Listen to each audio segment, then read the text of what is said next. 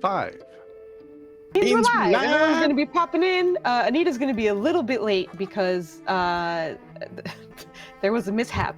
But hopefully she should be showing soon. And there we go. All right. Now everybody is visible. Hello. Lane, how dare. Hi, Insomnia. How you doing? Insomnia. Happy Saturday, everyone. And Memorial Day weekend for those of you who are in the States and such. Hopefully you have a nice long weekend because we have Monday off, and that's wonderful.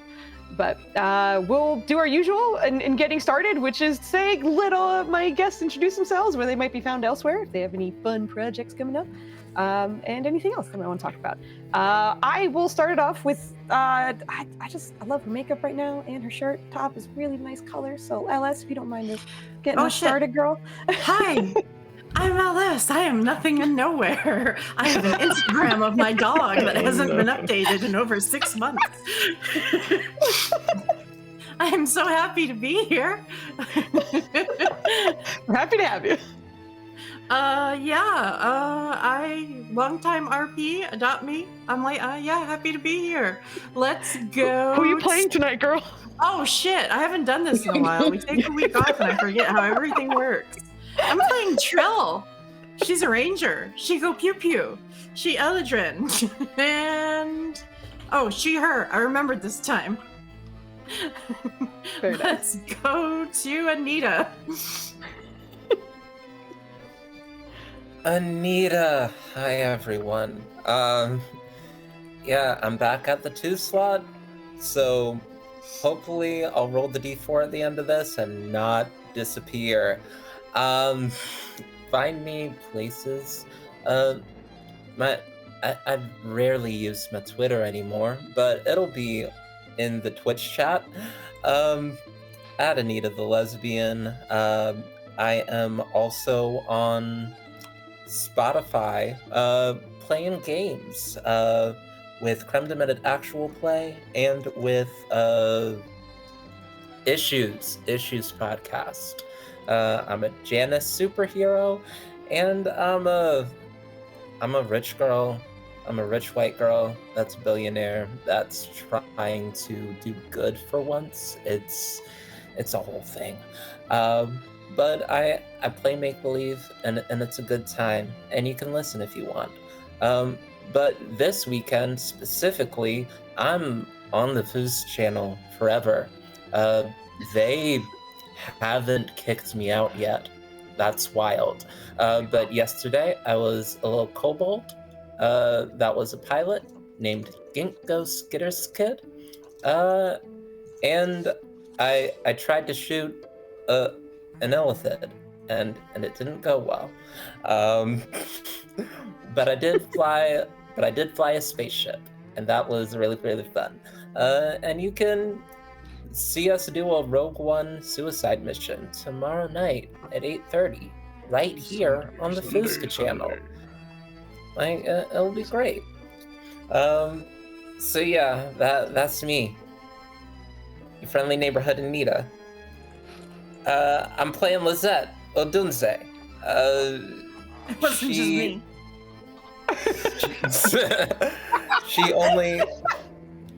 She only has 30-something hit points, and I gasped when I saw that today. I love her, and you'll get to see her around. Now I get to roll a d4 to see which of my lovely co-stars I get to toss it to. And we're gonna toss it to the man himself. Truly, I was so careful about picking a con save for the illithid, because I knew illithid were not very stocky, but every single time I come to his table, he challenges me on a fate level, on a personal metaphysical level, on a personal terrorizes me in particular level. You know him. You love him. The man with the mycelium hat. You already know the vibes. It's the one, it's the only, it's the Nenners. Take it away, guy. Thank you, dude. I'm Nenners. I'm a kidnapping victim here. I sent help. I will be playing Marlowe tonight. He is a peace domain cleric and kind of confused and trying to help. It is way out of his depth and knows it and is trying just to keep everyone calm and probably failing miserably in doing that as well. But I am excited to see what happens tonight. As Anita says, we have a 2-shot of a one-way trip mission that continues tomorrow at 8:30 in the evening. And I think we're also running Alkenstar, which I may or may not be. It's Schrodinger's Alkenstar, so we may or may not be doing another 30th. We'll find out. But if not, we'll definitely be on the following Friday. That's the 7th, 8th, 6th, I think. I don't know. Calendars are hard. That's all I got. I'm going to kick it off to Evie. Hello. Surprise. Yes, very surprised. I'm Evie, also known as the Disaster Jam, usually over on Alter Deco Archives, but Foos has nabbed me for a little while at least. My pronouns are she, they, or any. I really don't care. And tonight I will be playing Jatziri, a Shadowkai warlock. She is not having the time. But yeah, so normally I'm over on Alter Deco Archives running Cypher System games instead of D&D because fuck Wizards of the Coast. But I will play D&D for Foos because I love Foos. Let's bounce it over to Joe. I know that's a shock. I know that's a shock too. Yeah. You were pretending to think about it. I was like, we all know where it's going.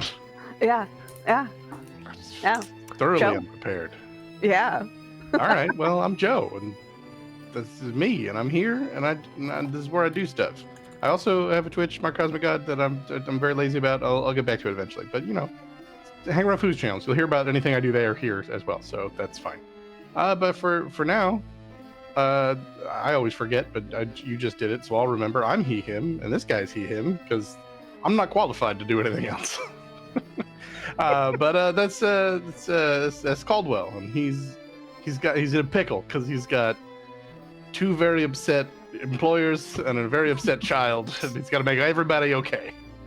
So he's gonna be working on whatever they need, and also mysteries abound, and because it's Foos, they cheat, and so no one can hear when I ask about information, so I can't even get clues, but I'm gonna do what I can.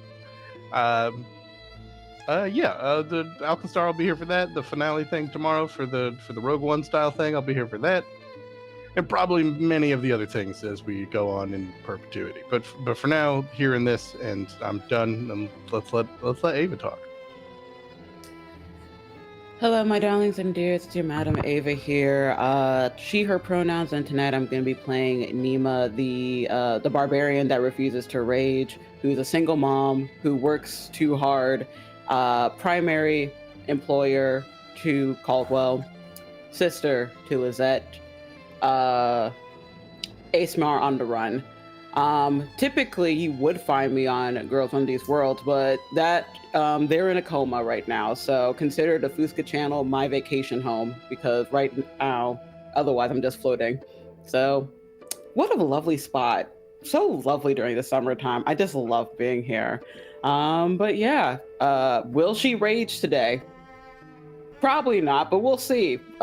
There was something traumatic that happened to her daughter, maybe. So honestly, it depends on what occurs from that.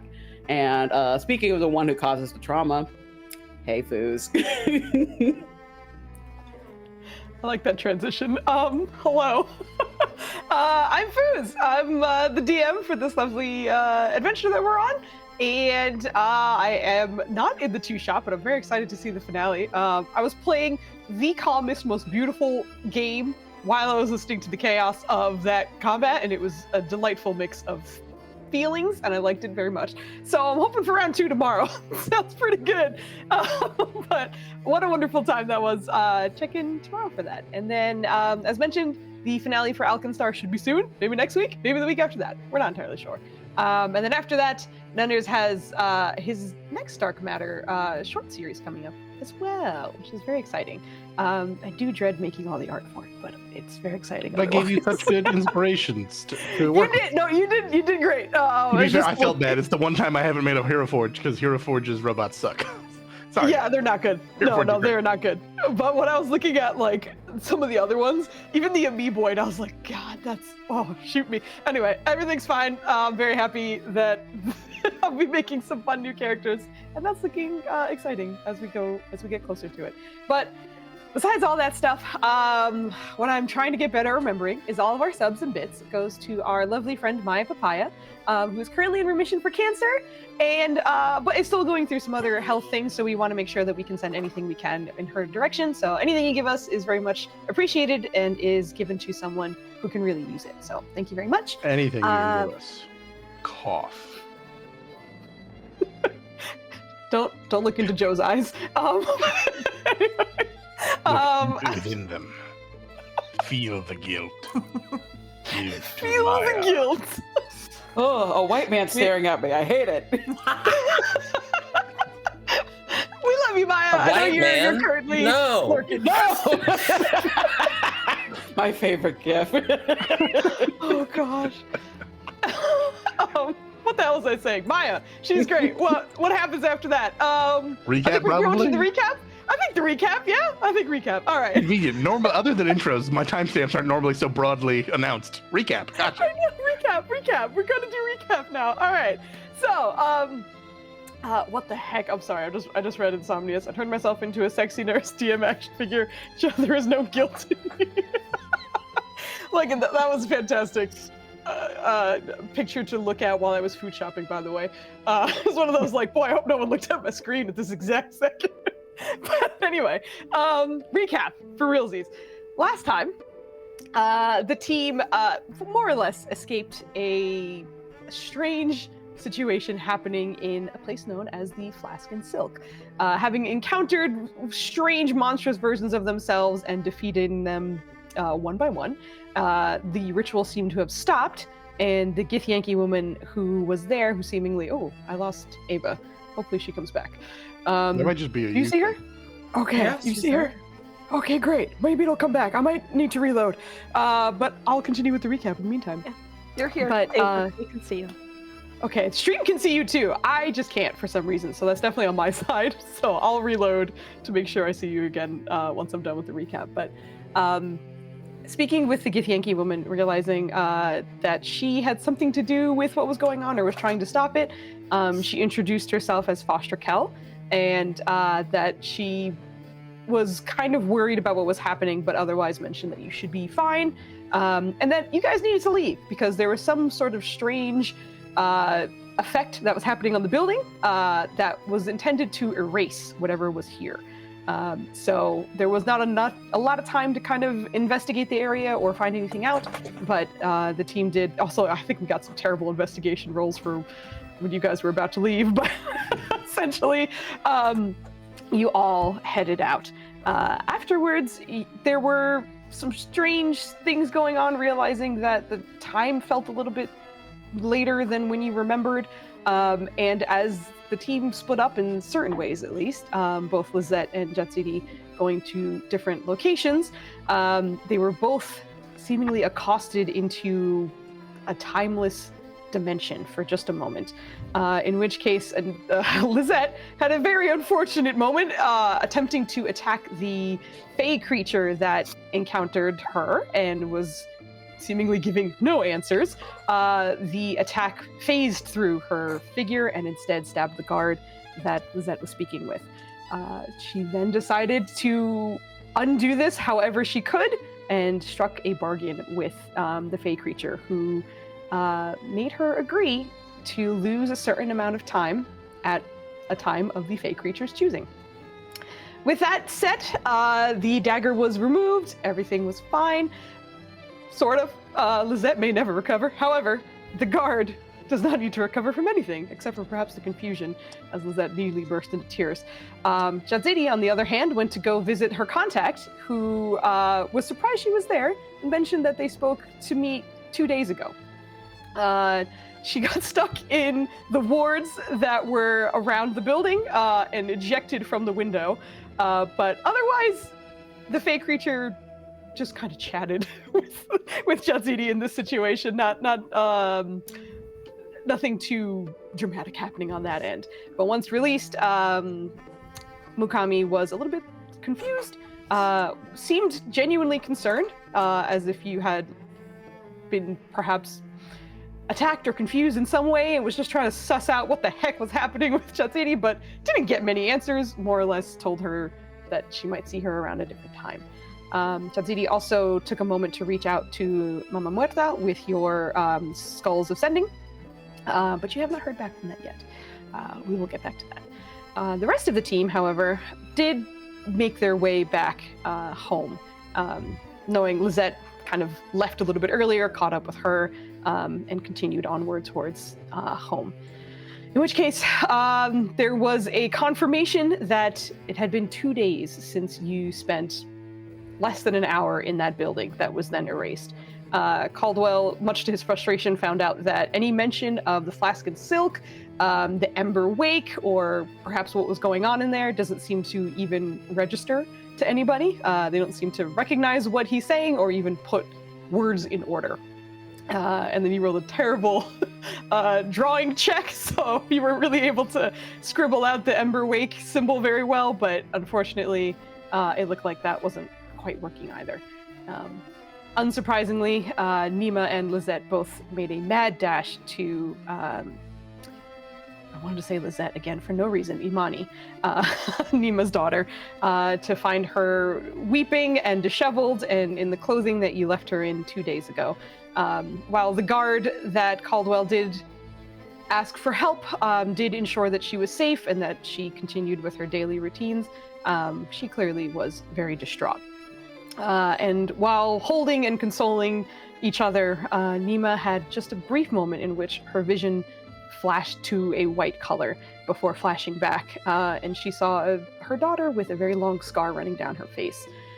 Before anything could really happen, the vision flashed once again, and she found her unscarred, crying daughter still in her arms at the moment. And that's where we're picking up. A few people are kind of scattered about, but more or less we're all kind of in one location. So we'll be kind of jumping around a little bit here. I will give out the inspirations and then reload really quickly so I can make sure I can see Ava. But before I do that, congratulations to the winners of the expiring D20s tonight, Anita and Evie. You guys are the proud owners of D20s tonight. So hold on to those. Probably because you tortured us last session. I know. Thank you for the pity MVPs. Yeah, we do. Really needed that this week. We do appreciate that. PD MVPs. I'm right there All with right. you, Anita. Yeah, thank you guys. While you guys are doing that, I will be right back. I have to reload because I cannot see Ava, and it's very important that I do.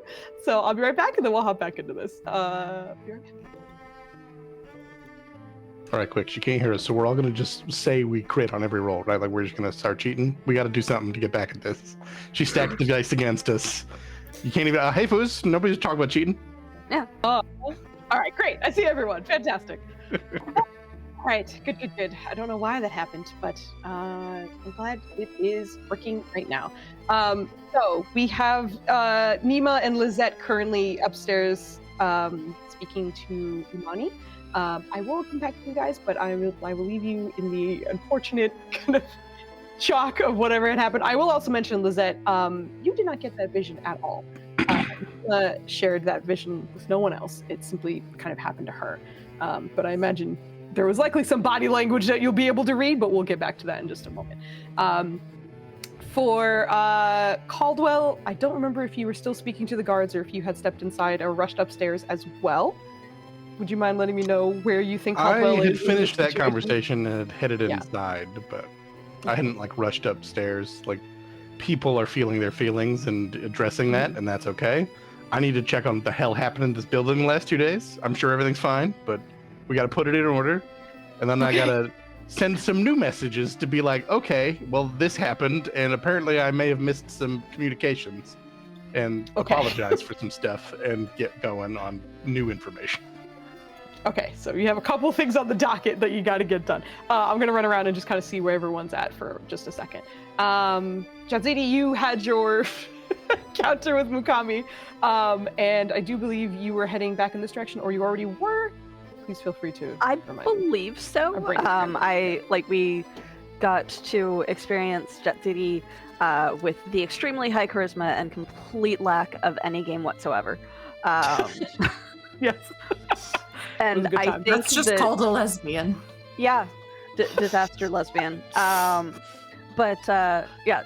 she would have just kind of left the flowers behind and wandered back, and I believe it was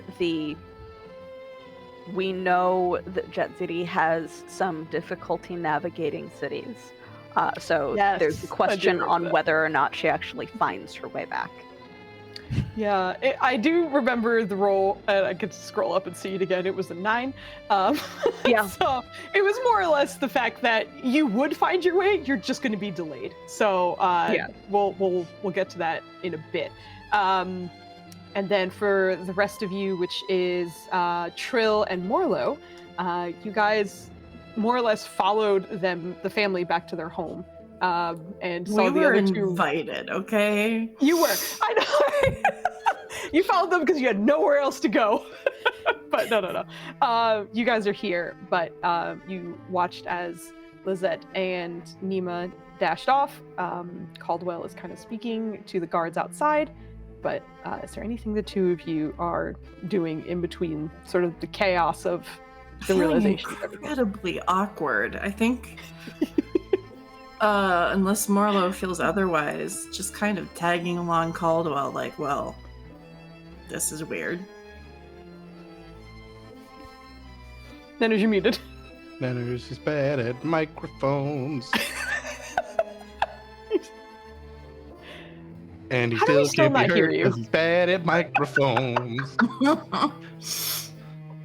I like to defend you, Nanners, but that was Great at hats.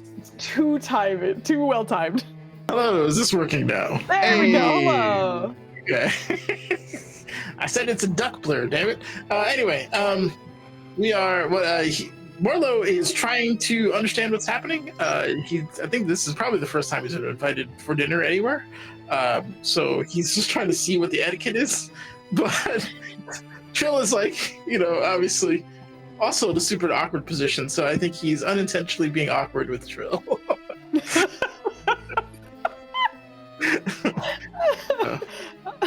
It's just the John Travolta Pulp Fiction gif, like. Yeah. Oh my gosh. Amazing. All right, so that's more or less where everyone is kind of placed at the moment.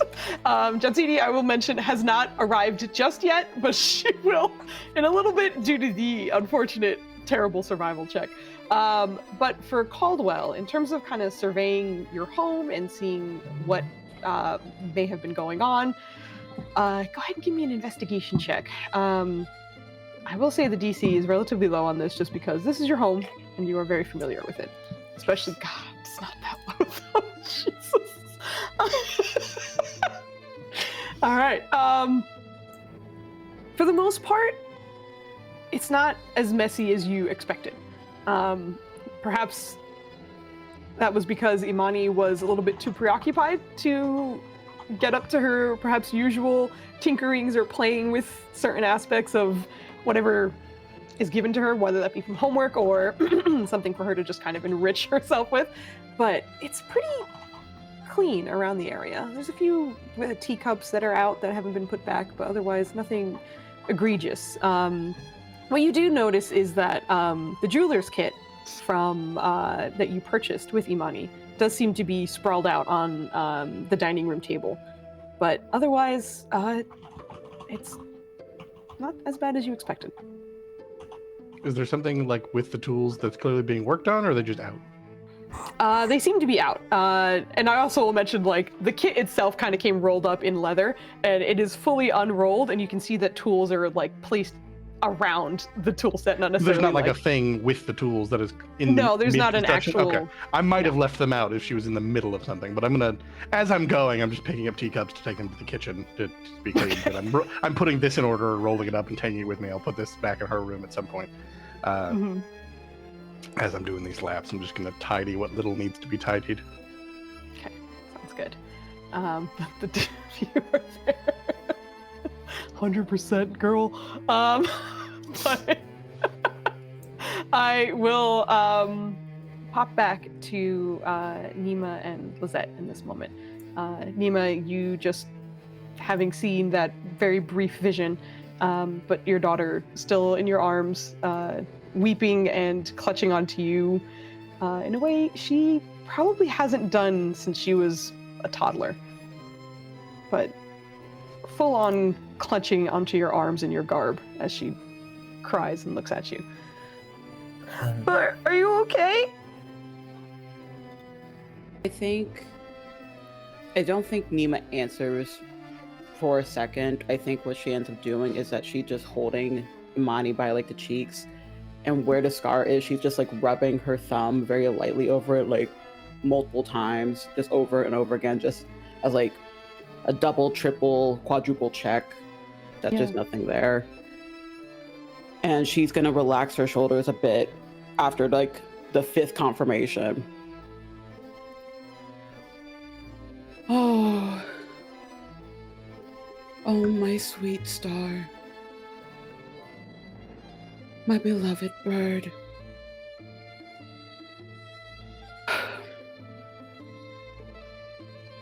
Knowing that you are in so much grief, that's what hurts me. I'm so sorry for my lateness. Do you think you can forgive your mother? You didn't do it on purpose, right? I would never. Know this as my solemn vow. I would never leave you on purpose. I would never leave you. Death itself will have to drag me down to the deepest pits of her kingdom to keep me from you. And even then, I will claw, I will scratch, I will bleed that realm dry to get back to you.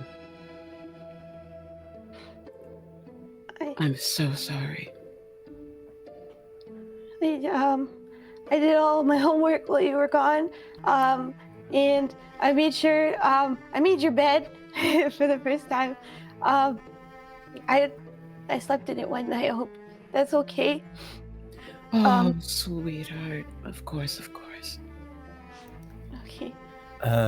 Lizette has sort of come up behind Imani and has just started prestidigitating, like cleaning the hair, like letting the moment happen, and also just being around. And this is bad. This is very, very bad. But it is Imani calms Lizette in a way that very little does. And seeing her, like, shaken, but for the most part whole, is the first, like, grounding, like, okay thing that has happened in the past. It hasn't even been that long. It's only been like 30 minutes, but it's been a horrible 30 minutes. Just like helping the child clear her head, like by taking care of the hair. and letting those two have the moment. Hey. You do see her eyes kind of dart over to Lizette as well. Is Auntie okay too? Is Auntie okay? Oh, now that I am back with you, now that I am back in my home with my family, nothing could be wrong. Ma chérie, you are so very brave over the past week. No, not week, like 2 days? How long were we gone? Don't do that to us. How long were we gone? Yeah, about 2 days, a little over. You left during the night, you didn't come back that morning, and then you weren't back the next night, and now it's tonight.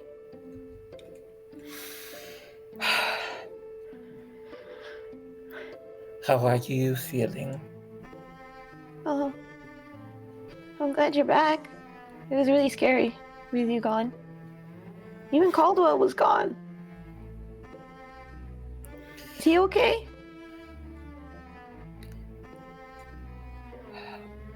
He is Caldwell. frustrated that we were gone for so long, like the both of us are. But all things considered, he is fine. Only the two of you to give me a group deception check. Like I will, like I'm not gonna aid this deception check. Like I'm gonna look and say Caldwell's fine. I don't I think said any all of us are things fine. considered. I think This all is- things this is- considered. Also, in reference to the two of your reactions, where it was like, "I'll be fine, it's cool," like she's kind of reading everyone in the situation. Also, she's a child, so not Fine. fantastic insight on this, but you know she will do measures as well. Children are really freaking observant, They're though. so perceptive. They're so Dumb. perceptive. Oh. It's okay. Uh, I'm about to be honest about something soon, so I'm okay with. You're fine. You're fine. Yeah.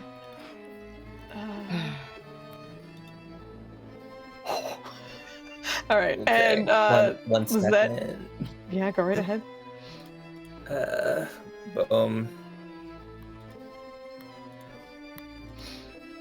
As she continues looking over the two of you, her just bright eyes still kind of red around the edges as she was still crying and sniffling and wiping her tears, but they seem to have slowed, but continuously weeping, even though you guys have returned. We should go see Caldwell, and I know that he will be so happy to see you. All right. We should all meet up as a family. I believe we have things to say to each other. I don't want to leave me again yet. We're not leaving. How about we Hey. go together and you tell Caldwell what you want for dinner? Anything you want. Can we still have Yeah. dinner with everyone? Of course. You remember the little mushroom man? He's also here. Okay. Okay. Is everyone downstairs? I believe so. Jet 30 should be on her way soon, but everyone else is, dear. Okay. Let's go. Would you like to walk or would you like me to hold you? I'll walk. Okay. And she'll grab onto her hand. And she holds your hand, and the other hand reaches out for Lizette's. I think at this moment, Lizette's wolf dog. Like, the dog that is straight up almost as tall as Nima, like, bounds into Imani's room and like begins licking and like just being super affectionate with Lizette, as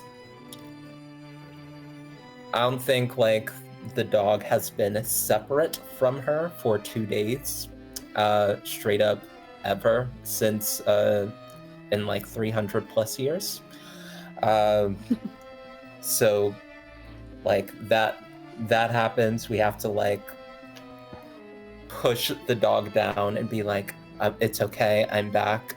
And then the cat, who also does not like being ignored, is probably in the hallway, and we hear the crash and tink of glass shattering as it is an asshole. But we'll begin like heading downstairs with the dog. Like, I feel like the dog has been around the house for like the past couple of days, but yeah, it was probably very scary but yeah, that happens, and we head downstairs. Yeah, Lizette will definitely take Imani's hand. And you 3, well, 5 including your pets, your companions, head downstairs. To which, Caldwell, you absolutely did hear a crash coming from upstairs. But as the crash comes along, so does the family, also descending, in which you, for the first time since, you have returned, to see Imani disheveled, less dirty, but hair and outfit out of place, heading down the stairs and kind of looking at you with her large blue eyes, seemingly relieved. You're okay? Never better, miss. I'm dismayed that we were held away so long, but I'm glad to see you again. Just as Nima said. Yeah, you see her look at her mother for a moment and then back to Caldwell. I'm sorry I left some things out. Don't you worry about leaving things out. It's exactly my job to pick some things up. She lets go of the hands of both her mom and her aunt for a second to just kind of run up and hug you.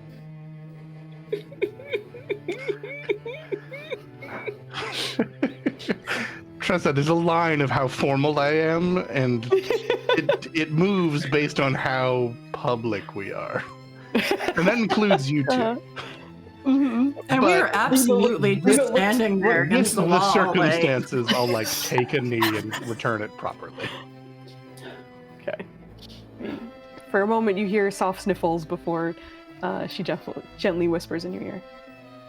I think I made the thing. Well, I did find the tool you lied about, but I picked him up so no one would see. Thanks.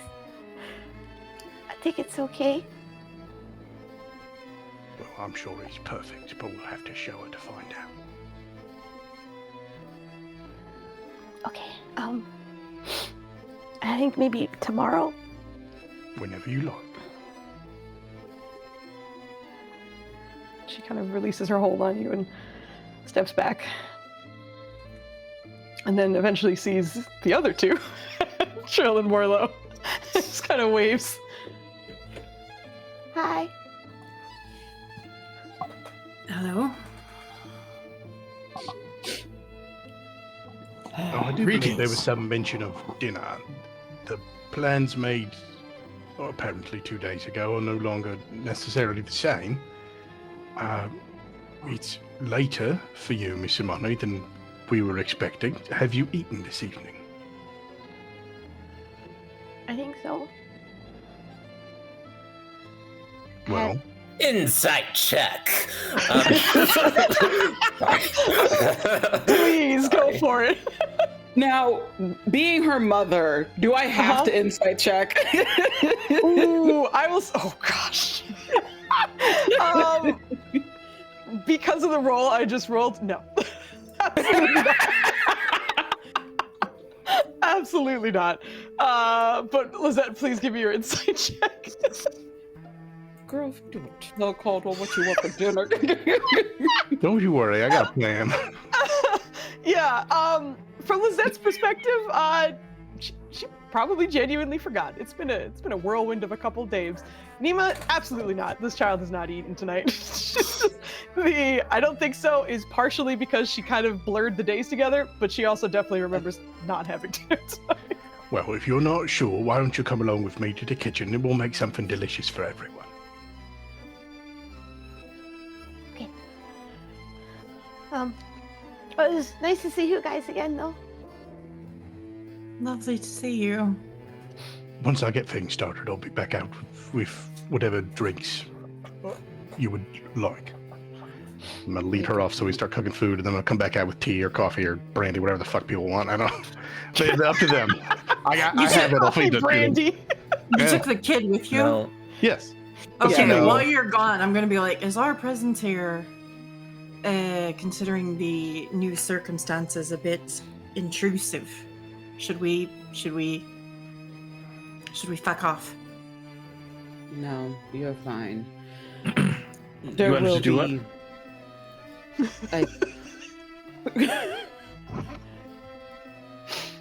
She said, basically, she's implying to leave, but you two were fine, and Jatsuri is fine whenever she shows up. There will be a more private discussion later, but if you all do not have room and board somewhere else, we have a couple spare rooms. We do have lodging elsewhere, but that's very kind of you. May take you up on that. We'll have to discuss with Jatsuri when she gets here. At least stay for food. Lizette, What was that? There's a creature in someone's backyard. Background, excuse me. Go ahead. yeah, Lizette was upstairs, like, cleaning up the mess that her cat made, with some quick, like, mending spells. This happens often. The cat gets pissy often, but will come down and, like, notice that Caldwell is trying to cook dinner while simultaneously prepare drinks while simultaneously trying to calm Imani, and will be like, this is my fucking house. I get to host sometimes, and will like smack Caldwell's wrists as he tries to like quadruple task, like getting drinks and like caring for the guests while doing everything else, and will get drinks for the guests that have come through, including a tea that I think would calm my sister. I think that we know each other well enough that like Lizette would be able to get it right on the first try. Should it be a roll? Like, what's the vibe? Do you think? Okay. No, well enough at this point. I wouldn't make you roll for that in particular. So. Yeah, and Lizette would thank Morlo and Trill for staying.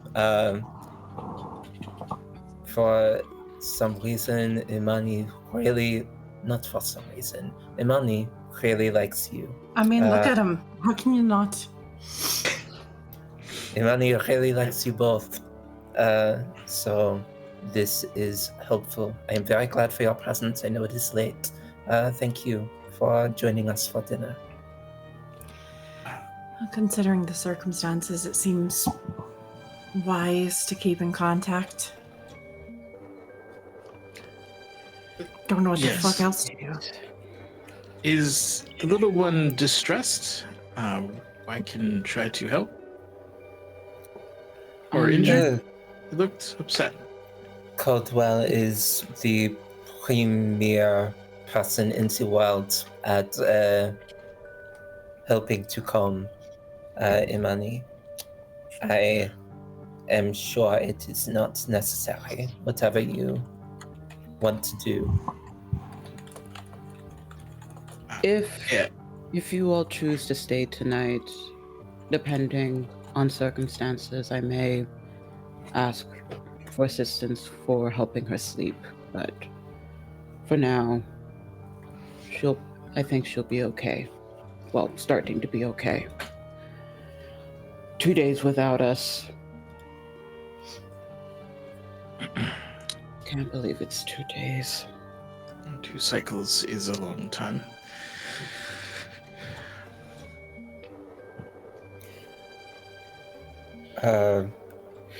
Yeah, I think that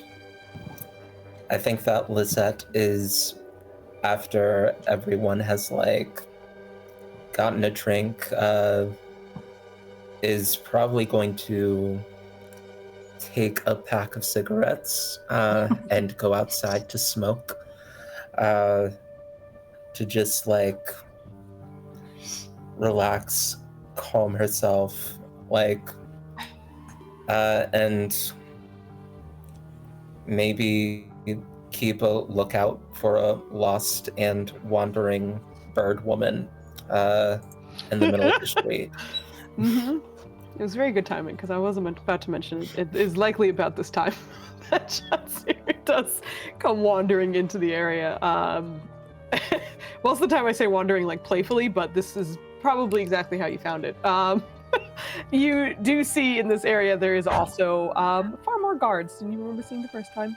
And as you approach, you can see them kind of making eyes with you, and this is likely about the time that Lizette heads outside as well. And as you approach, you see one of the guards kind of leaning over. Contact of yours?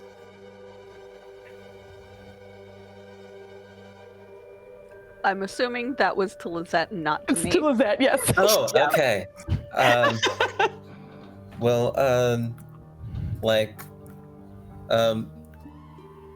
does Lizette know this person? Not Guard. particularly this guard. Like, it's been one of the many around here. It's not the main guard that was speaking with Caldwell, but some of the others. Like, you've seen him in passing, but Is it the Don't same know one that personally. she stabbed? no. Not the same one she stabbed.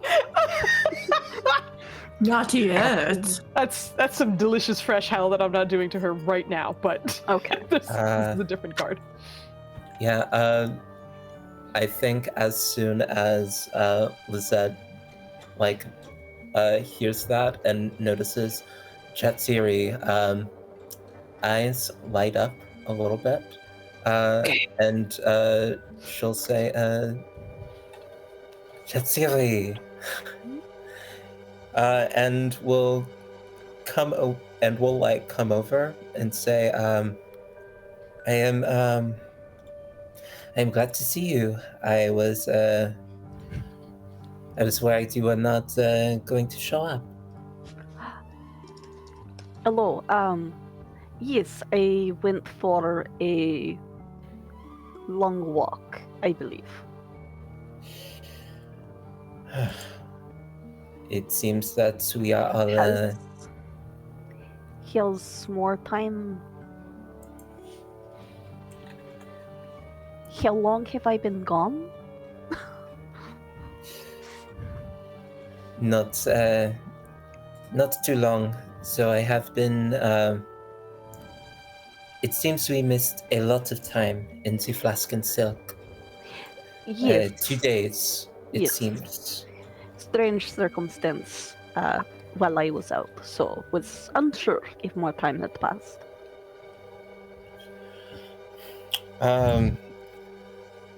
She is. She's going to sort of float in the middle of the street a little awkwardly, unsure of what to say. Before saying,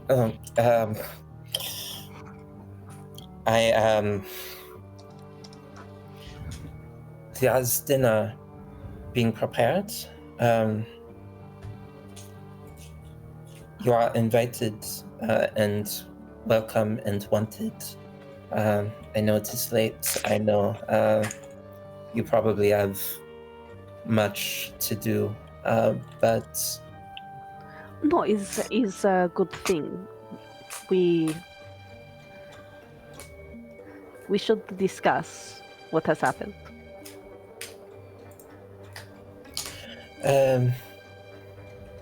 Fetch a fag. And she will hold up like her box of cigarettes. Oh, no. It is a good thing. A nasty habit I have come to rely on, but you are free to go inside. I think I need to calm a little bit out here, and I do not like smoking in the house. Please make yourself at home. Looks around at the guards and then looks at you. Is my presence, it is requested out here to help with protecting you, as you requested escort, apparently days ago from me, but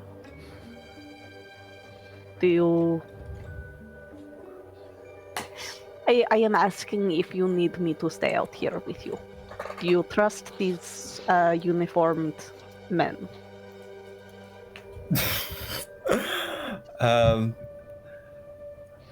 I think like,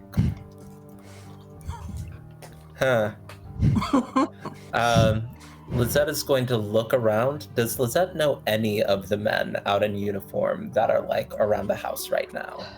A couple, sure. They do seem to hang in this district a little bit more, as well as Caldwell's contact, which you know very well, as he has interacted with your family, as well as Imani. He very much loves keeping your family safe in this area, is very much dedicated to it.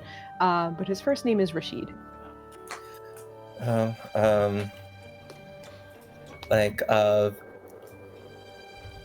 I think that Lizette will look around at the uniformed men, see Rashid, and then turn back to Jetsiri and say, wait, yes, I think I do. But we'll turn back to them and say, okay, it is very late now. You all have done very good work. You have protected, and I'm grateful. But go. We do not need all of this around. Go, sleep. Enjoy your night. Thank you. We will talk again soon. Persuasion, please. Okay. Like, gosh. Lizette doesn't like cops that much. Like, she gets that. She gets that her sister is a noble and that like they literally work for her, but like, yeah, that's not great. They work for the They city. literally work for the city.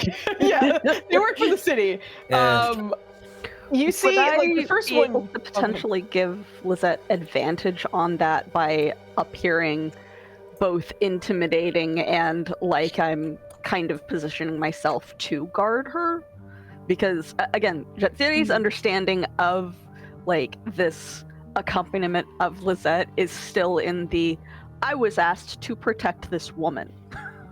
Right. You unfortunately have a couple of things working against you. And the first is that they spoke to Caldwell first, and Rashid specifically, and he has a Okay. relationship with him.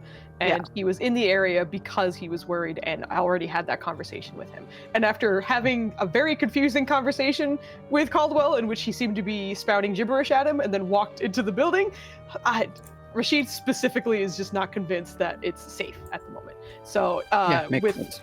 with Lisette saying that, even with Jatsidi's posturing at the moment, the first guard who was speaking to you, you see him kind of falter for a moment before Rashid kind of steps up and, we will give you more of a wide berth if you would prefer, but I would prefer to ensure the family's safety for the night. In the morning, I promise to thin out the men.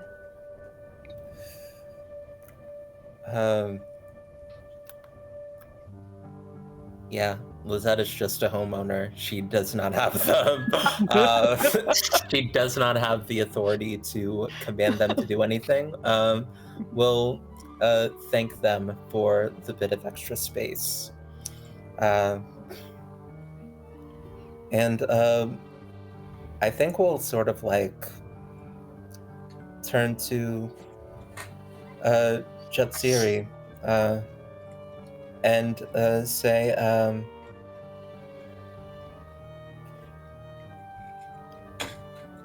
thank you.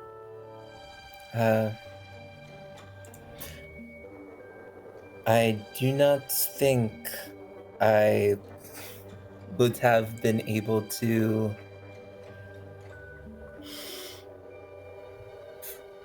be as normal as I was in there without your presence.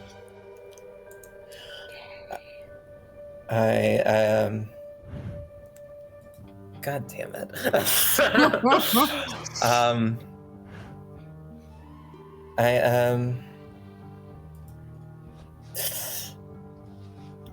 I know you have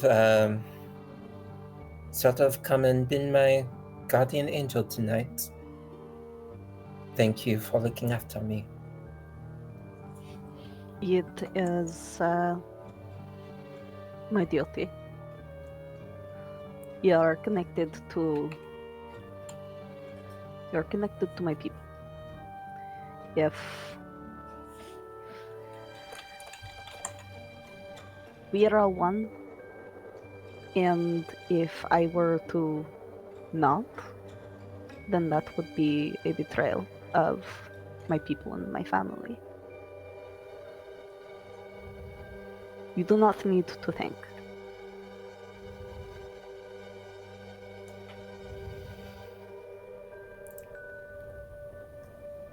Yeah. Lizette has never been like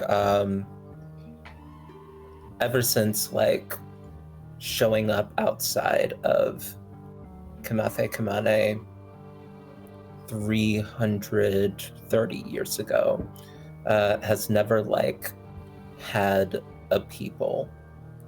Like the elves were very far and few between in this city, and the ones that were not like her.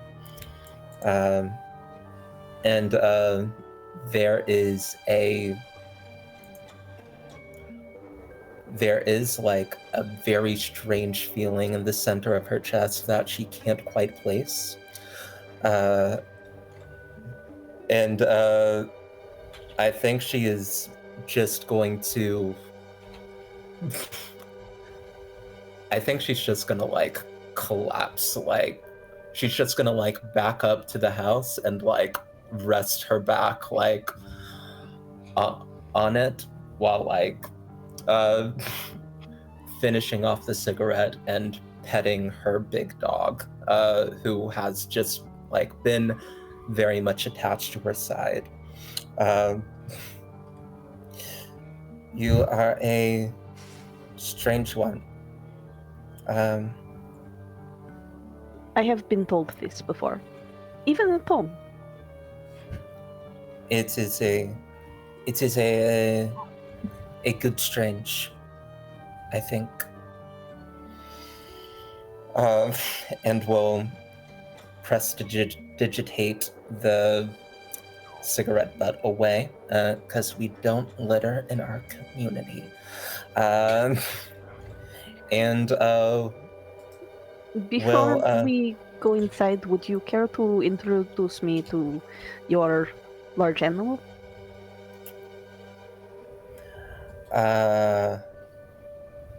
God, Caldwell? did I come up with a name for my dog? Fuck, did I?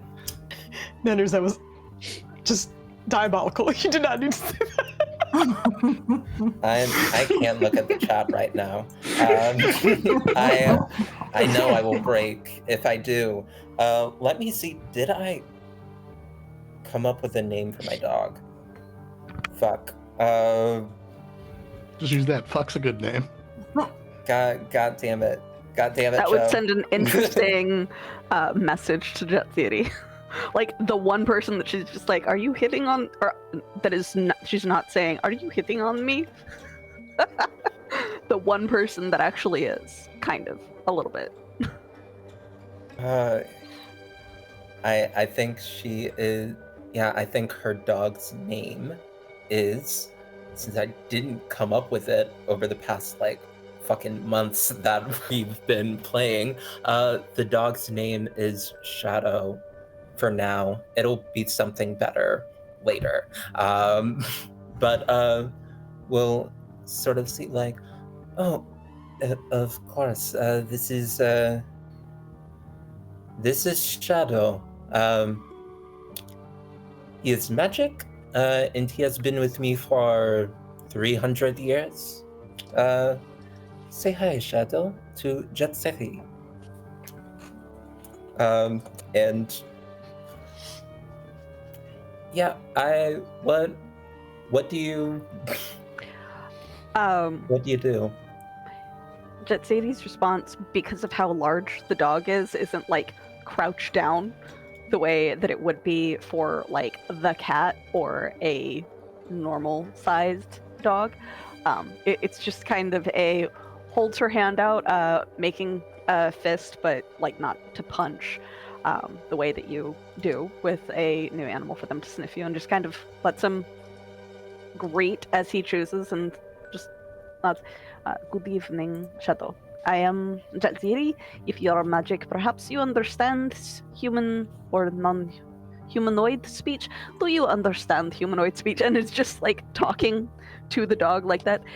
If you can understand humanoid speech, then you now know my name. Otherwise, you will perhaps have to learn it from your person. Would you be considered a master the way with normal dogs? Like, would you I'm sorry, I didn't hear the last thing that you said. Would you be considered the dog's master as with normal dogs, or not? Perhaps are you extension? Is it extension? Do you have gender, Shadow? Shadow, like... This is actually, sorry to interrupt you, but for Jet City's background, there are numerous dogs that are absolutely beloved within the culture that you come from. They're often also decorated in this familiar feathers and skulls and stuff like that. So, Yeah. I kind of figured because of how prominent the dogs are in a lot of cultures. And there is also a black dog myth that like there are black dogs in cultures all over the world. The ones that are prominent are from Celtic traditions, but there are actually Central American, South American black dog traditions. So I kind of assuming knowing where it came from. So that's why she was just like, oh, dog. Yeah, often I just put it in our group chat there, but that's often what the dogs within your culture are dressed as and are. That looks like a Sholo. It is. It's exactly that. Very it's cool. Those little hairless dogs. They're not little. They're pretty decent sized, but yeah, that's a Sholo, and I'm just like, oh yeah, awesome. It's missing its little mohawk though. They have mohawks. Yes. But yeah, so I'm just like, oh yeah. So Jet Theory was like, oh, dog. Starts talking to it. or did not recognize that it was a magical creature to start out with, and is now just like, oh, so do you understand humanoid speech? Do you have gender? Are you considered its master? Is it a partnership? Is it an extension? And is full on no intelligence, just at you about it. Lizette laughs and says that he sort of showed up when I came to the city. I am not sure what exactly he is.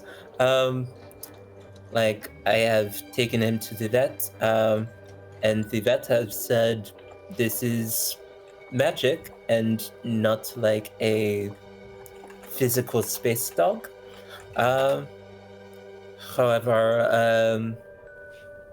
God, I'm mixing up my accent. Would tell you the story behind Shadow, that came to her as a puppy, like could fit in the palm of her hand when she first came to this city, and has just been growing with her ever since. Doesn't seem to act like a magic, like thinking dog more than any other dog would be thinking. But you gave him your smell, and he seems to like you.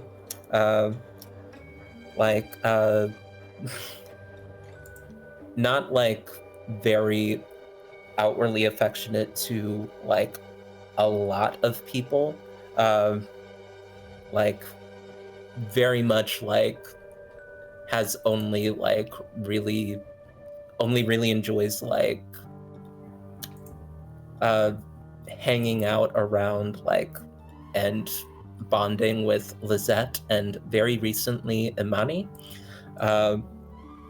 But the dog likes you, likes your vibe, and yeah, like it is a funny story, and it's a story that cheers Lizette up to tell it, and yeah, I think with that, like we could rejoin the group, mayhaps. It's as you guys are having this dog interaction that Jet City, which skull do you think you used for the initial sending? Center. Okay. You start to watch as that seems to pulse in shadows, it looks like, but you know it very much to be the specific type of magic that comes from your people. You haven't seen it do that before. On my, like, I see it on myself? Yes. Okay. Jetse, like, just super absently, like, pets the dog once on the head and then, like, turns slightly away to kind of, like, mess with the skull a little bit. Mama? Hello, Mama? Can you hear anything? me? Okay. This is concerning. This isn't, and like is actually talking out loud to herself, like has just barely turned away, like touching a weirdly glowing, like pulsing with like darkness skull. Like, hello, Mama, can you hear me? This is concerning. This is unusual. Is this a reaction to things? Is it that I cannot hear you if you are trying to speak to me? Can you speak louder? Hello? Lizette definitely perks up when she hears Jetsiri say "Mama," and will inquire like, "Mama, is the feathered woman? Is she trying to contact you? I do not know. This is very strange. And we'll sort of like fly over and say, come here. I am a bit of an arcanist. And we'll try to like take a look at the skull and see what magic can be gleaned from the shadows there. I'm a shadow sorcerer. This should track, maybe. Yeah, hit me with an Arcana check. Oh boy.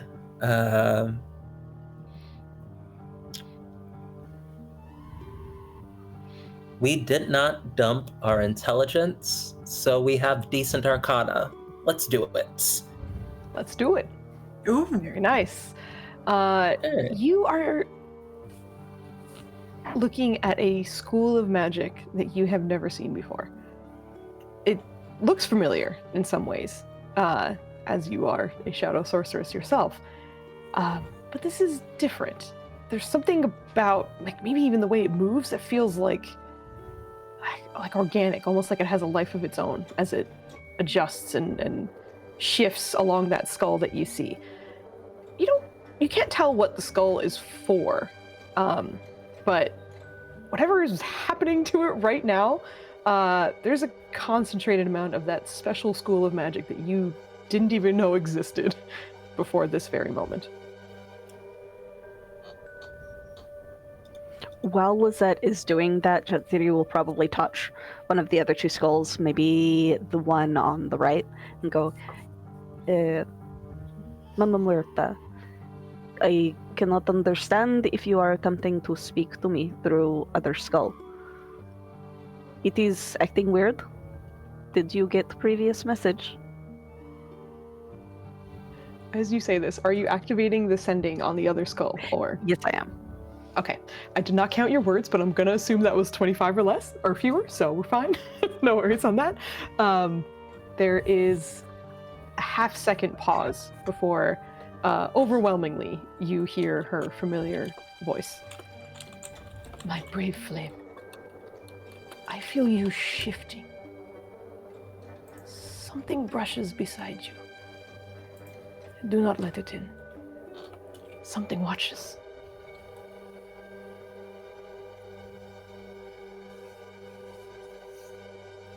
Like, you just see the eye next to her face tattoo twitch. And the grip that's on the right skull, like, tightens slightly.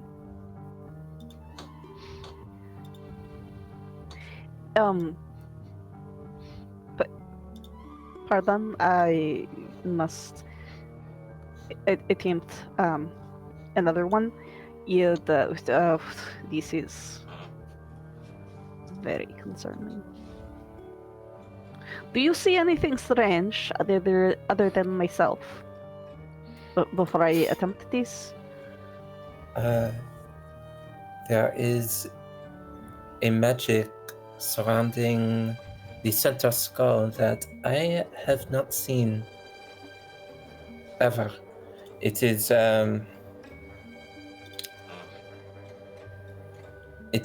nothing that is known, at least in the books offered on magic in the library.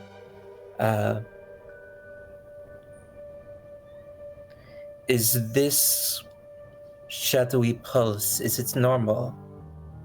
No, I have not seen this happen before. This is very strange. I attempted to use this during strange circumstances earlier when frozen by someone, not frozen by someone, and then actually frozen by someone was strange. Because it did actually happen that way. Time was frozen, Jet Theory wasn't, and then Jet Theory was frozen. But you saw the fairy as well. Fairy, I am unfamiliar if was fairy, did not have wings. but there was strange in the time did stop. I was not able to talk to the contact that was pretending for date, but did not actually have information because was late to meet with her. Was very strange. I got thrown across an alley. It was uncomfortable. My back still hurts. But yes, was preventing me from speaking with her, and then did not get any information. Don't be late when you make arrangements for dates. Apparently, it upsets people. But as you guys are having this, attempted to have conversation with Mama while stopped like that. It may be a weird crossing of magics. but I will pop in. No worries. Just to pop back inside as you two are having this conversation.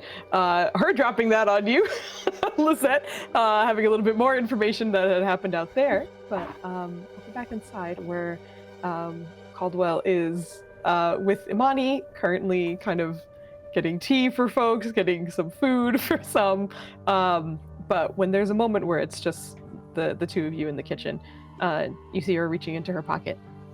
I wanted to show it to you before I showed it to her. Can you tell me if it's good? Be honest. I always endeavour to be honest, Mr. Money. Okay.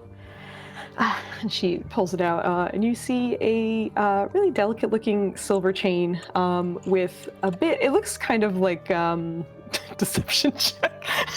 I have to not pay attention. People are killing it with the chats and the gifts today. It's great and it's terrible at the same time. Take that, Foos. But you see a bit of silver wire spiraling around that purple stone that you saw before. Rather simple looking. It doesn't feel like it's perhaps made by a child, a preteen, but if you look carefully, there are some sort of perhaps imperfections that you can see along it, but it does look like a very nice silver chain and silver wiring pendant around that purple stone that she found. And it still does seem to be pulsing, just very, very faintly. And she holds it out to you. What do you think? I'm going to take a moment to examine it thoroughly. Hold it up to the light and such. Well, I think that is an excellent effort, Mr. Money, and your mother will find it beautiful. I hope so. It took me. This is, I think, my 8th try. I didn't like the other one, so I started again, and I had time. So I kept trying. I'm going to be cooking as we're talking here, and just, well, you certainly did have time. I understand you had a rough couple of days. I didn't know if you guys were going to come back. Well, we'll always endeavour to come back, Mr. Money. And I hope you understand that your mother would never leave you intentionally. But she can still leave me unintentionally, right? It is a truth every child learns eventually, and it's earlier than anyone would have liked for you to learn it these last 2 days. But the hard truth of the world is that every single person will sometimes let you down. Now, it's the people closest to you who won't do so on purpose, and they'll try and make it better. But I know for a long time it will seem like your mother's infallible. But the truth is, we're all mortal, Mr. Money, and we try our best. And I'm gonna hold up the necklace. If we try our best, we get better and better until we reach our 8th try, and we have a lovely necklace. And so we'll keep trying. And I can't promise that we won't ever get sucked into whatever this magic was again. But we'll always get out of it. Promise. Or die trying, I swear. And then I'm going to finish cooking what I was cooking, which is just hot chocolate. I'm going to hand that to her, and then I'm going to start cooking dinner. Okay. She will happily take the hot chocolate and then put the necklace back. I would say for a moment when Lizette came into the kitchen to help with a couple of things, you, Caldwell, would have been the only one to notice that she was attempting to show you the necklace for a second and then immediately kind of hid it from Lizette until she left and then gave you the first look at the jewelry just to take a look. And I will have summoned an unseen servant to start cooking, and then if no one else is shuttling drinks, like it'll occasionally poke in and people need a refill, it'll handle that. Because I can be two places at once, you can't stop me. That's amazing.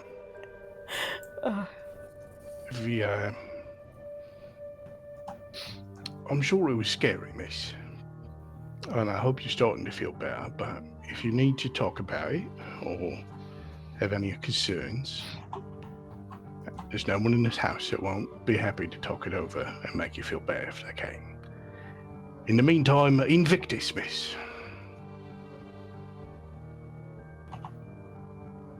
Do you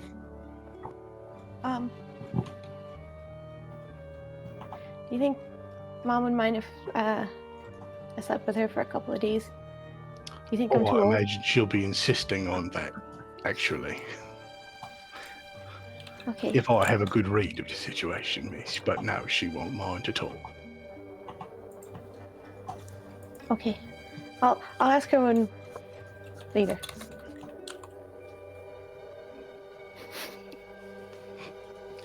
Ava's right below Joe on my video. I'm trying so hard to keep the eyes above. Oh my god, I love you, Ava. Now, I have a sneaking suspicion that you are hungrier than you let on. Now, what is it that you would like to eat?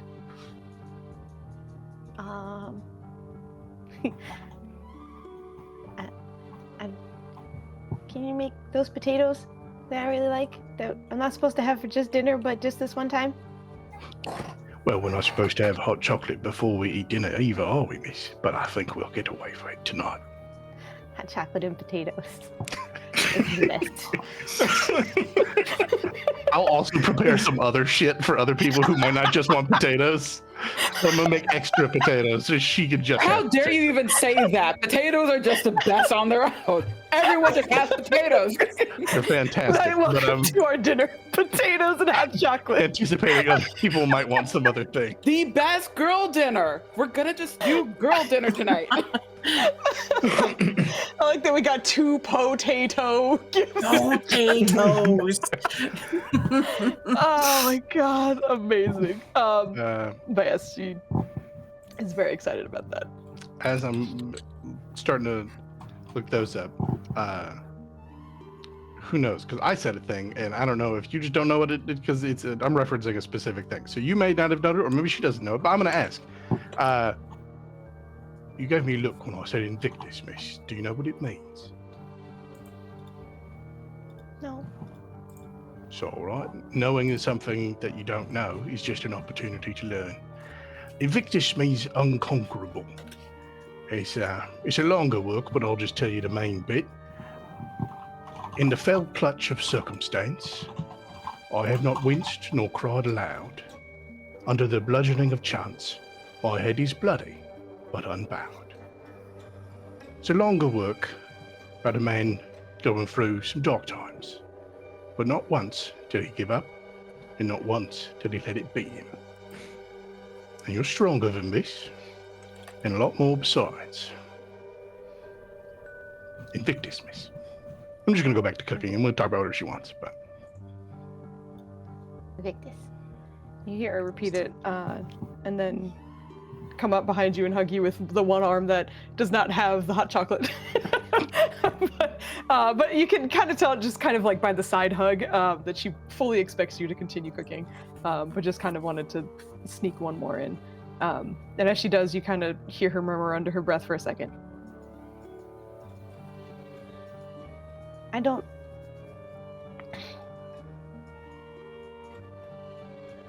I don't like that someone thought you were a manservant, but That's right. I meant to follow up with you about that, but a lot happened.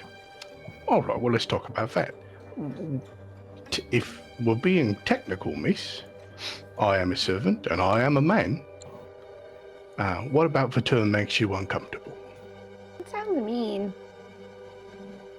Like that's all you are. Well, to some people, that may be all I am. But we're all more than what people think we are, and we're much more to ourselves than those closest. But if a term makes you upset, you can always tell someone that you don't like it, and you should ask them to stop.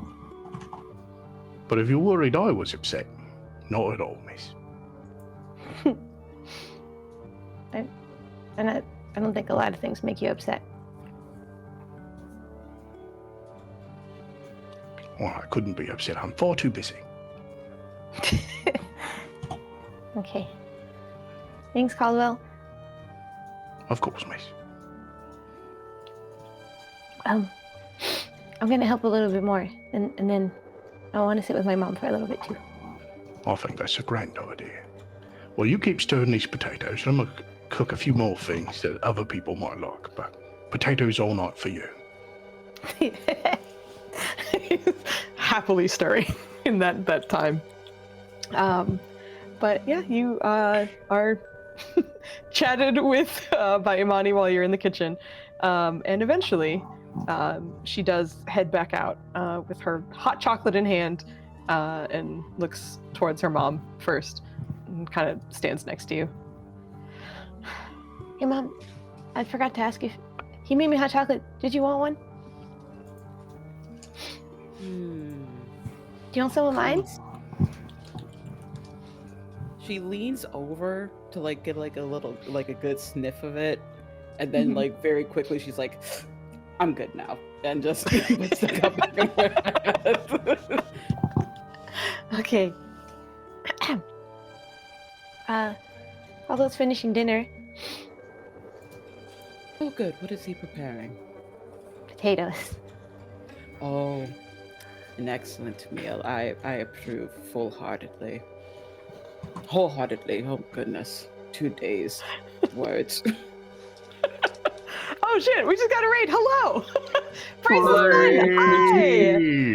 Hi! I raided this channel a couple, weeks ago now. I don't know what time is. They were playing Baldur's Gate last I checked. So I don't know what you were doing tonight, but I hope you're having a wonderful night. Thank you so much for the raid.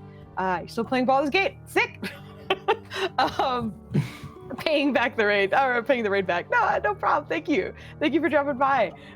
We're in the middle of one of our D&D campaigns that we have on this channel, and they found out that they were gone for 2 days. So they're figuring things out as they have returned to the home of one of the families.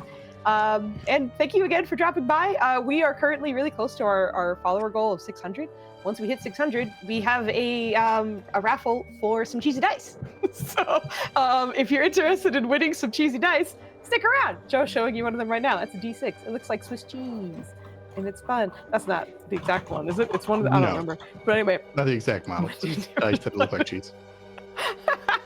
Cheese. But yes, thank you very much for the follow. We're now 10 away. We're at 590. More of a breathe than cheddar. Netters, you're killing me with these. I'm currently writing a one-shot for my peoples. Hell yeah! I wish you the best of luck, because we suck at one-shots, because, boy, it's hard to keep it to a tight 3-4 hours. It's not great. Exactly. One-shots are so hard. They're so hard.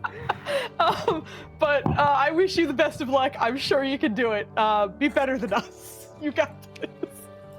There's so much chat happening. I was not looking at Discord when you're doing stuff. Yeah, I just Evie and Netters in the last two particular.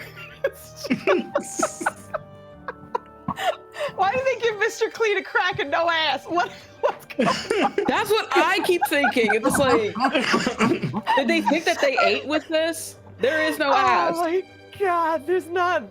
Oh my god, I know one of my players will make it 8 to 10 hours easy. With a sometimes you gotta reel them in, but sometimes you gotta let them have fun too. Also, if you're interested, we have a Discord where, as we're chatting, we post GIFs that make us laugh or seem relevant to what's going on. Currently, someone is taking care of a lot of the tasks around the house, so we're getting some men in maid outfits dancing and some Mr. Clean just being provocative, but it's a good time. Anyway, thank you very much for the raid again. If you need to raid and run, I fully understand. Have a wonderful night, and thank you once again for dropping by. Really appreciate it. We surpassed the Underdark and Act 1 map. Hell yeah, just got to the mountain pass, so that's where we are. Awesome. I love the mountain pass. I'm not going to say anything about what's there because I don't know if you've encountered it yet, but it's got one of my favorite encounters there, so it's very fun. Please enjoy. But I'm going to hop back into our story here, in which, God, the Mr. Clean stuff was distracting me so much, I almost forgot where we were. Imani, Nima's daughter, was chatting with her and telling her that there's some potatoes, offered her some hot chocolate, in which case they got to share, she had a sip. That was more or less what had happened. But your daughter seems to be, I will also mention, just so relieved that everyone's back, that you can hear a little bit more of the distress leaving her voice the longer she spends time with everybody. And whatever time she spent in the kitchen also seemed to have helped a bit as well. You see her a bit more bright-eyed, despite the fact that she is likely hungry and tired, but is not really acknowledging either of those right now. Just happy to be in your presence. You know, whenever grief and hardships happen, it is important to know how to process them. It is hard to process it in a healthy way. It is hard to process at all. But it is how we process that make us who we are and help develop us into who we are. Our friend, is it Milo? I'm so sorry. Keep blanking on how to pronounce his name. Marlo? Morlo. Morlo. Morlo, thank you. More low, less high. Yeah. Short. Marlo, he is a cleric that offers calm and peace, and he did offer some assistance. Now, sometimes it is difficult to accept help when it comes to these circumstances, but if you still feel uneasy and would like some help, he has offered it for you. You see her look at Morlo. How can you help? The infinite provides. I can assist by channeling some of its power in a way to promote tranquility. It's brief. I could also, if your parental figure allows it, give you perhaps a taste of courage and emboldening heroism, if that is perhaps something you need rather than tranquility. Just gonna lean over to Nima and say, he's not talking about getting her drunk, by the way. I wasn't. I know clerics. I was not assuming. I would never. You see her look between Morlo and Nima for a second. Sounding, courage sounds kind of cool. Mom, what do you think?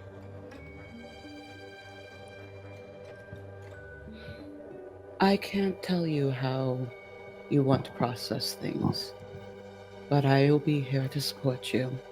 If you would like courage, I will support you in your courage. Courage.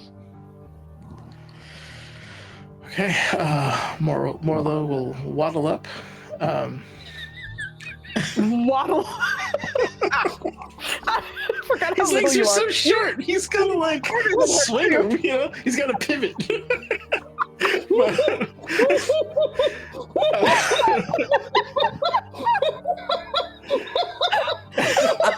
You got Ava with that. Oh man.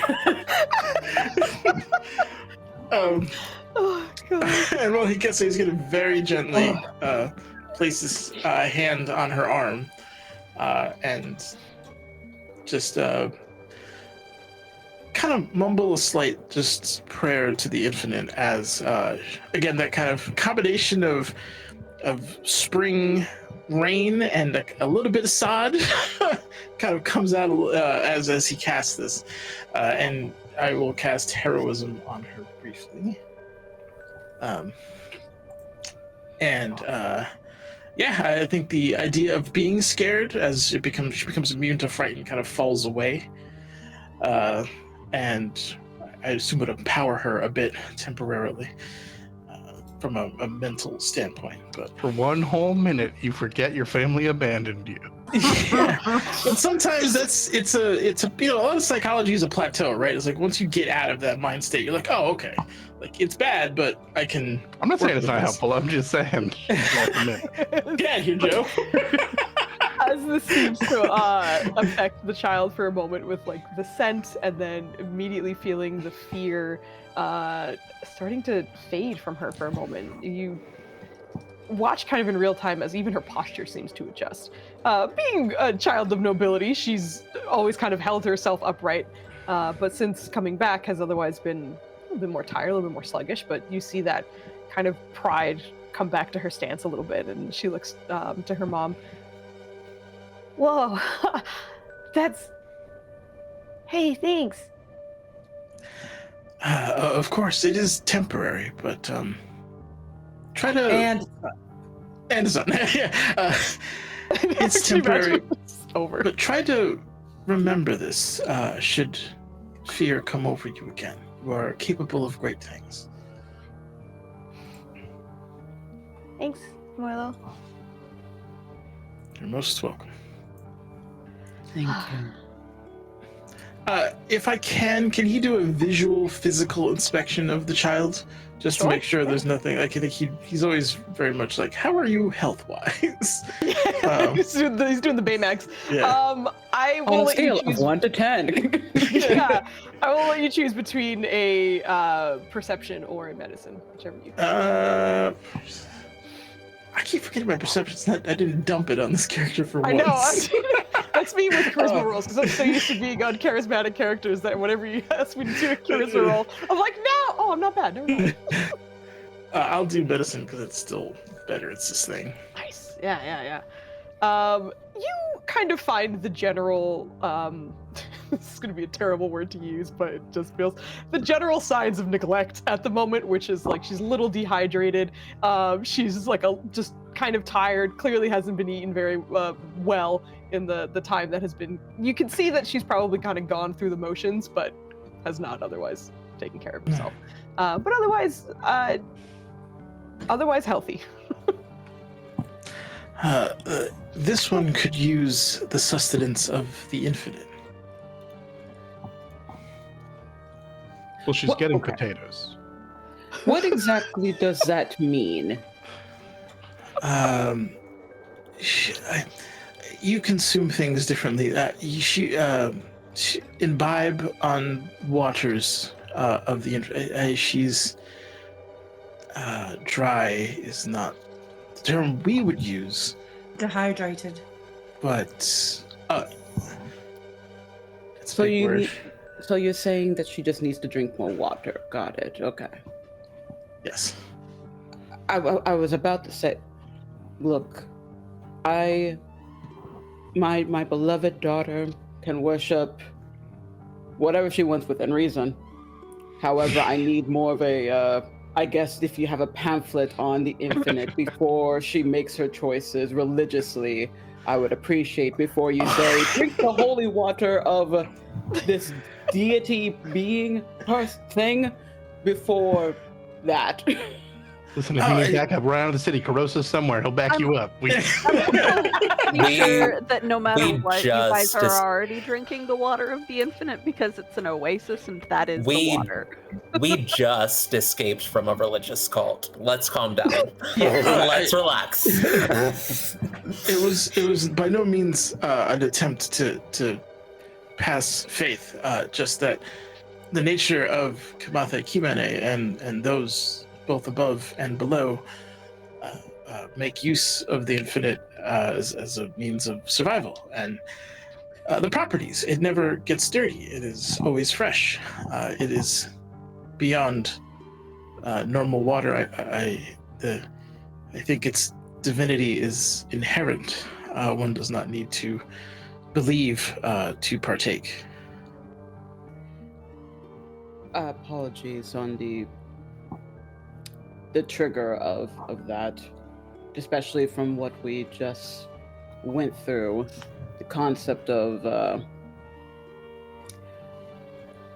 faith that is different and not too known to me is worrisome, but we'll make sure that she drinks more water. Imani, you heard the cleric. After your hot chocolate, water. Okay, as long as I get to finish my hot chocolate. Sekhmet, have me, please. All right. Where's my sister? Is she still outside? It must be cold. We watched her go outside, out of the domicile, specifically. She'll come back. I'm gonna look out the window just in case. I was about to say, like, she'll come back eventually, but wait a minute. We just got disappeared for 3 days. But look out the window just real quick. She's there.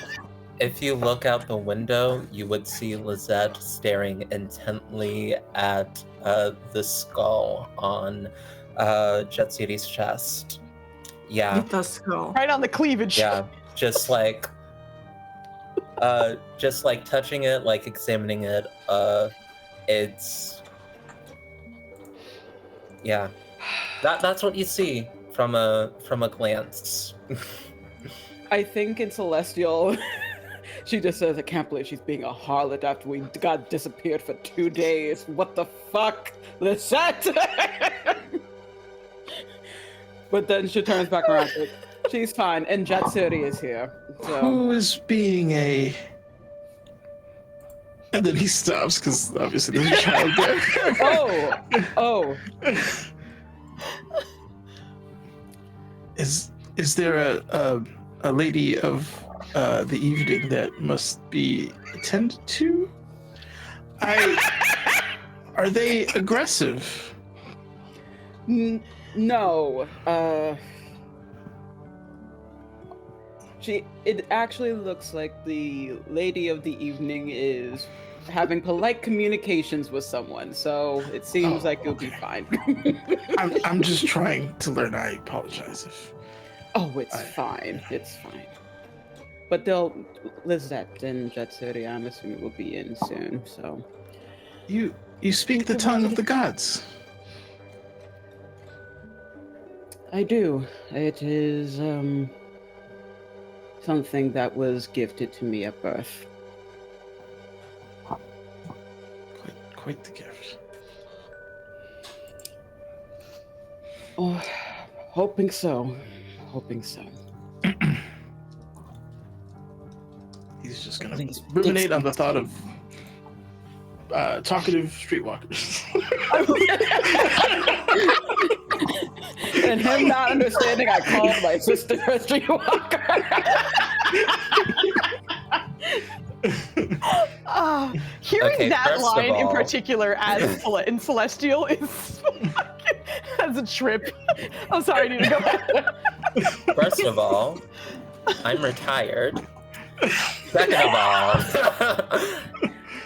First of all, not alive, but I'm retired. Nasty work calling me a harlot in front of company. Nasty work. I will remember this. Lizette will remember this. To be fair to Nima, it just looked like you were touching cleavage. He doesn't know the context. We celebrate that around here, Ava. How dare you? LS. Again, we got disappeared for 2 days, and we almost died. I How don't do think you we should have celebrate to do life? that.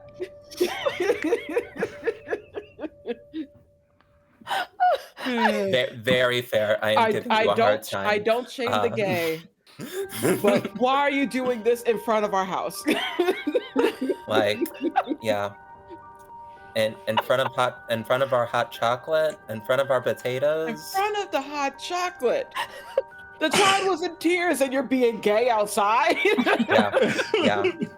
It's a lot. It's a lot. Oh, again, especially fantastic that Morlo was the one to understand it. It's like, I figured someone was, but I did not expect more love. It's like, oh shit.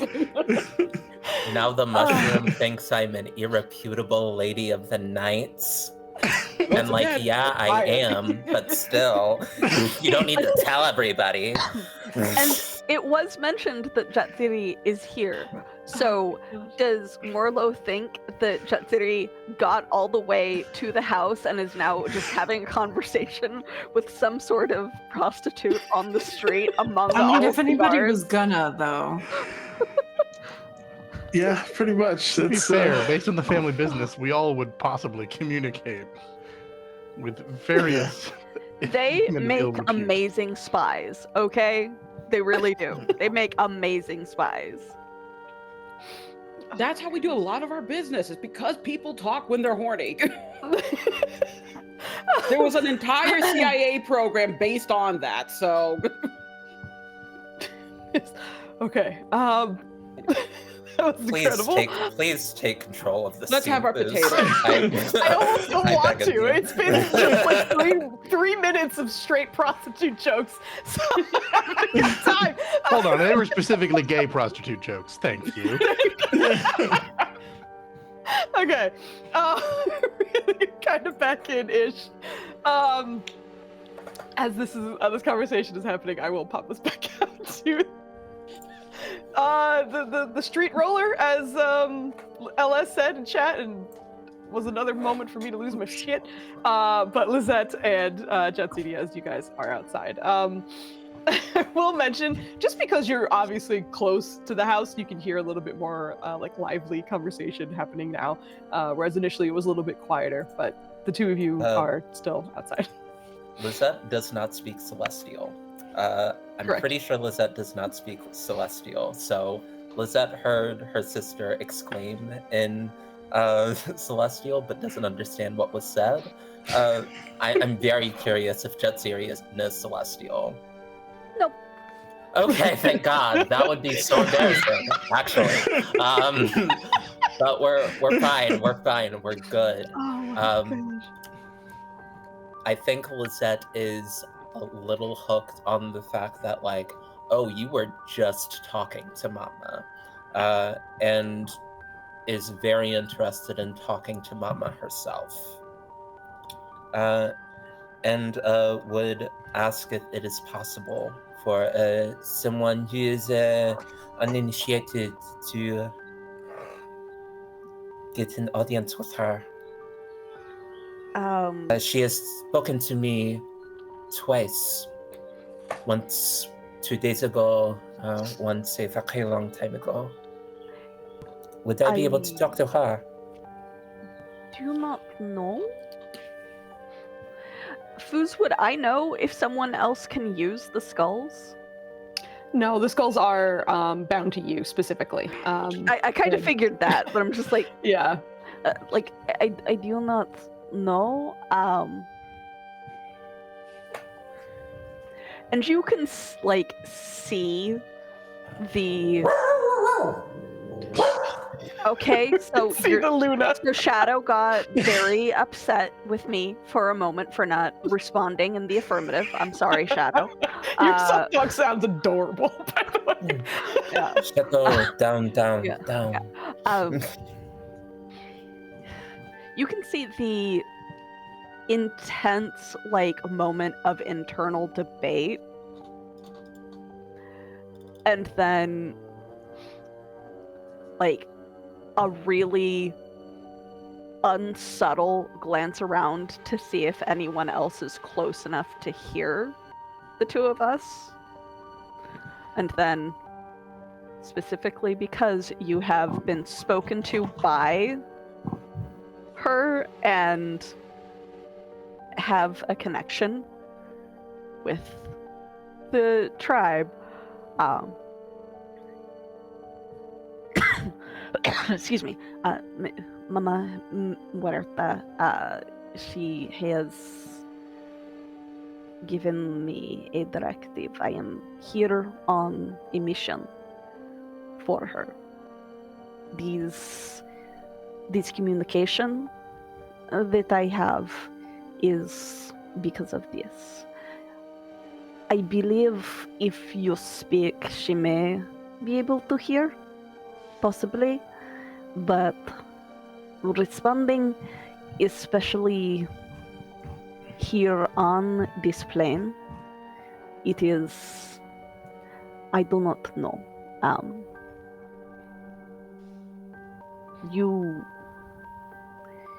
Her attention at the moment is spread because there is something here.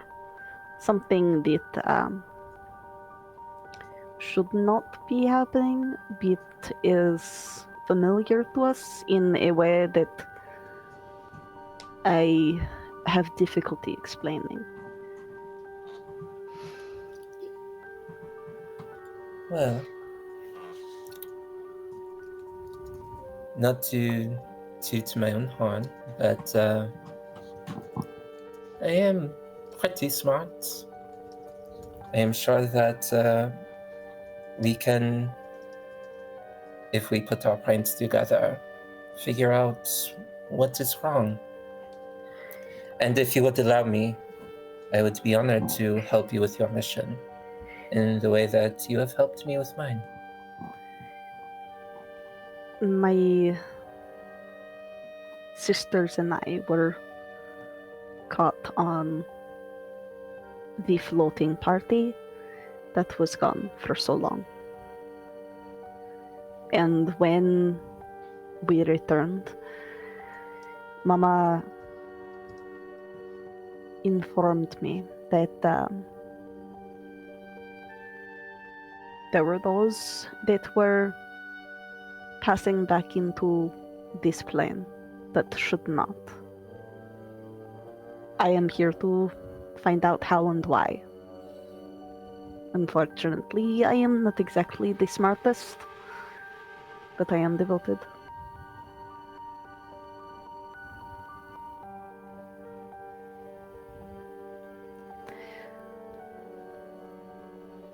Strange things.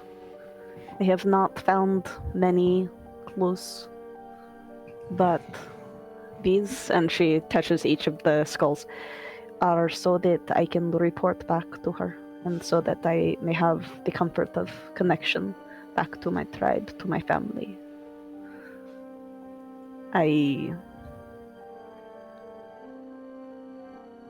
They are not something that I sought, they are not something that I have picked up. They are something that appeared to me from her. So I do not know if you can use them. You may try, but I do not know. I appreciate your offer of assistance. As you are connected to my people, as you are not quite one of us, but almost. You are close, as close as I can get here. I will protect you as one of us, as you have asked.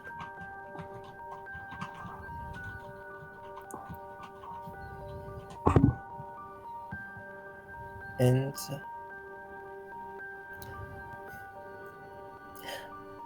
I have never had a sense of belonging like that. Even when I had a tribe when I was a little girl, I did not always feel protected I do not take it lightly. And in turn, I will devote myself to protecting you as well. If I can stay in my body long enough to do so. I have made several bad decisions tonight. I do not know how much time I have left, but I will use what I have. She has told me that something is near. We should probably all be very concerned. There is no use crying on an empty stomach. Caldwell has, I am sure, prepared a spectacular meal. I honestly do not know what I would do without him. Oh, I suppose. He is family. Most of them are, yes. It is best to assure that they have good intention by being family.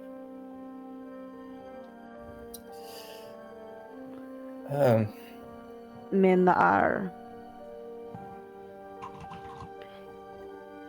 violent and have strange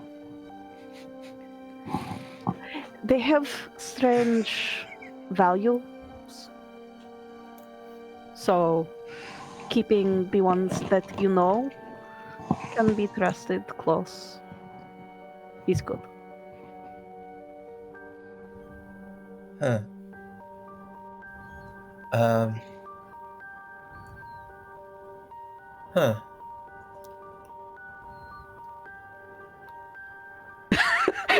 So Anita is struggling as much as Lisette. Yeah. I think that like Lisette is hearing and like is hearing that there has been a deep trauma of just like some interaction with men in the past. And this is also like her interactions with the kindness of strange men have saved her life on multiple occasions. So I think there's like a puzzled look that crosses her face, then a bit of a look of pity. And then I think that Lisette will take Jetsiri's hands and say, I do not know what experiences you have had coming up to this point, but I can assure you that in my home, that with my people,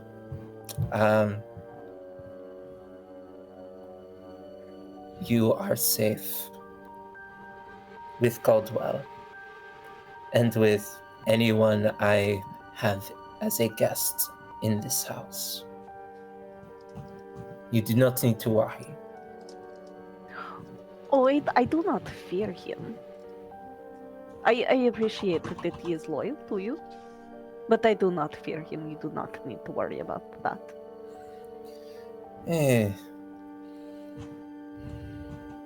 Loyal to me. He... This is funny. He cannot simply call me by my name, yet loyal to me. Yes, I... he is... something. And he has the reason that my favorite person in the world is alive. Speaking of my favorite person in the world, she would be incredibly happy to see you. she's actually like one of the things that she asked for, like when we first came back home. She would love to see you. So, if you are amenable to meeting Imani again. Oh, the child, yes. This is fine. She is an interesting and intelligent child. One of the smartest people I have ever met. I am blessed to have had my paths cross with her. And come hell or high water, she will have the greatest birthday that we can muster. We just need to survive the next few days. I believe we can do that, yeah? We can do that. Yes, we shall attempt to do so. And like suddenly looks around again, this time to see if the creepy thing that is nearby, that she was warned about, is at all visible? Because 8 intelligence. So yeah. Gotcha. I tend to play 8 intelligence like a 6 intelligence with moments of like 10. It averages out. We live in that little balance there. Awesome. Yeah, it averages Yeah. out.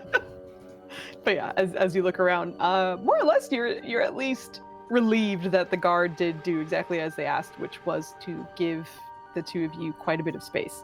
You can still kind of see them on the peripheries, way. but There's no way that Jetsiri would have actually expressed any of that if they were nearby. oh, of course, Yeah. yeah, and they very much gave you plenty of space. They're still within like eyes line of sight, but certainly far away enough. But other than that, just the two of you right now, and the door behind you. Okay.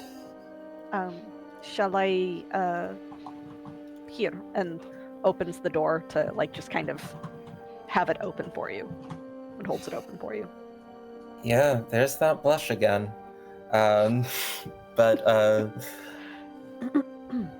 like Lizette thanks you, and will sort of take your arm and enter. It's a few steps while you get inside that you see Nima, Imani, Trill, and Marlowe there. And it's a little bit after the effects of heroism, but you do see Imani kind of standing a bit taller, a bit more well-composed, even though the spell has more or less drifted away. However, still hopped up on the feeling of zero fear. You immediately watch her look in Jetsini's direction. I don't like that you called him a manservant. Oh no. Get her. There's this moment of confusion, and then like her head just tilts to the side like a confused puppy, and then goes, "Is that not what he is?" No. Are you a them servant? I'm not in the room. He's in the kitchen still.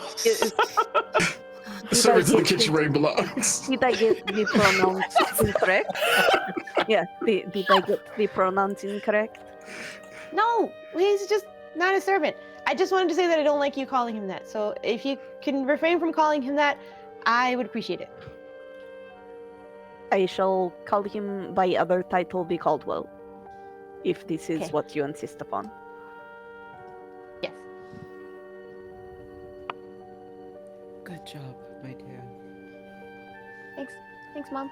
It was very brave, I suppose. You are standing very tall. You do not have the slouch that you had before. I'm glad you're back. Thank you, young child. We're making potatoes. Potatoes are very tasty. They are also very nutritious for you. Will make you big and strong, like your mama.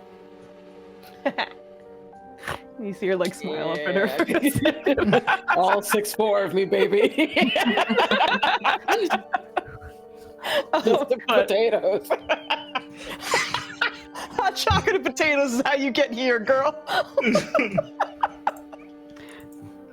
Ironically, every random rant, potatoes are actually extremely nutritious, have a high calorie count, and can substitute for a variety of things. So there is a reason why they are so good to have on hand, especially if you also consume the potato skin, because there's a lot of nutrients there. So I love potatoes will potato actually skins. help to like have you grow big and strong. So nutritious that Ireland nearly got wiped out when you took them away. Ellis! Okay.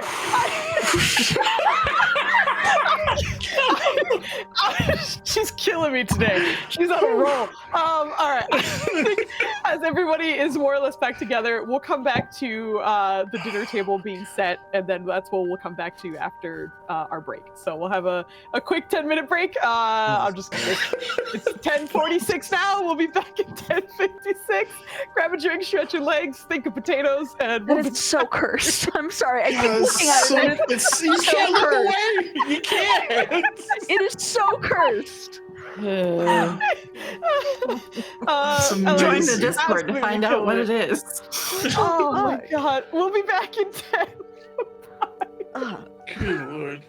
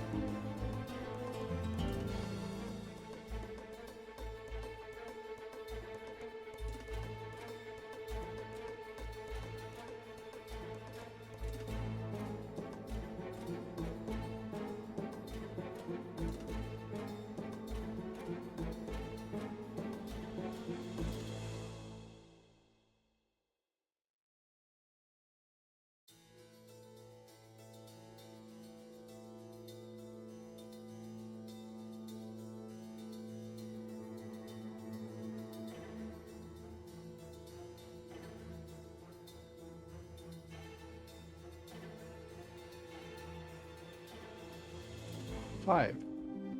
Means we're Right. live. Everyone pops back in. There we go. Evie will be joining us shortly. I hope, at least. Start with that. We forgot something downstairs, and I'm hobbling.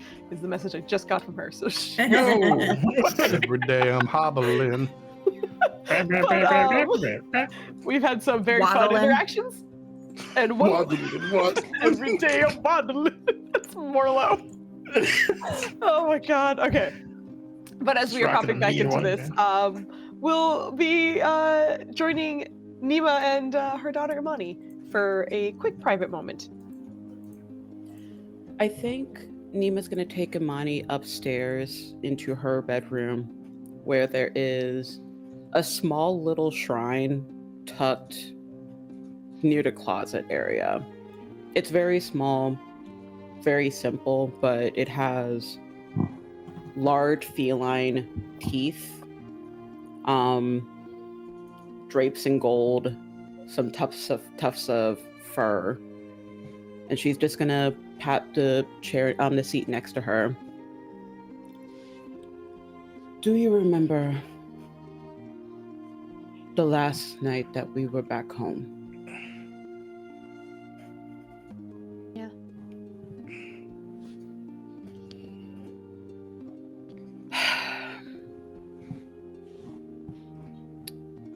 It appears, as much as we tried,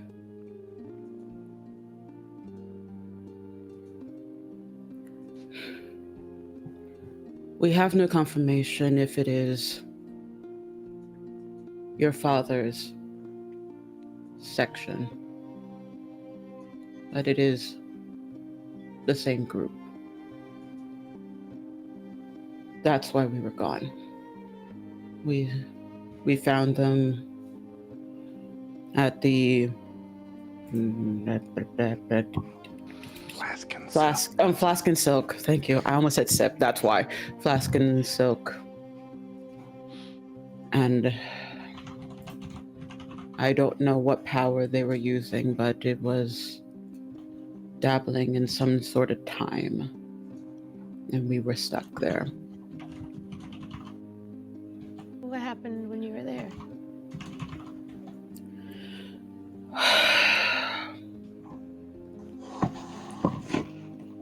Things I hope you never, ever have to see. There was death, very scary things, but we were able to persevere. I don't like telling you these things because I want to keep you safe from them, but if we are going to be dealing with this, it is best that you are aware, so that you know wholeheartedly, with no hesitation, Caldwell, Lisette, and I will never, ever leave you intentionally. We went in there because we knew there was a danger, and we wanted to make sure that you were safe, and we will do that again in a heartbeat. But knowing that you were here alone, wondering when we would come home, breaks my heart. And I don't want you to ever doubt our love for you. I'll always find my way back to you.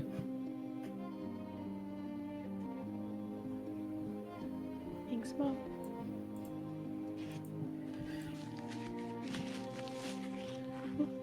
Marlo. Yes, dear. Can I spend a few nights with you? Do you mind? Of course. Why would you even ask that? I was going to insist, and she just pulls her into the crook of her neck. Oh, I would have insisted. Oh, okay, good. Yeah, I just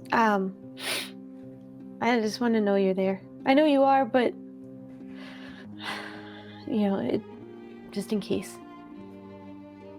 Of course. Would you like to offer a small prayer out to the Lady of Vengeance tonight with me? It's been some time, and I think if we're dealing with old ghosts, I think reaching out a little bit may give me some courage. Yeah. She'll go into Celestial and offer some words to Sekhmet, calling on specifically to aspects of justice, vengeance for those who are innocent and have been wronged, and a small aspect of healing of emotional scars, and ensuring that whatever physical could happen, it is only temporary. And she has no stats in religion, and I think I like to read it. I like to read it as, because it's very on occasion, and she doesn't like to tap into it too much, but she tries to be at least as sincere as possible. Yeah. And you do feel that reciprocated by your daughter. The very much the feeling of like, I don't know if this is right, but to me, it kind of feels right in this moment. And for the most part, she kind of holds your hand and listens carefully. But there are moments where she'll not interject, but, add onto what you're saying. But mostly you hear her in ways kind of pray for protection for you.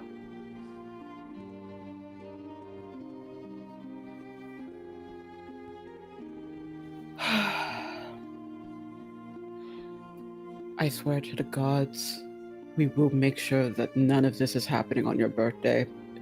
Because, if that man ruins your birthday, his entire bloodline outside of you, gone in an instant. Yeah. My birthday isn't as important as you though, but if it happens, that's cool. But if it doesn't, I just want to make sure I still have you and Caldwell and Auntie.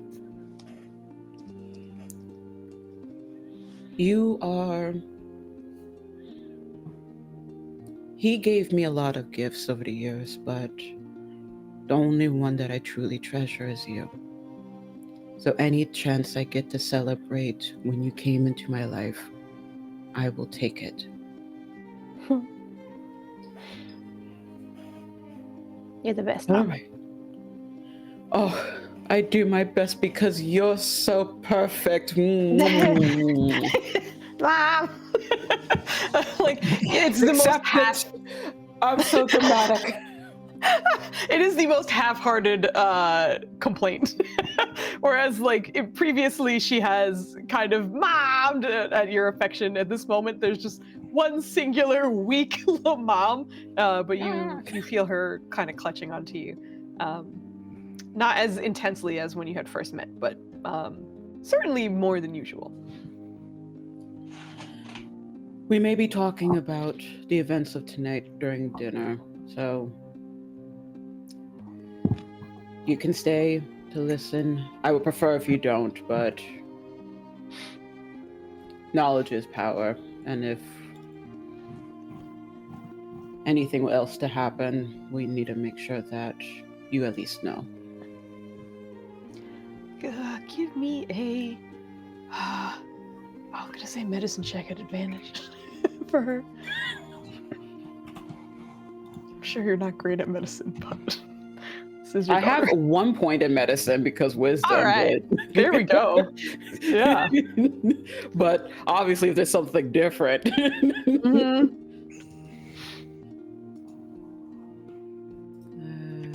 Medicine. Knock. Oh no! Yeah, she just. No worries. I genuinely think you are just caught up in the conversation, everything that's been happening, and this moment of peace. at the in the onset of all of the chaos that has happened. This little bit of quiet you have with her is relieving, and you can see that it is for her too. Okay. Let's get your potatoes. Yeah. Okay.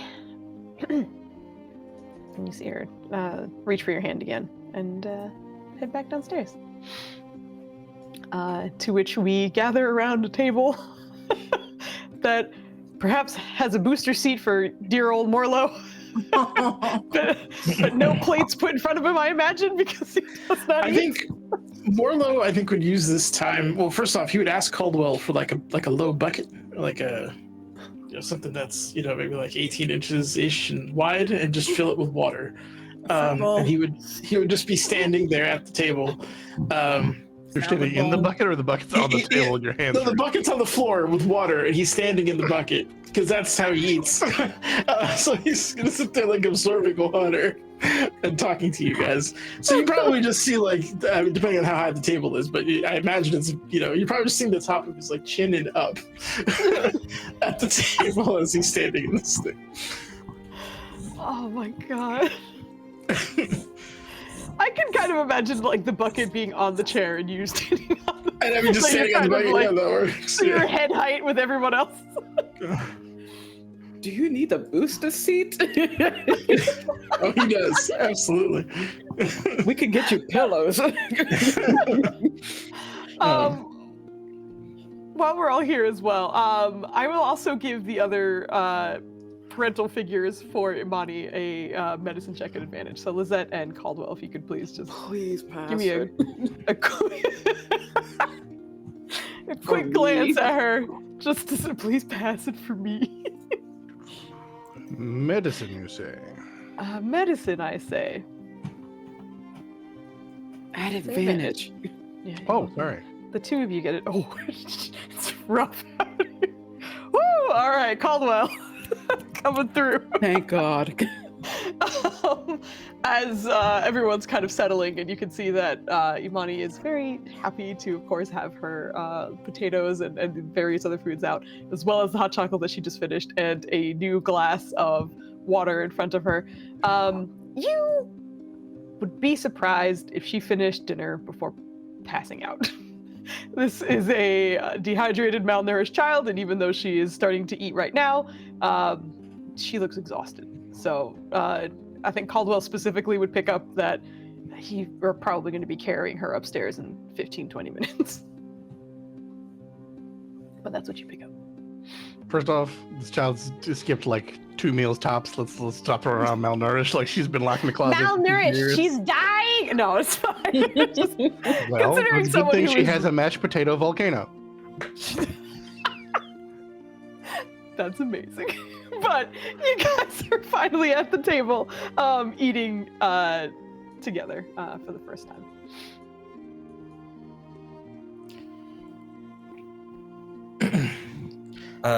Lizette has sat next to Trelitely and is asking, so there has to be some type of lawyer for the Feywild.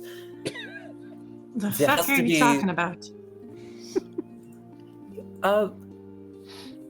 If I made a deal, And you're I fucked. did.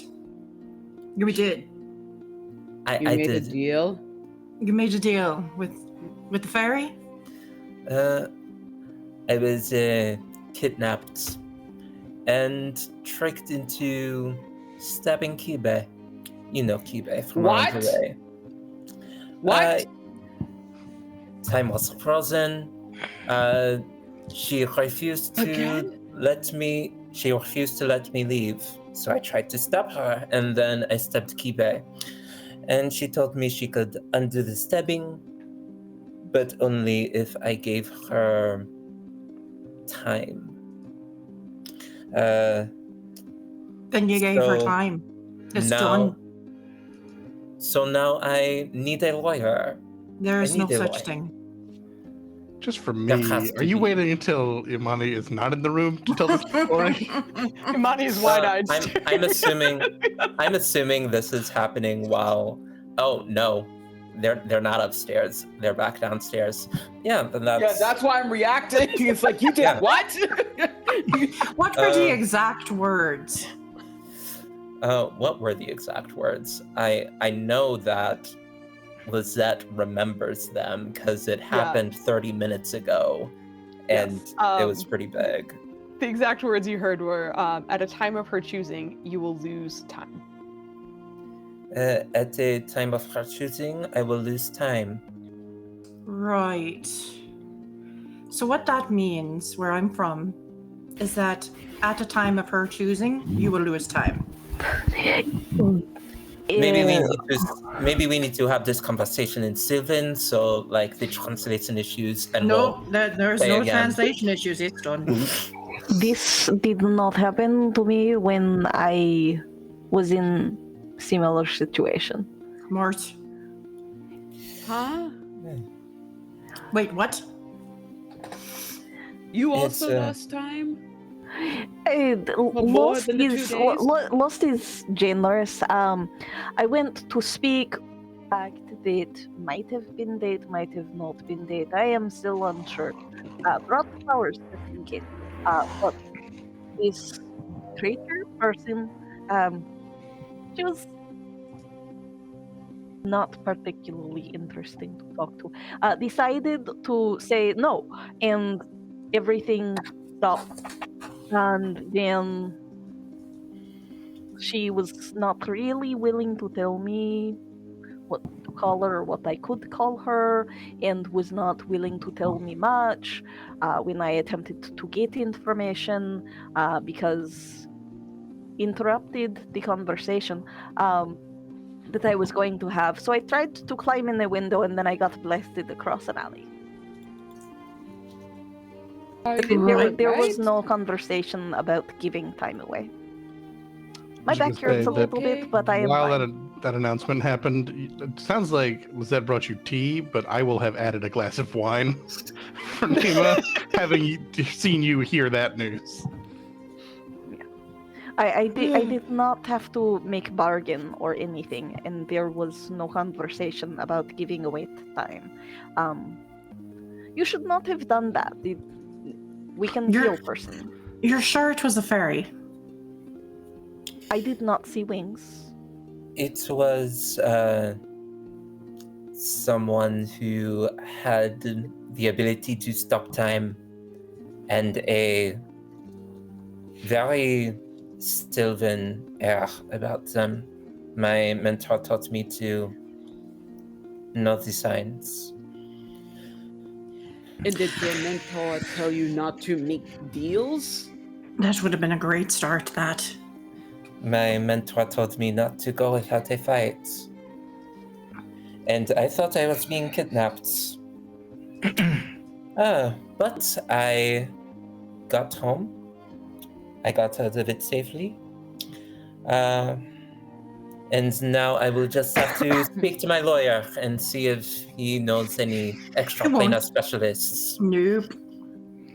Why? Okay. Do either of you know why she stopped time? This person stopped time. Did they give any semblance of a reason why? She said something about I was not supposed to be somewhere yet. Something about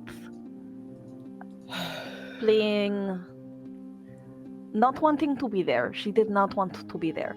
Though she did say that it was more entertaining and less less aggressive, I suppose. What was that wording? I do not remember exact wording. She said it was less violent and aggressive than other conversations, so I assume this was the stabbing thing that was happening. But mostly said something about just needed to delay for a reason, but it did not prevent me from, I do not know, did not fully prevent me from having conversations. So I think perhaps it was something with also the lost time, but I do not know. Could you describe them physically? Try to figure out, it sounds like it was the same, but try to figure out if it is the same entity we're talking about. Yeah, I will describe them. Cool. Lizette will describe them. And Jerry will Description just here. kind of agree. Does that sound familiar to Trill? Trill, history? As I struggle to figure out what that would be. I do Oh, believe a no. history check would. Oh no, it's not good. That's not good. I will No. also remind. Ooh, you guys that we're certainly in the back half of this episode, and we have plenty of inspirations around. Ava, Not the for next me. roll that you roll will be at advantage due to I think Mark gave you advantage. But we have some d4s and d20s out, so just a reminder that those can I expire. haven't had to roll yet. It doesn't have to be your roll. It could be anyone else's roll. It could even be mine if you want to tank my roll. It's fully up to you guys. But I also just want to put that out there just in case. Not that you have to.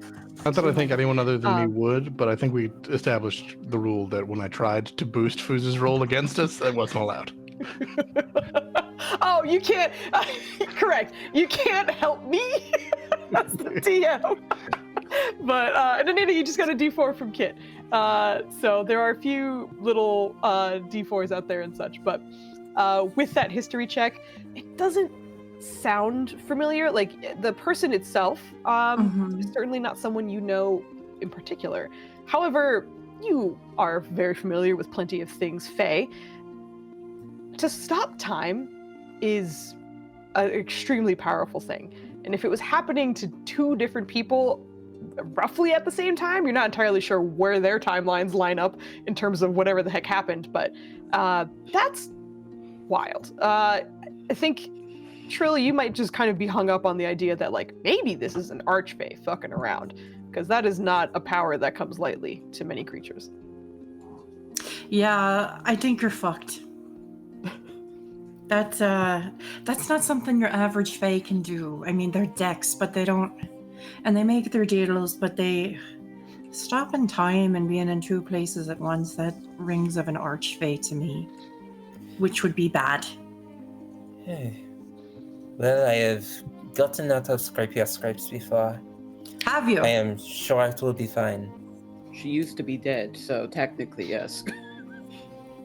Again, there's a child. You do not need to tell everyone I used to be dead. I did used to be dead, but it was very temporary. I am very good at getting out of scrapes. I am fairly certain that at some point I have died as well. These I are do lovely not remember potatoes. it. Yeah, I do not remember it, but I am fairly certain that this has happened, yes.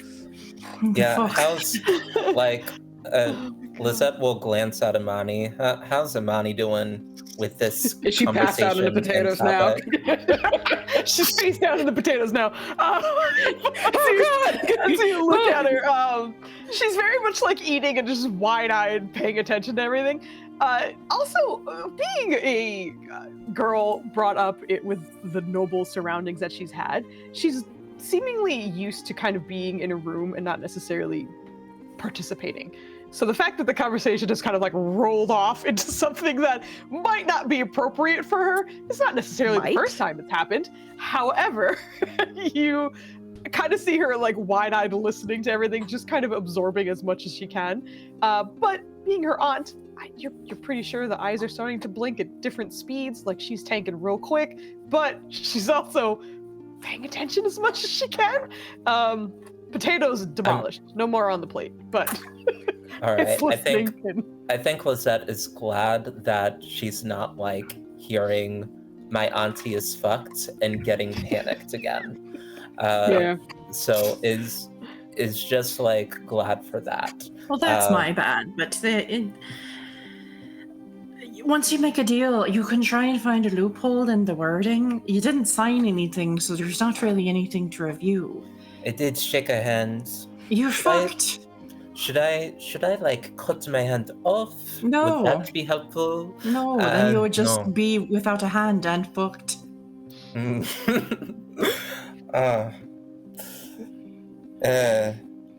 best So you can much hope has for is happened that they weren't today. particularly malevolent and they were just tricksy.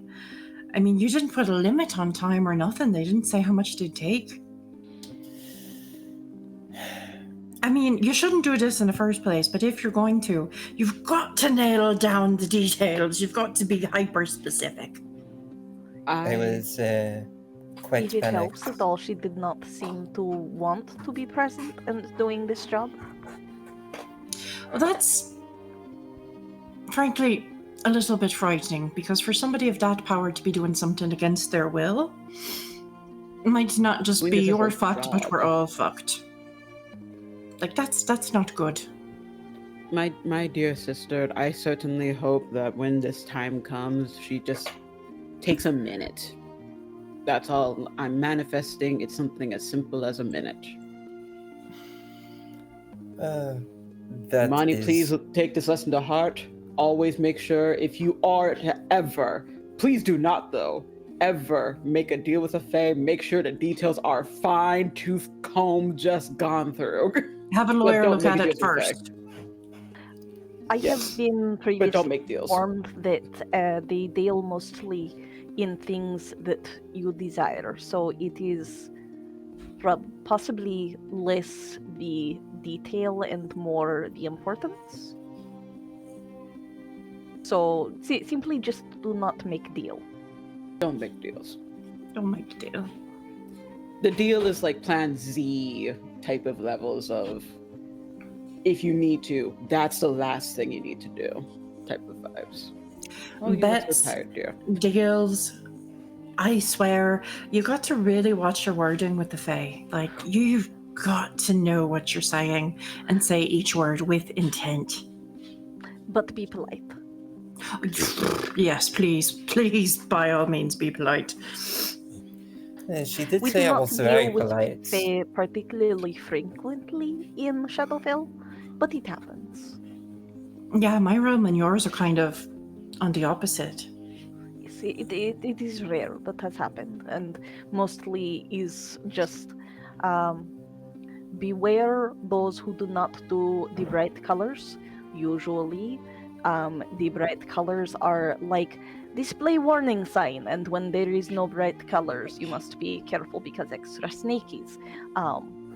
Do not be rude. Do not offer name, and do not make deal. And do not thank, I have been told.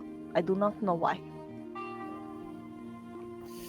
Do not make bets, do not make dares. God, wow. All of these people are worried about me. I feel so special. Have you any expertise in this topic? Am I, as they say, fucked? I couldn't rightly say, Mum. It's okay to say it, she knows. I'm no expert on dealing with the Fae. I deal with mortals, and that's tricky enough. I will send a message into morning to my lawyer and see what can be done. Nothing. But we all have other more pressing concerns. We have last 2 days, no? Before you move on, I'd just like to point out that I can fix stab wounds in the future. Should Yes. someone be That's your man, yeah, that would have been punctured. good for me. Yeah, oh, fuck yeah. I can also, though I don't enjoy it, I can alter the mind state of someone who perhaps may have been stabbed, and maybe buy yourself some time. And thirdly, I'm worried about your mind state and the violence, because it. He looks at Monty. It's like, well, earlier there was an incident, and then where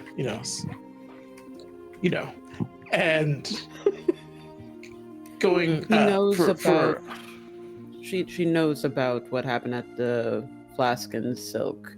Just don't go too much gory. Don't go into the gore details. Please. Okay, all right. An intentional echo on Nenners. I did want to I assume I've used this brain talking power with Imani before, so it wouldn't be bizarre. But just because we can't get on a topic that's kid friendly, I'm just gonna use that to just secretly to her. Just Broadcast Like, SpongeBob episodes. no, I just we believe there was a smattering of hot chocolate left in the kitchen, miss. And then give like a wink to be like, do we want to go get hot chocolate? Do we want to leave this room? Or we're talking about stabbings? But not say that part out loud or in her head. Are you looking at her while you say this, or are you kind of Make eye contact, tell her there should be more hot chocolate left, Okay. and then give her a Yeah, wink. got it. We could go sneak off. Maybe some ice cream. Hot Yeah. chocolate. You see her kind of like perk up when she hears your voice in her mind. She's quite used to it, but like still every now and then, when it comes in, there's like so you see a slight like startle, and then you see her look right at you for a second, and then realize that like this can be private, and her attempt to do so is pretty obvious. But she kind of like looks away again, and through the connection. Yeah. All right, well, you give a yawn and then we'll go to bed. Well, like I say that, like verbally, I give it air quotes. I don't actually give it air quotes. Yeah. None will be the wiser. Like halfway through your statement, as soon as you said yawn, there's just a as obnoxious as a 12-year-old's yawn can be. Before she's Mama, can I be excused Of course, dear. Are you going to bed? soon? All right. I'll be up shortly. Okay. I Will will your just kind of plate- quietly, without justifying it to anyone, because damn it, I work here. I'm just gonna escort her out. I'm an adult.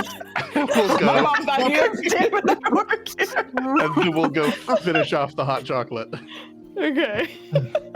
Very, very tired, but happily drinks the hot I chocolate. mean, I assume this ends with me carrying her off to be asleep. Pretty much. but- Yeah. Pretty much, yeah. Uh, But we'll leave you guys there. Go ahead, Morla. the violence. You ended 4 people's lives today, and then the which I understand there was some trauma, and I get that. I think maybe, but the quickness to violence is what led to this deal. If perhaps a more peaceful approach may have avoided this. And your friends, you have a very powerful and loving sibling unit, and you have other friends here who can help. I don't want you to spiral into destruction in the midst of this chaos.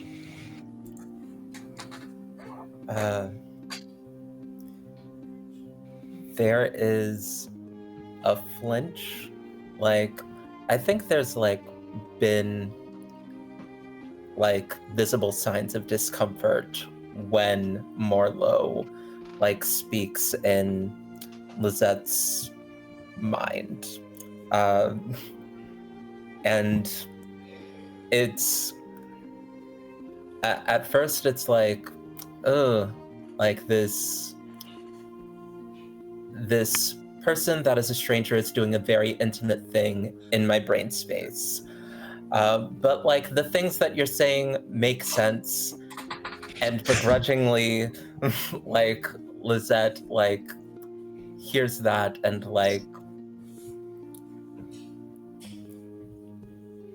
she didn't mess up a lot today, and I guess being lectured by a 3'6" mushroom standing in 2 buckets of water in her own home is exactly where her decisions have led her. So she'll take it. But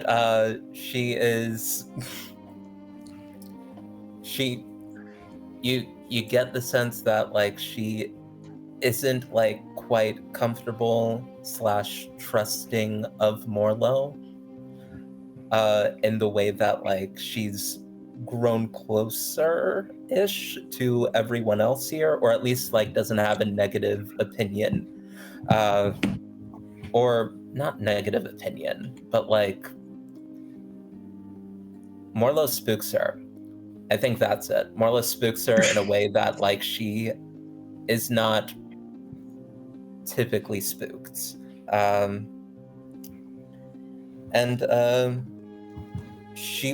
She will at the end of his like points say, that is well noted, Morlo. Thank you. I was alone. I was frozen in time, and I did not think I would ever be unfrozen. And I was very scared. I've been very, very scared tonight. And I was alone in that moment, but perhaps I should try to make myself not alone more often, especially as it seems this city is getting more dangerous. And she'll give a glance to Jetsiri, like specifically to the skull at the center of her chest, and we'll turn back and say,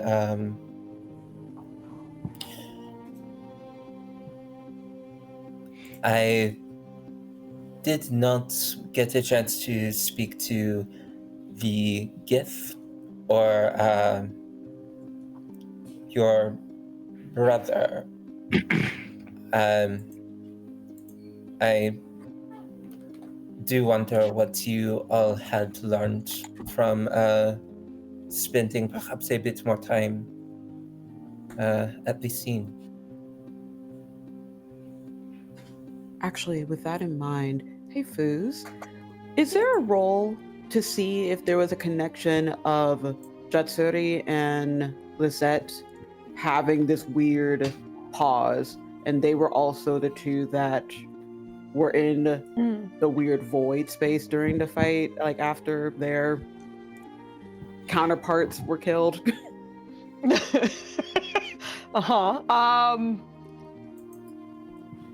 I'm trying to find out what check this would be. So, I think Whatever check it is, I don't know if she'll make it, but might not be great. But this is kind of her trying to piece some of the things together. So I think we'll go with a general, just a flat int check, just to see what you can kind of piece together here. Oh boy. Okay. Are you guided by the mushroom in the buckets?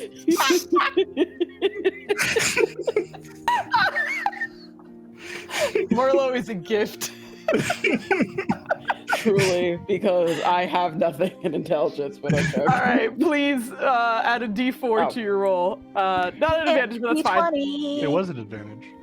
I haven't had to roll all night, so use my inspiration. Oh, cool. Well, okay. Well, you'll need to roll for her. So, Evie, please go ahead and roll us a flat d20. Let's go, Evie. Let's go. Oh, Yep. okay. I believe that doubles your d20 and d4 roll combined for a cool 26. Just thinking this through. Very, very nice. As you start to consider it, the thing that mostly stands out to you is that everyone else had eyes on everyone else when you guys were heading back here. Morlo was within sight. Trill waited for a bit, but you never lost track of her. Obviously, you were there and Caldwell was by your side. They were separated from the team. And you also did see for a moment that Trill seemed to have gotten stunned by whenever her doppelganger thing was stunned as well. But she was fine. She was with you. So, obviously some strange time issue happened while you were in the building. Because once you left, you saw that the time was just not accurate at the moment. It was a little bit later than it should have been, of course, because it was 2 days later. But what you kind of... I feel like maybe this makes her pale a little bit just coming to this conclusion, but the time freezing for them seemed to line up perfectly for everyone to kind of end up here, where you guys are at the dinner table together. You don't know what that means, but it feels like perhaps them wandering off was messing with someone's timeline, and maybe they wanted you here. But that's what you get with a 26. Thank you, everyone. She's gonna hold on to that for right now. This is just her. This is her internal monologue of just like Locks in. and then eyes dim back down as she focuses on her wine. Oh, I need more wine. Caldwell, I need more wine, please. Everything stresses me out. I'm actually going to jump back to the kitchen for just a moment, where she's finishing off some of her hot cocoa. But Yeah. Caldwell, as you... Oh, sorry, what were you Like, going to say? No, like, if Caldwell is on his way upstairs, like, Lizette will mage hand a bottle of wine. Oh, there's still an unseen servant just refilling glasses. Like, it's got one job. Okay. Let's go. Like, it was helping me cook and monitoring glasses before. It's still there. Like, it lasts forever. That's sick. That's so cool. But yeah, things It are being responds to refilled. Caldwell. It knows when I'm needed and if I'm indisposed. Thank you, Shadow Caldwell. Glasses refilled. But there is a moment where you're kind of finishing off what was left of the hot cocoa, and Imani is with you. You're a little not surprised, really, honestly. I think you're kind of expectant that she heard everything that was happening and realized that probably shouldn't have been hearing everything, but much like Nima kind of experienced upstairs with her, you see her kind of being a little protective over Lizette and the family. But everyone's gonna be okay, right? This was weird, and it'll be all right. These are strange times, Miss Molly. But together, we'll see them through. Yeah. Like, she nods towards you, and for the briefest of moments, and I think obviously you would notice for many different reasons, but you watch as for a moment she kind of nods at you and looks at you, and then for about 2 seconds, it feels like she's looking past you, and her eyes kind of track something else before going back to you. Yeah.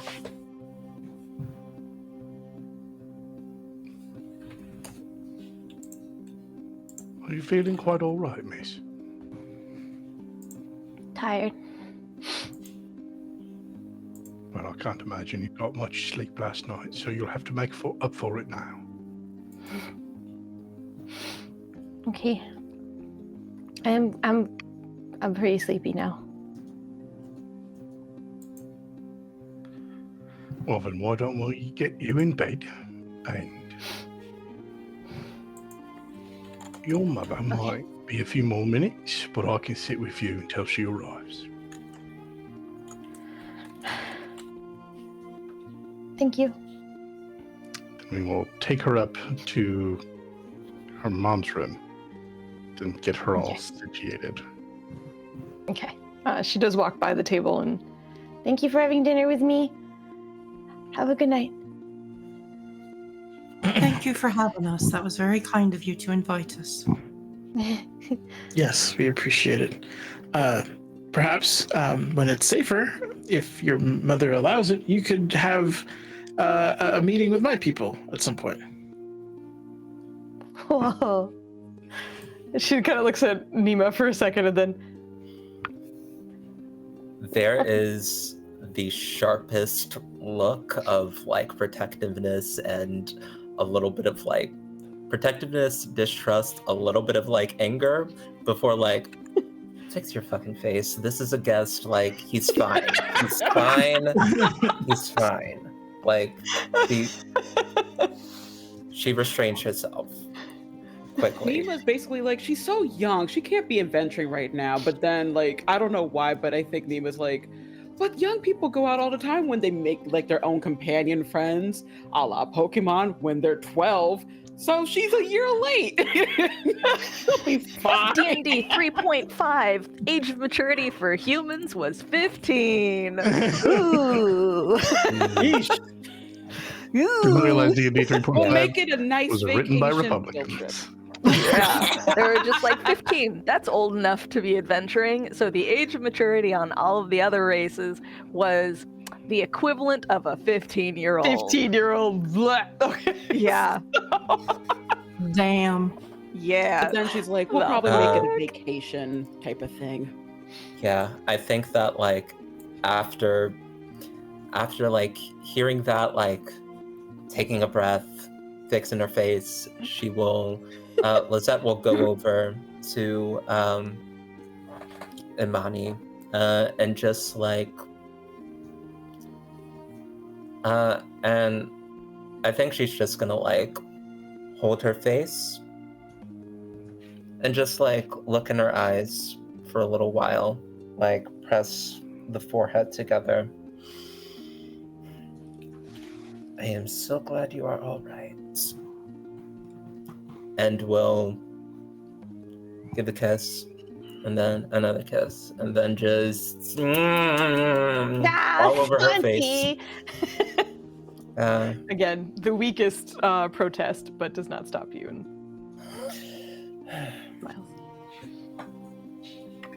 Rest well, Imani. Thanks, Auntie. If you do not mind, I would like to not be sleeping alone tonight. Could I do my chanting a bit of a sleepover? Would it bother you? Yes. Yes. I will have to ask your mother, but Okay. okay. And she will let her go. Before you do, she kind of whispers as she clutches onto one of your hands. Love you, Auntie. Oh, she starts bawling a little bit. Are you okay? Mama? I am Like looks for help. No, I am better than okay. I am so happy, Shari. I am so happy to be home. Okay. Go, go, go, go. Oh, okay. Do not exhaust yourself trying to look after me. I will be fine. And I will see you shortly. And you see her turn back towards Caldwell and head upstairs, giving everyone one final wave before leaving the room. Lizette quickly Turning to- prestidigitates her face. Turning to before- Nima as Caldwell escorts the kid upstairs. Has the child been taught basic self-defense for if such things as what happens again? Or has this not been started? She's, I would assume, old enough. I do not know exact age, but I would assume old enough to begin. There was very basic things that she learned back at our old home. I haven't really kept up too much of that, more so just I wanted her to learn more things than what she learned from there. So it wasn't upkept. But she's smart. I think some of it it's still ingrained.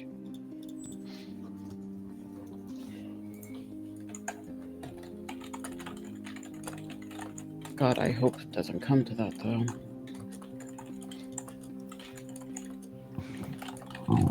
It is better to know and not need than need and not know. She also knows the Strongly held protection. belief of us. She also knows the areas around where she can go to if needed. she's not permitted to really go to our place of work outside of my office, but there is a small hidden area not known to many. She knows some of the guards, and there are friends that I trust with her. She has support, at the very least.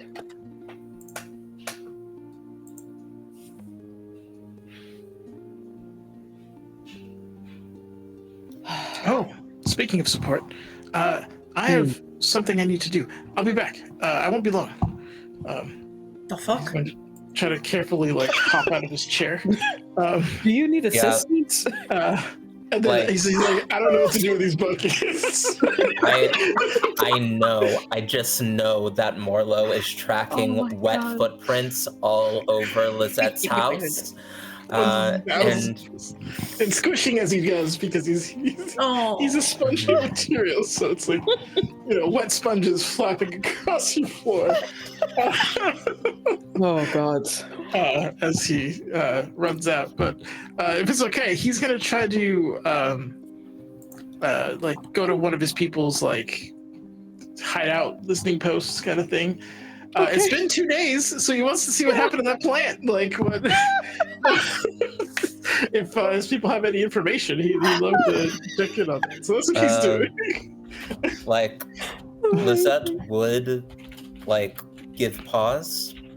Just it seems like when we go off somewhere alone, bad things happen. I can go with him. Oh, you could come with? I didn't. My understanding of when you break bread is that it's good to. I didn't want to disrupt your eating ritual. There was no bread that was being broken. Can you break bread? It is. You can. You break it in half. That was tearing more than tearing is a type of break. Is it a metaphor or idiom? More of a metaphor. I will say, all of you are welcome to stay here for the night. If you do not wish to make the trek back to wherever you stay, the arse room, we will make room. I have another gift that I would like to give to the child in case something happens again. Would this be permitted? May I ask what the gift is? I have a way to call upon allies in a certain kind of seems to be hesitating. A certain family here in the city. I would like to leave a note with her that she can have delivered should disappearance or anything happen again.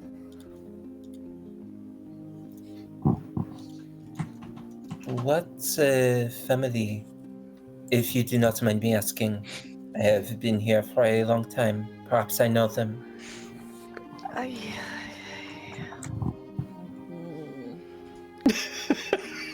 I'm just Is she actually imagining making those sounds, or is that Evie? You're also That's Evie.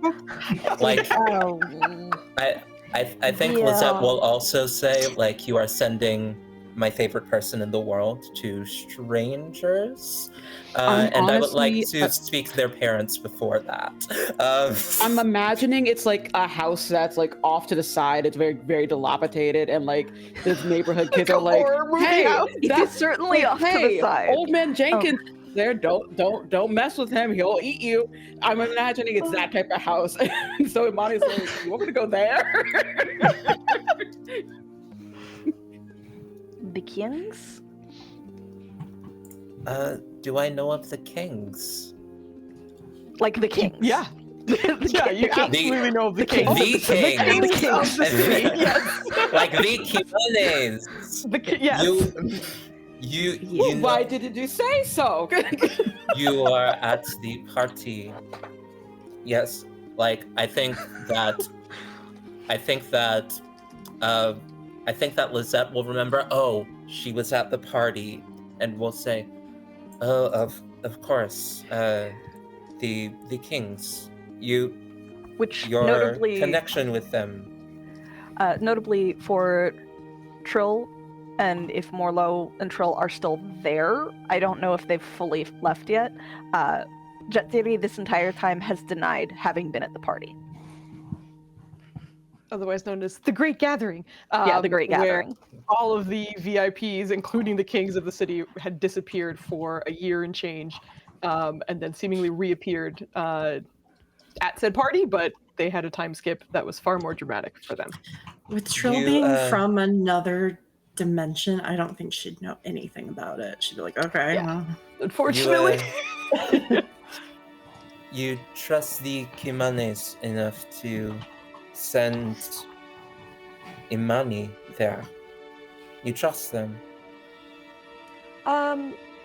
Lizette, just from what you've heard and the time that you have spent with Jatsiri, you know, one of the biggest issues her people have is if someone is a male. Interesting that tribe seems cool about contacting the kings. With the kings of the, yeah, like, so again, I'm asking, do you trust them? Yes, of course. And like, it doesn't even occur to her that this is odd at all. Just like, yes, of course. It is like rote.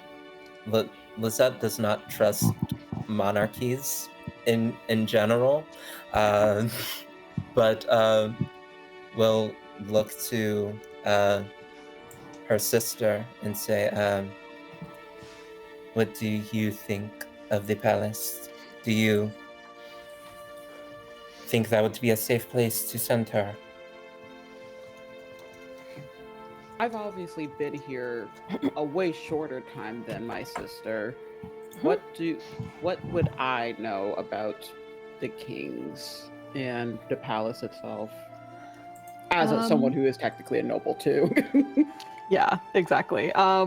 You would know that there have been many different royal families. The political structure of Kimasa Kimane is a little unique.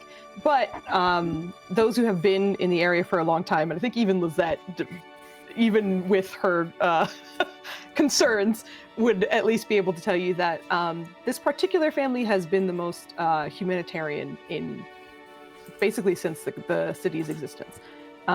Those who normally would struggle for many provisions, whether that be food or a place to sleep, have often been taken care of by the palace. It is open to everyone. Everyone is allowed to come in on a daily basis. They do supply people with food, and specifically, the kings are Mytho and Waimiti. Mytho specifically is a wizard, and he has ensured that everyone had direct connections to the infinite. They can draw from the pool from their water, their homes, as well as the fountains and such. They have ensured that everyone here is as taken care of as they can possibly imagine. They do meet with the citizens as well. Very busy indeed. However, they genuinely seem to have the best intentions for the city. And when they were gone, it was quite a blow. Yeah, Nima knows that Lizette doesn't like monarchs in general, but begrudgingly does not have much bad to say about the current kings. But this is your kid. Fuck these good guys. Kid, so. Man, I wish I could say something bad about them. Yo, they were appointed to rule the city by a secret cabal that no one knows. Let's relax. They have secrets. And I'm not. God. They had a conclave and I wasn't invited. But I think Nima sees the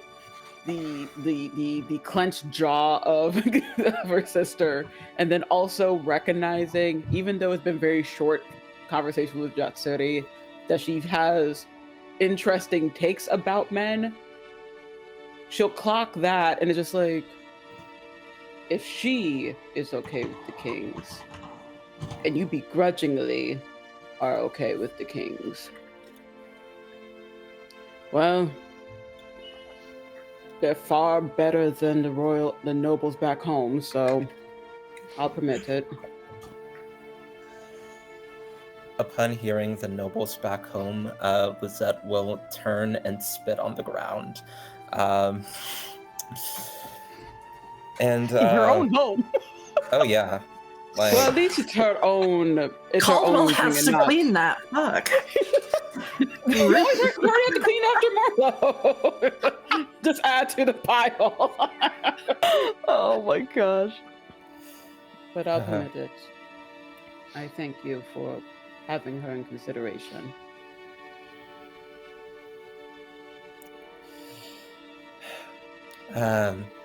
Oh, I think you're muted, Evie. I Yeah, see but my lip moving. I don't hear nothing. Yeah, Okay, I muted the headset. Then yes. So Jetsiri will just kind of turn around and rifle around in like a little pouch that she keeps at the back, underneath her kind of cloak shawl thing.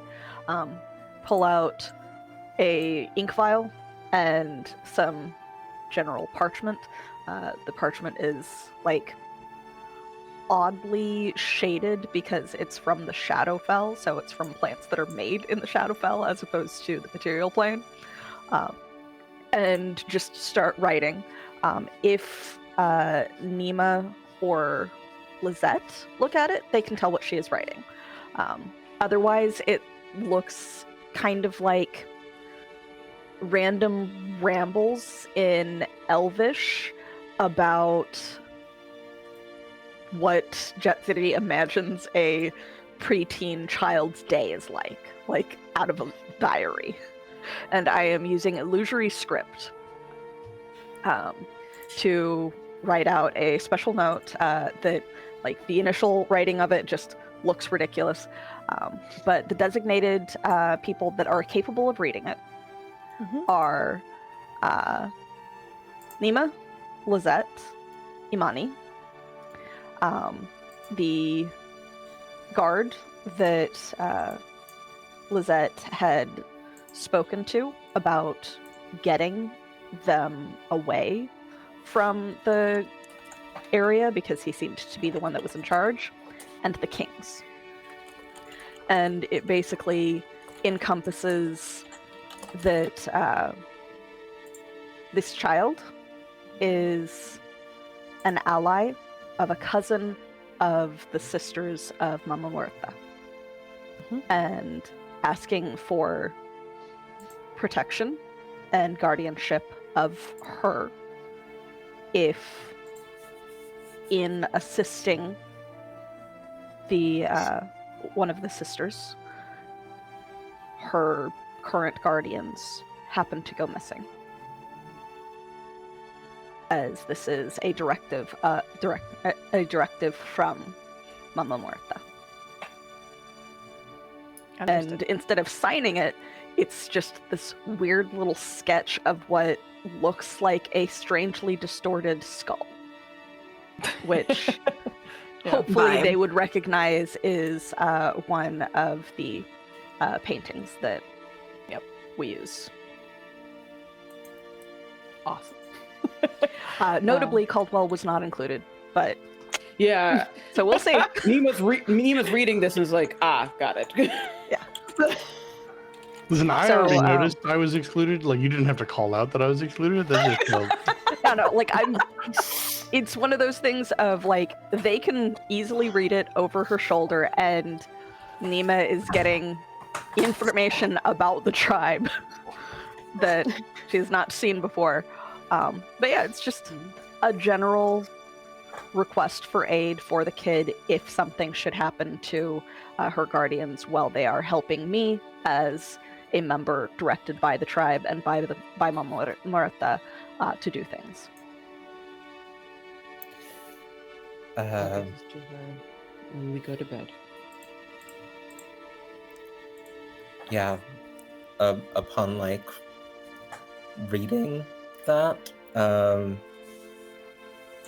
Lizette is probably gonna start crying again. Like the 5th time today. Poor girl. Oh my It's god. like belonging, being a part of a tribe, like having a tribe protects her baby niece in a way that she couldn't be protected when she was little. Her hands like start shaking, and she like probably has to turn away from the table, and will gather herself, like say she's gonna have to excuse herself for the night, say that everyone is welcome like to space if they need it. The sofa in the living room is a sofa bed. Like Lizette is not using her room tonight, so anybody Y'all that don't have wants a to. guest room? We have I'm not a there. guest room or two. First of To all, the void. We have First of rooms. all, the house was just bought for Lizette and for one woman to live in. Like it's not like a huge house. Like it's very roomy for the one person it's built for. But like I'm just there saying, is I a- didn't realize when I was invited this was an air mattress situation. That There might is- change. there is a guest room, and there is like Lizette's room, and there is the air mattress. I also feel like, please correct me if I'm wrong, but if you've had the time and you guys are not strapped, you probably had additions built on in some situations. So As soon as initially a- that was likely the intention, but As soon as Lizette's like, you're staying at the house, shit, I need more space. Like, bet we are going to construct some additionals to the house because we kind of need this. right, yeah. And also, because I am a warlock and I just used another spell, was all of this like dinner time enough for like a short rest? Oh, that's a good question. Okay. There's a lot of It talking. is- It's very funny to like. I love Warlock chat when they're like, "Hey, quick question: was this a short rest or?" Yeah, no, you're good with that. Look, I could stand to roll some hit dice, is all I'm gonna say. Exactly. Uh, Why is it not That too. rolling? yeah. Oh my gosh. Lizette's Mhm. Lizette's hands are shaking. It's been just the biggest day. So she is going to fly over to the piano, and the cat is going to begrudgingly like come up beside her and go down to where the pedals are, and the cat will press the pedals as Lizette plays Amani's favorite lullaby, just to calm her hands and to help her sleep upstairs before she will retire for the night. An invisible I feel servant like- did bring you wine. I don't know if you drank it, but Lizette It can read doesn't the drink room. wine. You would know that. then it didn't Lizette do that. doesn't It drink wine. maybe tea. I don't know. It knows Tea, the yeah. comforts of the immediate family. I from Honestly, upstairs. honestly smokes, but Lizette doesn't smoke inside. Yeah, Lizette's a little messed up family. And a little it, stressed. yeah, but plays the piano, takes a sip or two of some calming tea, and will head upstairs. I'm I would trotting say- along after Marlo. Yeah, you two are heading outside, but just to round out the Buddy not system. but the great conversation that's happening. But I feel like Caldwell, you get her settled for bed. She's ready to go. She's like half under the covers by the time she hears the lullaby, and she's kind of mid-sentence with you. It's just, I think we're gonna have a sleepover tonight because Auntie said that she was gonna sleep. and then like you start hearing the lullaby in the background, and then you just watch as her eyes kind of like drift closed, like mid-sentence passes out. I'm just gonna take advantage of the fact that this like telepathy lasts basically forever. So I'm just gonna quietly, just in the back of her head, talk about all the things we're gonna do for her birthday and how great the next couple days are gonna be. Yeah. Maybe a favorite story she's got. I'm gonna tell her the rest of the Invictus poem. Just comforting my voice. You'll be fine. Just quietly in the back of your brain. Just because if they're nightmares, that's where they start. I'm gonna kill them with my voice now. Amazing. Yeah, go ahead and do that. And then I will catch up with our lovely mushroom and ranger duo. As you're waddling outside, and Trill, you enjoy. Just walking at a normal pace behind him. How far do you go from the building? I don't you were imagine trying to it's find a specific. Sorry, good. Yeah. it's not close, right? No, it's a decent walk. Yeah, I think he would. I mean, as far as he needs to go, but I imagine it's like at least a half a mile away. He's not really used to this part of town specifically. So, but thankfully it is late, so there's nothing to interrupt you as the two of you walk for less than 10 minutes or so. Actually, maybe 10 minutes exactly, because you're you're waddling. So it's a little longer than usual, but you guys get where you need to go. And when you get there, feel free to describe how you contact your people. I think he goes up to what is essentially an alley, and by what looks like it looks like a series of crates, like kind of glued together, but he'll go up to it and kind of knock on it twice. And then you see like a light dispersal of spores in the air. And shortly after, another myconid lifts up the lid of what would be these 3 boxes coming up from some kind of underground passage.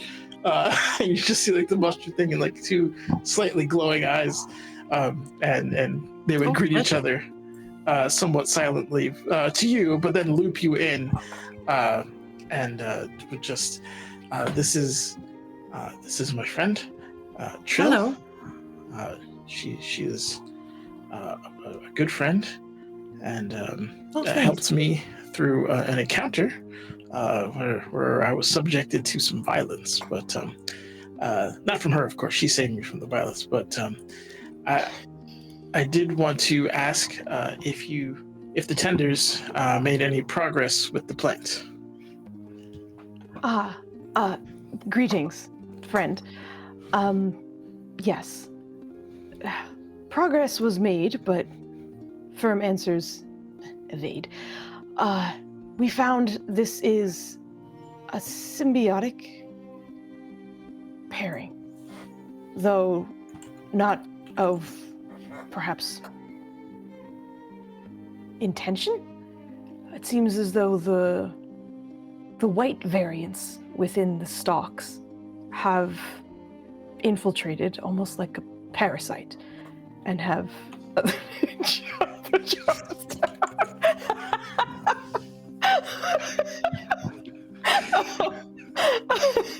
and have emboldened this plant, perhaps. Sturdier and more durable, but has weaved into its very core. And we're still investigating. Oh, okay. That is alarming. Time stopped for me, or accelerated. I'm not sure. I lost 2 days, as did the honored Trill. It was very strange, and I was wondering if the colony had come to consensus on this, or even aware, but it was concerning.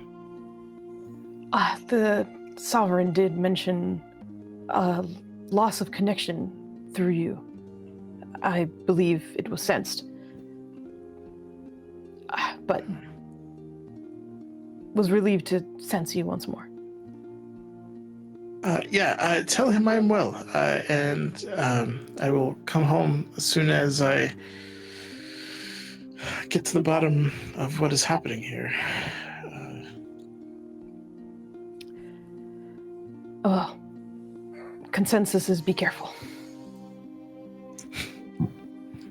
Agreed. I found good friends. I'm not worried. Thank you. If you find anything or if there's any new information, feel free to let me know. We will. Also, let the Sovereign know I have new and better understandings of the Uplanders' language, what I wish to confer. He would appreciate such details. Also, I believe some of the information we have on mating rituals is inaccurate.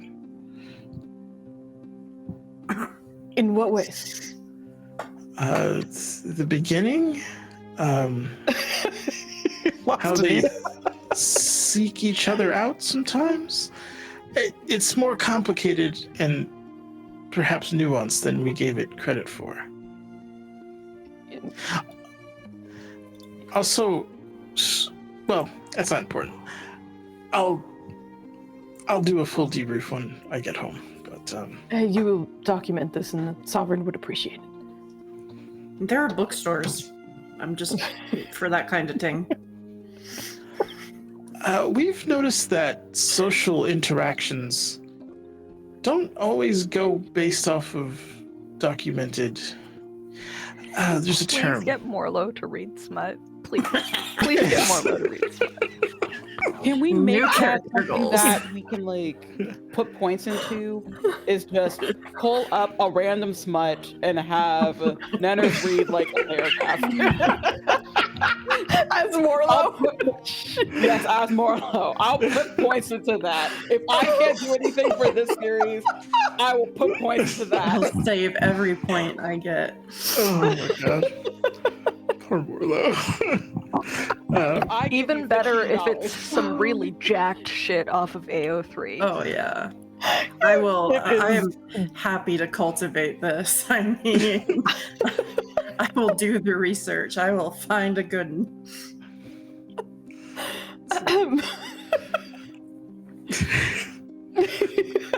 Yeah, just pop back into the scene. Everything's Yeah, it's just we're good. But she'll be like, "Thank you." Just saying, there's literature for that kind of thing. It's pretty popular.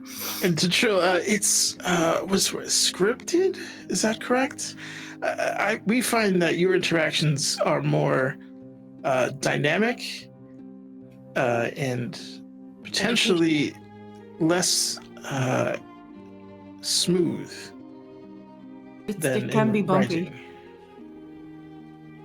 From our experience, maybe you're unsettling and perhaps a detriment to your interaction, but Wait, what are we talking about? just you said I could read books about interactions. Oh, that too. Yeah. No, I thought you were. I thought you were talking about something else entirely. Do you like to read books? Yeah, it is very interesting to see others' perspectives. I mean, I think that'd be very helpful if you're sort of information gathering. I'm just saying, there's all different kinds of books, and some of them are about the mating rituals, as you put it. Okay. It's kind of a popular subgenre. There's like stores dedicated to it. Is it so complex you need books? Yes and no. Like, it shouldn't be, but that's another conversation. And you know what? That's when you start to hear like the wood creak as the Lycanon is trying to leave. And then you hear, there's nothing else. Oh, sorry. Good evening. I will see you soon, kid. Okay, well, we know a little bit. It's You seem parasitic. nice. Yeah, they, my people in general are, we try not to, be abrasive. we owe a debt to the Tender King, and we do our best to work it off. Not really work it off is really just honor him. So you're trying to sort of wrap my head around this. So you're not like indentured or laboring or anything. It's just something you're doing because you want to do. Our people had suffered a great loss centuries ago. Our home, we were forcibly removed from. The desert is extremely inhospitable to my kind. I'd imagine.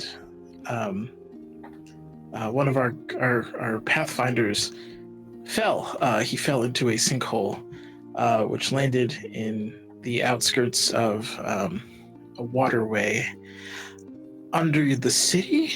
I believe you. What's the word you use for it? Sewer. He fell into a sewer of the infinite, and we decided that it was a divine providence, and we took shelter and we built a home and tried to live symbiotically, but were eventually discovered, and the mighty King Wakaboko had given us an audience and allowed us to stay as citizens of Kimata Kimane, and as long as we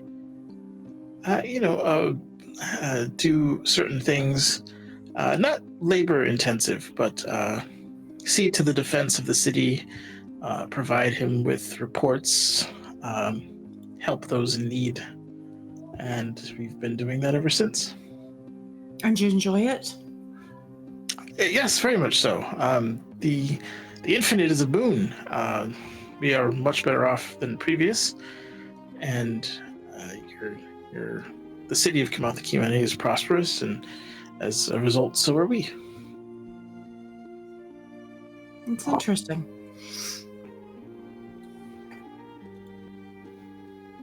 You are getting better with the words. Like, yeah, you knew about breaking bread. You knew that was a turn phrase. Like, yeah, just Siri didn't even know that one.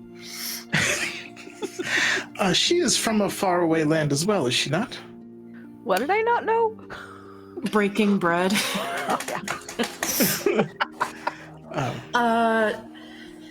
She is from, like I am, another realm, which it's kind of weird. It's kind of another dimension, so it's like she could be geographically from the same place, but just simultaneously in another place.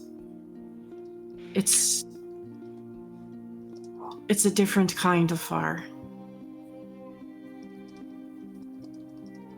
Interesting. Do you like this realm? Do you prefer this realm? Oh, fuck no.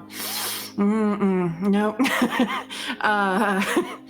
It's lovely. It's the people are great, and the food is good, and there's a lot to like about it. I think things are both simpler here and more complicated at the same time. I can absolutely understand that. Do you plan on going back after we find and don't kill your brother? Yes. I think so. I can't imagine not going home. My sisters and I, we've sort of built something up for ourselves, and I couldn't abandon them. I like it there. It's not the life I thought I wanted, but it's a life I enjoy. And fuckface has taken me from it. I understand. Well, let's see if we can find your brother and get you back home, though you will be missed. I could come visit still, or you could come visit me. You might like it. I live by a swamp. Oh, I might like that. That sounds good. We have a little, well, not a little, we have a great, grand old big willow tree with a house inside of it, just at the edge of the water near the swamp. And it's lovely. It does sound lovely. I may take you up on that. So That'd be fun. Yeah, I'm thinking, you live in such a nice place. Why would your brother? I know you described him as dumb, and I assumed. We didn't live there when he left. Oh, okay. We didn't live anywhere when he left. The Fae that Lisette talked to, you're sure she's how did you put it? Fucked? I mean, it all depends on the temperament of this, and I'm going to assume it's an archfey. I could be wrong, but it all depends on the temperament and what they want that sort of thing for. It could mean nothing to Lisette. It could mean everything. It's all about intentions. And until we know more about the particular fae that they were dealing with, it's hard to know if it'll be good or bad, but she won't get out of it.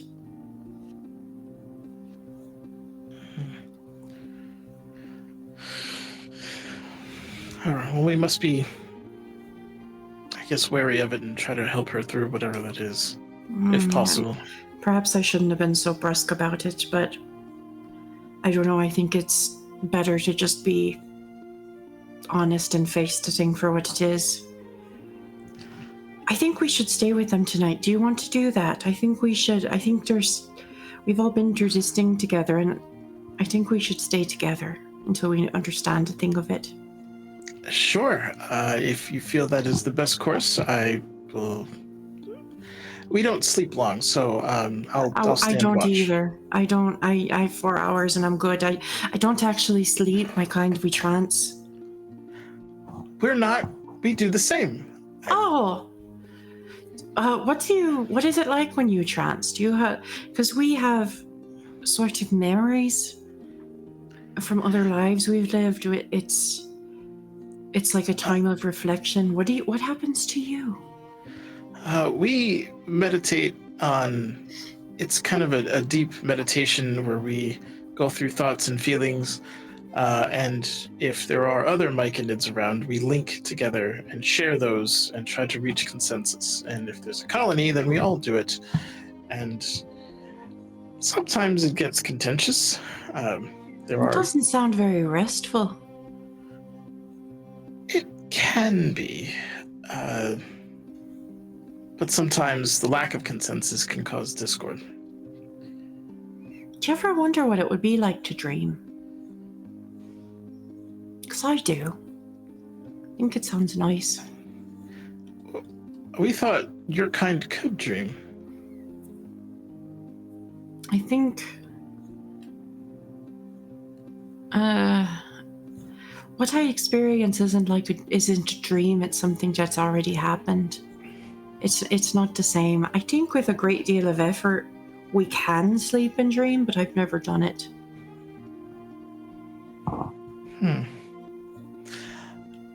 Is that lore correct? I think that's lore correct.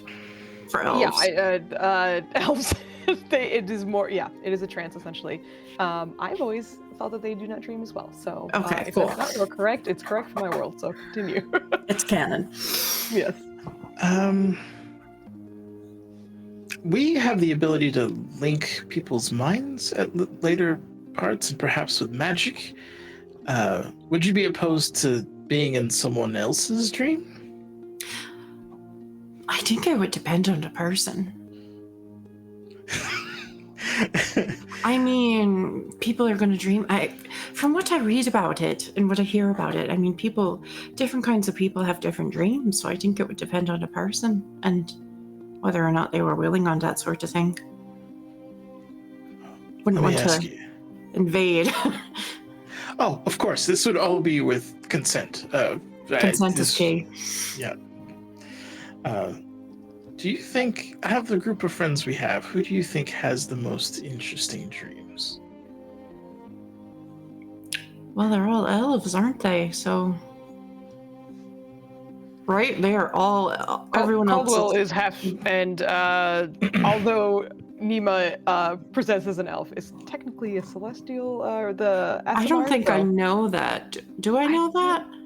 know if The you know only that. thing that No. you can get is that she was born with the ability to speak Celestial. So if you know that, Ace Merce can do that. Otherwise, nah. I don't Yeah, think Jill would otherwise, have he's any elf. experience with that. Yeah. All right. I- Well, I think Caldwell is the only one out of them that can dream. The Caldwell. Interesting. All right. I wonder if his dreams are like super orderly and he's like dreaming about work and stuff, or if he's just a stone cold freak on the inside. It's he is most dutiful. I'm sure he is. I don't. I think that ZD might have some interesting. I don't think she dreams. Don't think she dreams. She's another elf. Her and Nima and Lizette, they're all elves, and I've never heard of my kind dreaming. I mean, I've heard, but I always thought it was bullshit. It has to be bittersweet, no? You have something fleeting, pleasant, but then are greeted with whatever reality you left behind. Sometimes it is sweet. Or sometimes it can be like a nightmare, but it's not always a bad thing. There's a lot of wisdom to be found there. There is something soothing to know that as bad as things might seem now, perhaps I've overcome worse before. There's a lot of beauty and resilience, kind of like plants. Plants are quite resilient. Why would you parasitically infect a plant, though? Do you think it's a person that did it?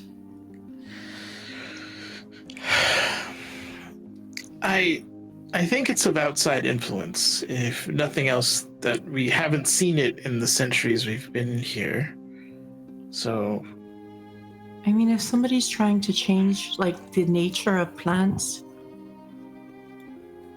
but why plants? I mean, people need them to live, but they need the water too. I think, like, that would be a bigger thing you'd want to change. But some parasites, they sort of gain a power, do they not? Symbiotically, there's a sharing benefit. Depending on how that goes. Plenty of fungi are parasitic or symbiotic in certain ways. But I just can't. It's the why that puzzles me. Are they trying to poison the food supply for you? But if they were, it's pretty obvious when a plant's infected. I'm not sure. Yeah, that would be the obvious choice, I think, would be some kind of poison, but again, I think that sort of thing is easier to hide through a water source than it is through plants. Because, like you said, you can see it. It's noticeable. The infinite is forever clean. So, I mean, perhaps they tried? Oh. Well, that's nifty. I don't understand much about this place yet. Like, I know that it's revered and it's lovely. I just don't understand. I'm kind of learning like you are on some things.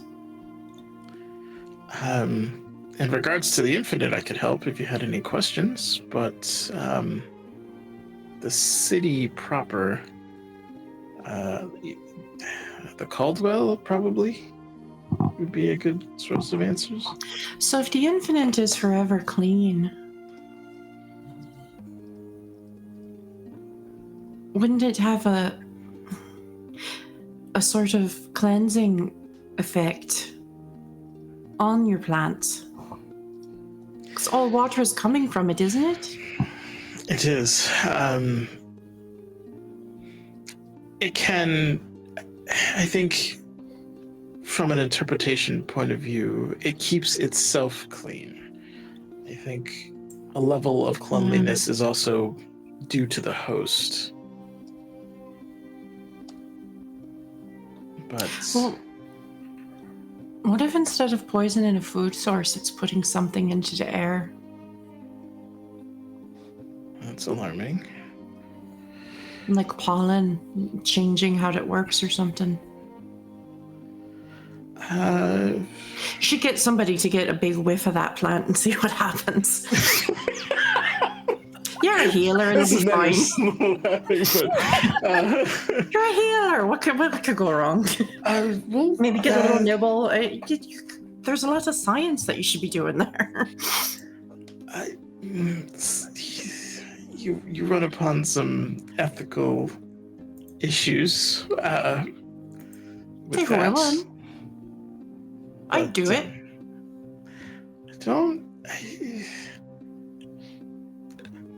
Impulsiveness in the face of the unknown is a source of danger.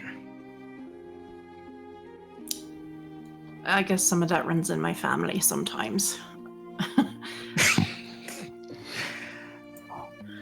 Think about it. I trust you. I have seen your brother, and during our feeding time, I was able to rest, and I did want to ask, I have the ability granted through the infinite to communicate with those who are in the very least the same plane as myself. Is that something you'd like me to do? And if so, what would you like me to say? That's the thing of it. I have a scroll that would let me do that as well. The time has... I should probably use it tonight, shouldn't I? I should try to talk to him. I'm worried if I try right now that he's just going to ignore me. Because the conflict was so near. But...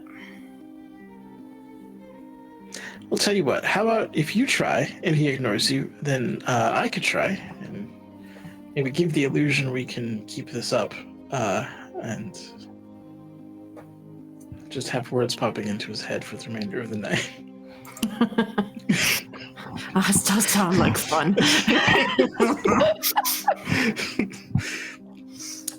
All right.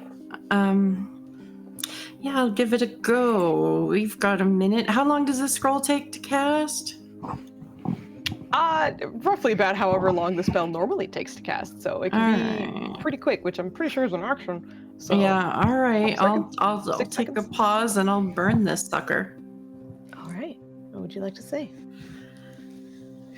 I came all this way for you.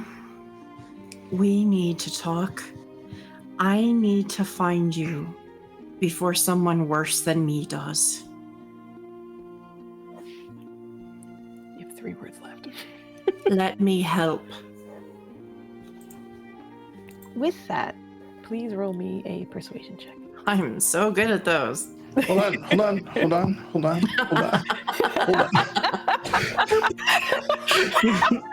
There you go. I am not in the scene, but I would like to give my d20 to this roll. Oh, absolutely. After she rolls with the guidance, please roll me a d20, Anita, once you see her rolls come in. But go ahead and roll your persuasion with guidance. Oh. A d4. I do not have the charisma, okay? Oh my god. Oh my god. I am not a talker. Oh no. I'm rough. I am abrasive. I am blunt. I also have a d4, so I'm a put that towards it too. We'll get there. With the d4, we'll inch our way there. Your d20 roll. Rough. Oh god. Thanks. Wow. That's rough, buddy. Oh my gosh. Okay, so with all of that, though. Oh That boy, gets you I up owe to ya. what, 17, I believe. 17. Oh my god. Wow. The That's help rough, came, buddy. though. Yeah, this is rough. But the request goes out, and Trill, you're waiting with what I imagine is bated breath, just seeing if it'll even have any kind of response. And it takes longer than you expect, but after about a solid minute That of fucker's silence, ignoring me. you hear, I'm trying to help you. I think we're both fucked, and you won't believe, but you deserve better. And it cuts out after that. Does he mean I won't deserve better? I've known that all along, the dumb fuck. Hold on, and I'm gonna pull something out and write down what he said. Mm-hmm.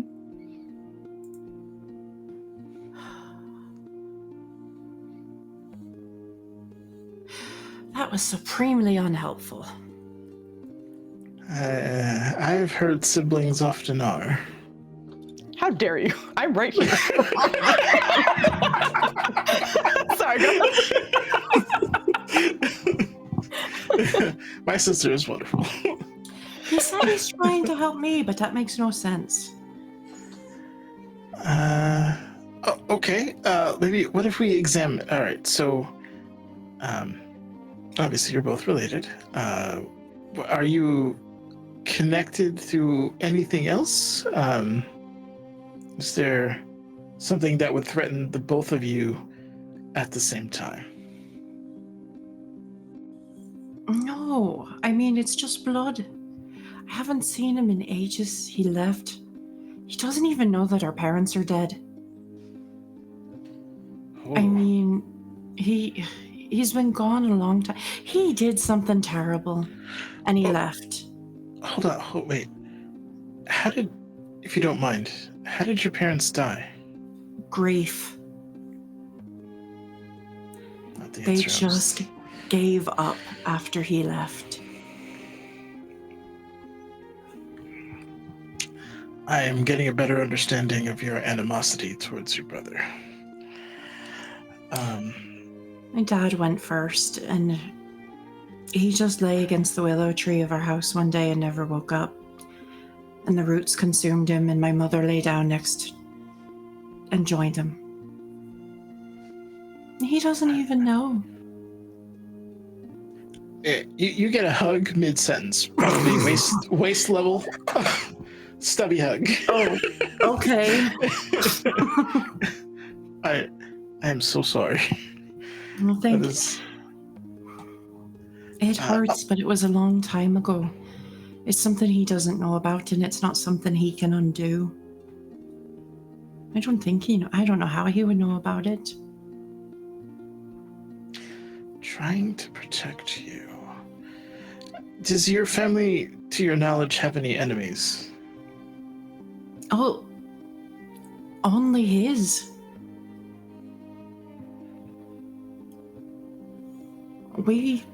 Like I said, the only connection we have left between us is blood. He left. He kind of abandoned us. He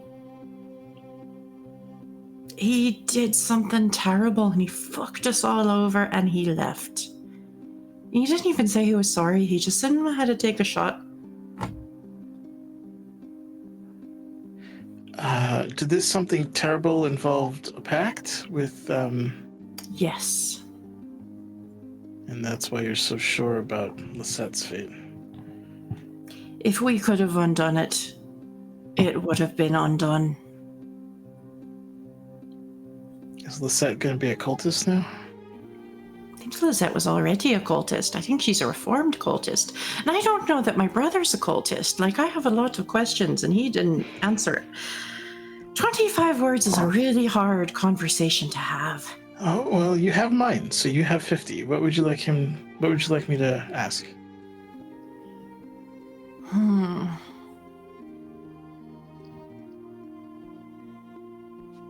can't wait to tell my people I had dinner at a cultist's house. A reformed cultist. I think that part is dreadfully important. A reformed cultist and a former street roller. She was the streetwalker? I'm not sure. Well, either she was or Jatsiri was, and that seems... It seems unlikely. Jatsiri does not seem the type. I think she'd punch her right in the nuts. Do you just see confusion on his face? Testicles. Jatsiri would totally not punch someone. Hey, honey, you working tonight? And then he gives her $50 because that's what he was asking for. That was his kink. Oh God. Yeah, I have so many questions. But if you don't mind, whatever clarification did you want me to? I just want to sit down and talk with him. Okay. Can he commit to that? Okay. Is there a mutual place a place that you mutually know that I can mention for him to meet?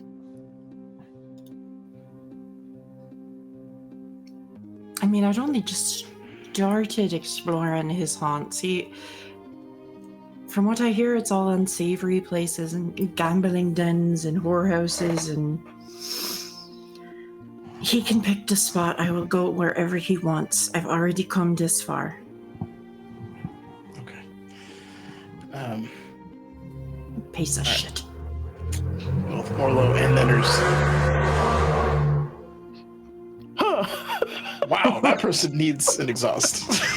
That is awful. There's a lot of those people that live in my apartment building. It's a thing. That sounded terrible. That was like a straight piped garbage can. There's a lot of people who do street racing and think they're cool. It's really sad. Let's go. All right. Give me a second while I type. I'm gonna mute myself. I'm gonna type this out. Okay. All right. No worries. Take your time. I will let you go ahead and do that. I will pop over to the family in the house for now, just to, we will be wrapping up relatively soon, and wrapping up means that more or less everyone will be finding a place to rest for the night. So with that in mind, for the 4 of you who are still inside, now that Imani has been put to sleep with lullabies and words of soothing encouragement, the 4 of you have some time before you settle down for the night. If there's anything you'd like to discuss or do, while our dear Mushroom Man is typing up a message, you have the opportunity to do so. Jatsiri would just pass the note on to Nima and Lizette for them to give to the kid. With the instruction of, like,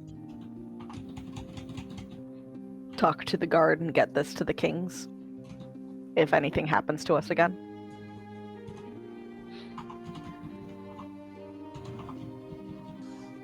I think while Marlo and Trill were gone, we would at least debrief on what happened at the Flask and Silk, because Lizette was out of the room, unlike the building, when we spoke with the kid lady. Yeah. So just recapping her on that. Sure. We can exposition that away. Yeah. Lizette is hearing it a little bit. Like she's had so much happen, and I think she's like overloaded on like the details today, but like she tries and does like listen, and I think is going to say I would like to check on Codwell and Imani. If you would excuse me, Jatsiri, I think I need to be with my family tonight. Feel free to rest wherever you can find space in the house. And I think she's gonna inform Nima that like she's sleeping in her room tonight. Not asking. This is my house. She was in the room when you asked Imani. She already knew this fact. Whatever. Now I'm letting you know that your big sister is invading your privacy and sleeping in your room tonight. Well, trancing in your room tonight. But we'll go on and head upstairs and sort of quietly open the door, because she is pretty certain that Imani is slumped at this point and doesn't want to wake her. Looks in, like, what's Caldwell doing? Just kind of sitting at the edge of the bed and waiting. Like, at this point, any communication is telepathic, and he wouldn't even be sitting down, but it would feel weird to just be standing over a sleeping person. So he's just sitting quietly. Yeah, I think Lizette would beckon him over to outside of the room so they could talk quietly and maybe not like interrupt Imani's slumber. Lizette, as you do this, perception check, please. Oh my god. Oh my god. I used my D20 and I used my D4. I'm sorry, I didn't ask you to. Don't apologize. This is my decision. These are the consequences of my actions. Oh, Kit just gave you another D4, so if this is not to your liking, Kit came through. Kit. Go, Kit. Thank you. You are the savior of us all. And we're about to end. You might as well use it anyway. Mm-hmm. Yeah, we're doing it. Love you down, Kit. That is an 18 total. Incredible. As you are calling Caldwell over, who I imagine follows the call and heads in your direction, there's a moment where he's walking towards you where your vision flashes to white for just a second. And rather than Caldwell, you see that fey creature with long brown hair and the white dress walking directly at you before your vision flashes back, and it's Caldwell. It was me the whole time. It was just Caldwell. I have no idea. It wasn't me. He's been here the whole time. Sam Reich, get out of here. So good. Okay. Like, for a second, you see abject fear cross over Lizette's face, and then she blinks and relief. And she will sort of like look at you for a hard moment and say, Caldwell, may I embrace you? If you like, Mom. I am not your mother. And we'll bring you in for a hug. You really need to stop that, Caldwell. I am the daughter of a performer, a servant. I am common as dirt. You do not need to call me ma'am. I know I have told you 1,000 times, but maybe the 1,001st time will help with that. Begging your pardon, Mum, but I've met your father, or at least your sister's father. Hold on. Do I know that you have the same father or not the same father?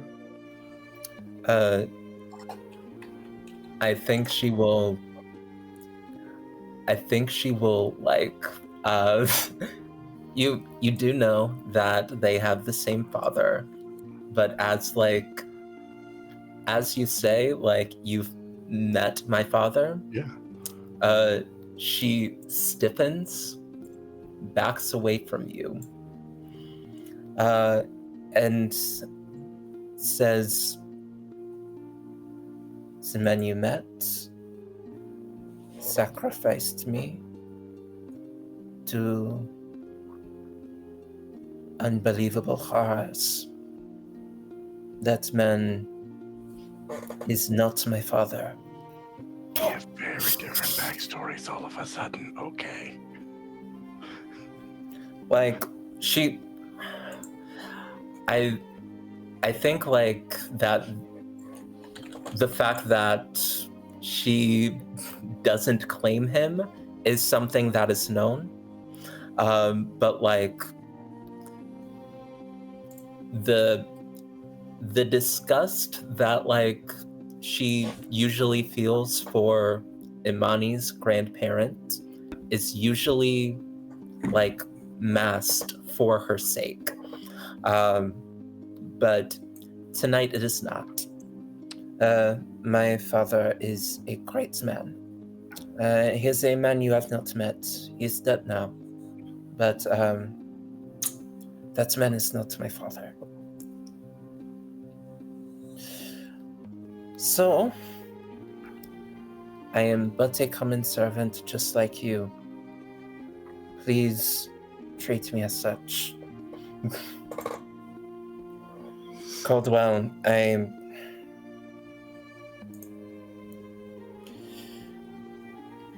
care about you. You are my family.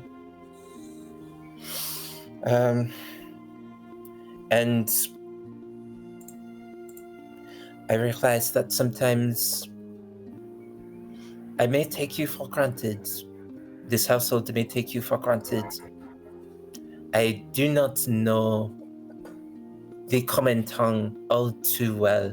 I know it well enough, but the syntax of some words do you not like the term manservant? Is this something that you do not feel like represents you? It's an apt enough description of what I do, Mum, but I suppose in the right context it might seem degrading, but I am certainly a servant, and I am more than certainly a man.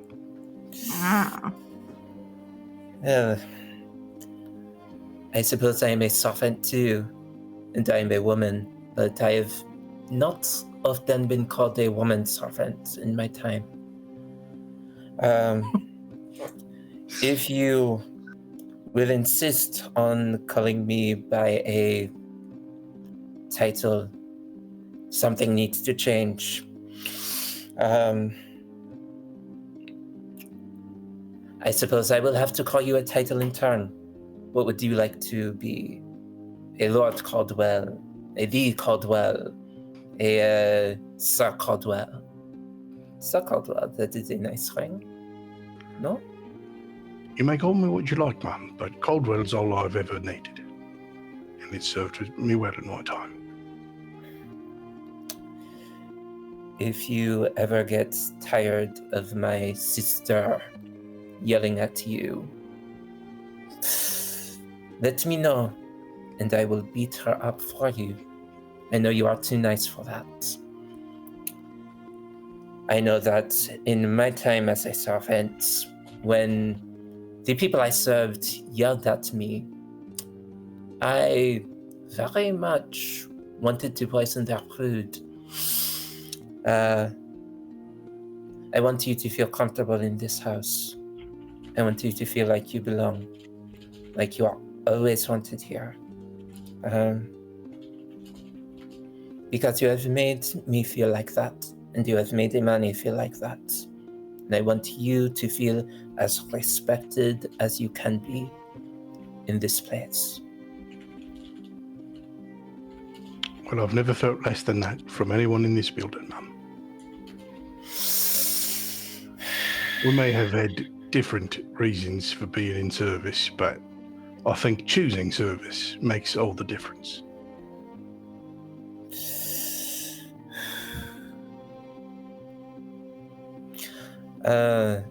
She'll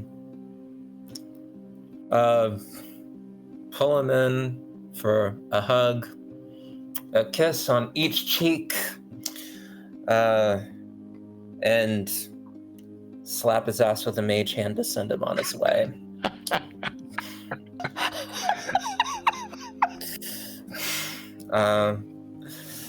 HR has entered the chat. As we would say at work during a meeting, anytime someone does anything, the number for HR is. Yeah. That is. Eva, go ahead and roll that with a 2GM on, please. Yeah. That is, I think, like, Didn't this even work. has. What the heck? This is Lizette at least marking the shift from, okay, this is a dude that serves my family, that is weirdly loyal to my sister for some reason. I guess she pays him like so much money, into, okay, this person is now my family, and the relationship is going to shift from now on.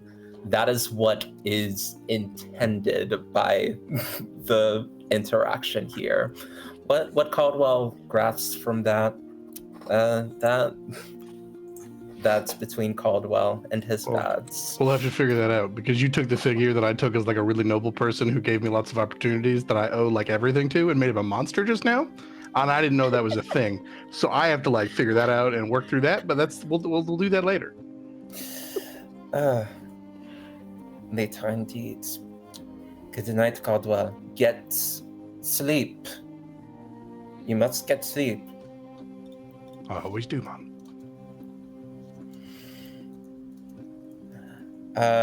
And she will float inside of her sister's room, and I think like look over Imani for a long minute.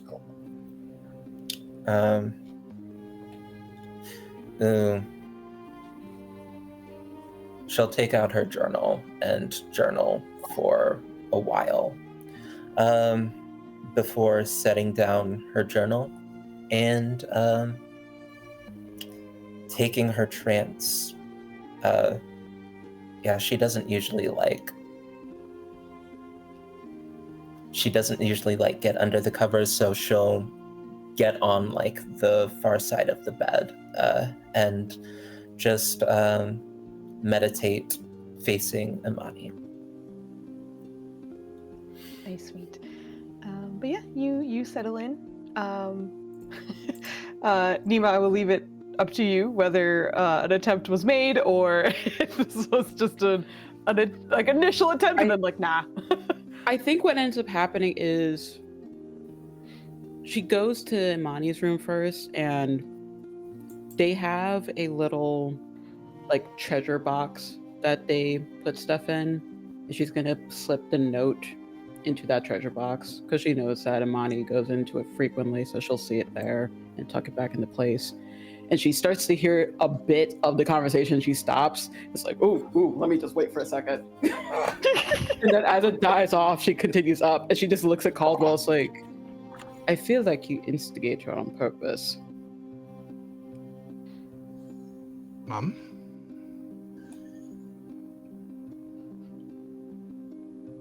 I want an insight check. I want an insight check this man. It's like, do you insist on this on purpose or to fuck with my sister? Caldwell. Damn, not what Never mind. I don't even. It's okay. Whichever you prefer. If you want to roll, but that was a natural 3. Who knows? Who knows? You want me to do what It's now? Joe rolling, so. Persuasion or deception, whichever you prefer. If you'd like, you can whisper that to. Jesus, guys, it's terrible. Doesn't matter. I said it before. Just I'm a better always vote. Exactly. Ugh. Like we just look at each other. It's like there's something there, but I just can't quite. There's nothing there. It's persuasion. I'm being honest. Persuasion, It's late. yes, yeah. You Okay. guys went through a traumatic battle. There's a bunch of shit that's happened. There's just a bunch of you right past each other. I insist on etiquette because it is correct. It's what I was trained to do. And I would argue that the lady thinks too little of herself. And if I can, in some small way, by elevating her to the status she deserves, she might eventually believe me. I can see the reason. I do. But I think there are other ways of going about it. There are some things I think she holds.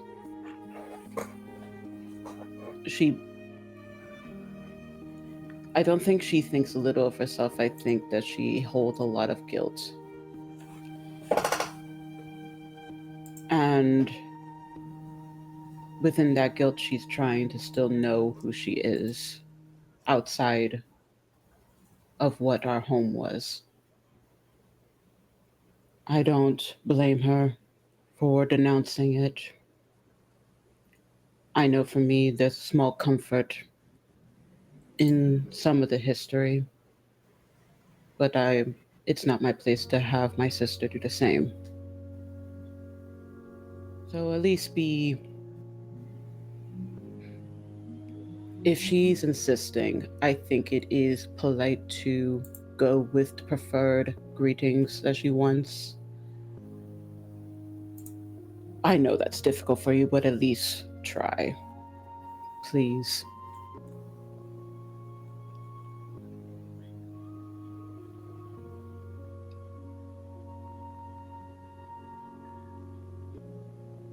There are some things that don't bend easily, Mum. I realize that. That's why I say try. Who knows, maybe one day she will be accepting of the mum, but for now, see if you can bend, and she'll probably bend back.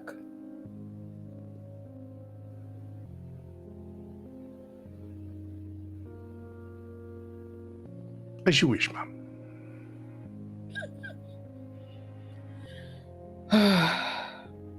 All right.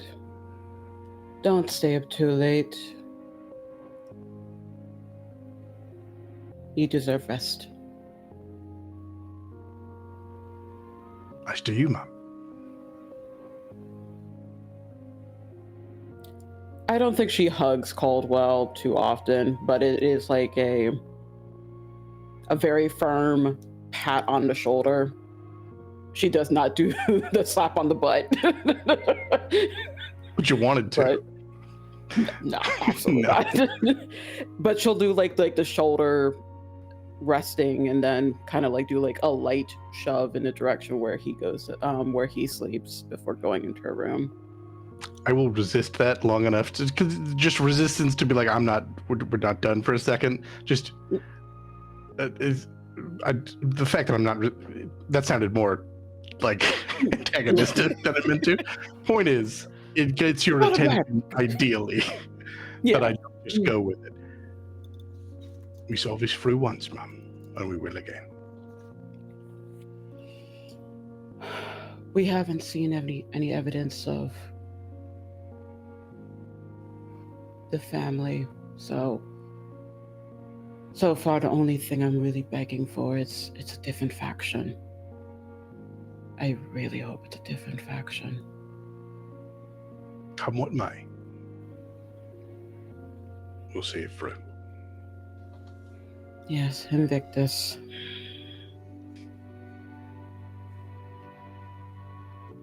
You are Good night, not. Goldwyn. Good night, Mom.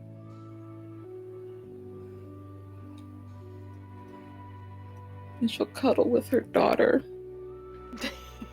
Just get in bed, she'll dress down and just, oh, my baby girl.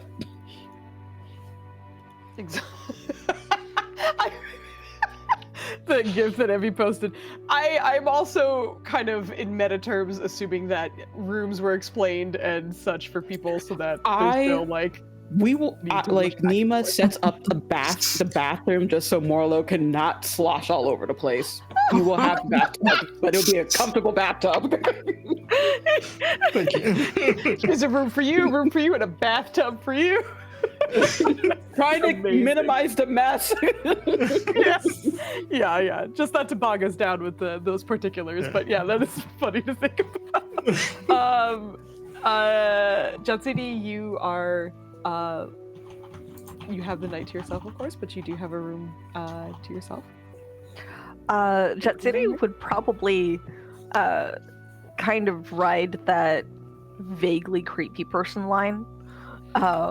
And just like at the top of the stairs, crouched down, perched almost like a gargoyle with like the feathers like splayed out and just like trances while just kind of crouched down. Amazing. Yes. And with you guys set up, we'll hop back to Trill and Morlo for the sending that will be sent before we wrap up the night. All right. Nenners, if you're all set. I'm ready. I say, evening. I'm Morlo, friend of Trill. She needs to talk. Please let her know when and where you can meet. The infinite provides. I was like, you have extra words. The infinite provides. He's gonna be like, the infinite. It'd be so weird because you're so peaceful, but the way that you said, I immediately heard the Emperor protects. Cadia stands. This is You are not a Warhammer. this is cult behavior. Lizette is triggered. Lizette is triggered. This is cult behavior. Ooh. Name a thing Lizette is not triggered by this episode. Anyway. Morlo, please roll me your persuasion check. You're making me roll. Can I guidance myself because I know the impact on my Yes. friend? I will let you do that. All right. Persuasion. It's actually not terrible. I'm so happy. That's a 10 roll. All right. I mean, it's still double digits for rolling a 6. It's a 6. Oh god. I almost rolled a 1d6. All right, 15. We fought our way to a 15. We fought our way to a 15. Like, that is not bad, honestly. It's not.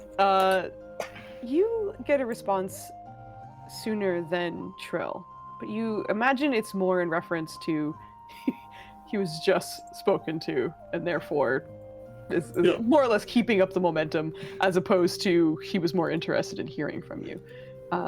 But in the response you get, tell her I'll see her soon. Probably in the next day or two. She won't have to look. Your esteemed sibling said he will see you soon in the next day or two, and you will not have to look. I'm not sure what that means, but hopefully it means something to you. I mean, I feel like that's a better response than I got, to be honest. At least he's kind of agreeing. Oh, that little shit. Yeah, I don't know what to do with that. I guess he'll find me. I guess we stand out. Yes, we have traits that are dissimilar for most of this city, so I'd imagine so. Thank you for doing that. My pleasure. I would like to see you two at peace. I don't know if we're going to have peace, but I don't want him to be in danger. Perhaps Unless it's from me.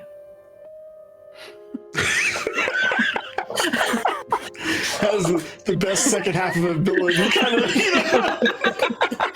They had me in the first half. yeah, exactly. I think I understand, and hopefully we can get you to a point where you understand each other, whatever that looks like. You would be the greatest cleric of all time if you could pull that off, let me tell you. My duty is to serve, and I see siblings in turmoil, and I hope to help. Thank you. You're a good friend. As are you. A being with many teeth tried to bite me several times, and you stopped them. I'm very much appreciative of that. Anytime. Yeah, happy to be of service there. Yeah, no, and that was fucked. It was rather alarming. Yes, too many teeth, as far as I'm didn't concerned. like it at all. No, that was not good. You mentioned dreams earlier, but there's a darker side to that, and nightmares. And I'm thankful that neither of us will suffer from those tonight. Yeah, that's a very positive spin to put it all on. All right, well, we should get back, and hopefully tomorrow we'll see your brother and see less teeth. Yeah, that's good goals. It's, not setting the bar too high. That's, maybe not lose any more time. Can we add that to the list? I think that would be a good one. I'll pray for that as well. Grand. Head on in. Yes, one. You guys head back. Enjoy that cursed image in chat, by the way. Oh my god. I didn't. Oh my god. It's just 2 frames. I don't know why I was expecting some, high def animation there when I saw it still, but fantastic. It's tryptophobia and teeth at the same time. Well done, Emmy.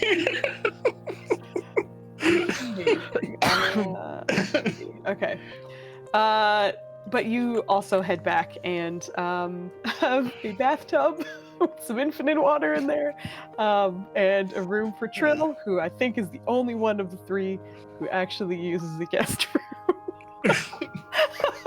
I'm gonna get comfortable, put my feet up. Yeah. No reason to be uncomfortable about it. But comfort eventually does come to each of you, and maybe not a lot, but at least enough to rest, whether that be through trance or unconsciousness sleep, for Nima, Imani, and Caldwell, but trance is for the rest. And it's there was a lot of talk of dreams on this day. Most aren't able to experience it in this group. But the first to be disturbed in any way is Morlo in the tub. As you rest. As you enter your trance, there's a moment in which you feel a hand against your shoulder. And as you open your eyes and your consciousness comes back, as you find yourself waking from this trance, you see a woman with curly hair and a dark red hood with glowing red eyes staring directly at you. And as she stares at you, you hear a voice that doesn't seem to be hers. But you also don't see lips, you don't see anyone else. But you hear, "A council is requested." And in this moment, you find your vision flashes to white. And Morlo, as much as you have never experienced it, you feel as though you are dreaming. But as this happens to you, Trill in your bed as you trance. You as well. A shoulder against your hand. A curly-haired woman in a long, what looks like cloak of some kind. The hood pulled up. Glowing red eyes. The council is requested. Your eyes flash. Oh, what? And you also seem to feel as though you are falling asleep in some way, which is strange because you are incapable of being forced to sleep. I don't like it. It happens. Happens anyway. On the banister, perched like a gargoyle. Stairs, not the banister. I'm like at the top of the stairs. I'm not perched on like. I'm not a bird perched on like just a stick. I need Jedziri gargoyle banister art. That's amazing. On the stairs. Hand on your shoulder. Same mysterious face. The council is requested. No. Your vision goes to white. No! Take it anyway. And final, a hand against the shoulder of Lizette. The eyes, a face you've never seen before. But a voice you've heard before. Same with Jadziri, actually. A council has been requested. And back to the white. Those of you Why do you What think I've I heard said no before? to that bitch? I was just like, no. A what I've heard before? A voice voice. you've heard before. Voice. Like, do I know where I've heard this voice before? It's the You person gave her who- time. Yeah. Ah. Um. Oh, Yeah. boy.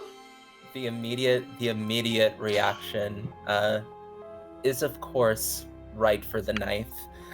You learned nothing Nothing. I You learned are- nothing. in a You gotta point room. out there's no You're guard in for a you room to with your accidentally sisters stab. and niece. Yeah, there's just a niece for you to Stab accidentally your stab. niece. Your sister. My God niece is damn it. right there. Somebody really dangerous Yeah, is exactly. in my That's house, my in my point. room. And you're reaching for the knife again, knowing that Yes. bitch will just phase through. I don't know that. I'm panicking. In her Um, defense, it is a different woman that is in front of her. In her Okay. but the same voice is coming through. Yeah. And I will also say that Lizette has had night terrors before. Does experience dreams sometimes. So this is probably going to be an unpleasant return to dreaming. But yeah, Sure will. that she probably whites out before like she can really like grip the knife. But you do, yeah. You have no reaction, by the way. Like even them Yeah. saying no, this was a mental thing. Like nothing came out. You more or less saw the eyes, heard what happened, and then your vision went white. And more or less, that is all you were able to do is simply experience it. Before you can stab your niece, so that's good. Before you could stab your niece, there's an attempt to grab, but nothing happens. For the others, Caldwell and Nima, it started off as a regular night where the dreams come to you frequently or not. I can't look.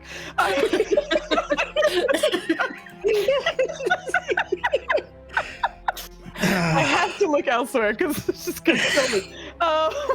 But as you guys drift off, whether you dream often or you don't, whether that is complete darkness and peace, or perhaps reliving moments that had happened earlier this day. Either way, you almost feel like it starts bleeding in from the edges at first, just a white, almost like a milky film that starts kind of covering whatever consciousness you had here until eventually it is all white. There are no words for either of the two of you, but you find yourself in the same space that the others find themselves in. But this is unbeknownst to all of you, as all you experience is isolation and a white scape. this is where we're going to end our episode tonight. We get to come back to the lovely night that these guys are going to have. And for those of you who have seen a particular episode of Difficult Terrain, it is a familiar person who has come to visit you, but it is this woman who, those of you who were tranced and had to be knocked out of it. I don't trust her. Yeah. Saw very briefly before sending you away. This is the bitch that almost TPK'd Difficult Terrain. They don't know that though. Everything's fine. It's not. No, there's. Oh, so a woman, with red, devilish, infernal-looking eyes put me to sleep. That's great. I don't know if you would say they're infernal by definition. They're just glowing in red. Just be thankful. She beat the brakes off of my other character, who's considerably higher level than this. So I don't But he doesn't appreciate prep that. any attack spells. He just heals people. How would you defend yourself? Nice. I am disintegrate. Uh-huh. On the Dex characters, that's a frost. Dex saving throw, sir. Oh, I'm not. He said I had no offensive spells, and I just wanted to counter that. I've seen you cast healing spells and polymorph. I was next to a fighter. I'm pretty sure he was the target. If I remember correctly, he's getting his ass whooped. Whoops. Did not enjoy that. Ava, no. Oh my God. You're allowed to sip. You sip for hags. Let me sip for at least the hot lady. Yeah, that's immediately went for the so fair. hag. That's very fair. That's fair. I'm stressed. gosh. I'm stressed for Lisette right now, and Lisette does not like all of the people that are breaking and entering into the home and fucking doing things. Oh God. Meanwhile, Trill and I better are going to be like, sleeping. Caldwell better be getting a good night's rest. I swear to God. If Caldwell's out working all night, I'm gonna be so mad. It'll be good because Caldwell gets to avoid whatever is happening to all of us, but ugh. Ugh. Ugh. Oh my God. Ugh. It was a time. You know what? I also hate to inform you, we might be off next week. I don't know yet. So this might be another thing that we have to sit on for an extra week, but we'll see what happens and how schedules work. But we'll find out. Anyway, as per usual, we like to hand it off to our guests so they can say goodbye and let everyone know if there's anything exciting happening. And I'll talk to the one who is apparently getting sent straight to jail. Ava, would you mind letting the people know where you can be found? Horny Joe. All I'm saying is she's hot. Anyway, hello, my darlings. It's your Madam Ava here. You can find me anywhere at Madam Ava Couture. I'm still on Twitter because I like the drama. And right now you can find me on Twitter crying over Wheel of Time being canceled because I'm so heartbroken. But outside of that, there's stuff working on in the background. I'm floating around. I don't have really a home. I'm on vacation and I'm floating wherever. But check my socials and figure out where I'm going to be. Until then, this is my vacation home. So you'll find me here at the very least every Saturday, unless we don't have a game on that Saturday. And we'll pass it to the instigator of my sister's annoyances, Joe. Listen, I am just honoring propriety. Respect her pronouns. I respect position and correctness and station and status. I am proper. In any case, I'm me, and I'm Joe, and that means I'm here. Once in a while, I'll be on My Cosmic God, which is my Twitch that I neglect it. I'm neglectful of my Twitch. I don't stream all the time. I've streamed more recently using Fooz's channel stuff to stream from my end than I have my own stuff. But I'll be there sometimes. Most of the time I'll be here, Fridays and Saturdays, and this week is a Sunday, and just whenever. I'll be here, and I'm hanging out. And it's a great time. But Evie, you say things now and talk about where you are. Are we just like going in reverse? Probably. Oh yeah. Okay. Kind of. All right, so I'm Evie, the Disaster GM, normally found over on Alter Deco Archives. My pronouns are she, they, or any. I am the director and primary GM over there, where I mostly run Cypher System. Tomorrow, we actually have a game / today, depending on where you happen to be time zone-wise, at 3 Eastern, 12 Pacific. Called Empyrean Wilds. It's a sequel campaign to our previous campaign. And we have our group of complete idiots that encountered a displaced area of corrupted jungle that popped up just suddenly in a city. And they are about to have to deal with that. And one of them might get swallowed by a giant pitcher plant. So you should come by, watch them deal with the fact that plants want to eat them. But yeah, tonight I was Jet City, and Jet City is not having a good time right now. She said no. This was not with her consent. I would like to state that. This was not with her consent. She blatantly told them no. But beyond that, let's just kind of like jump it back to Anita. Hi, Anita. Are you having a good time?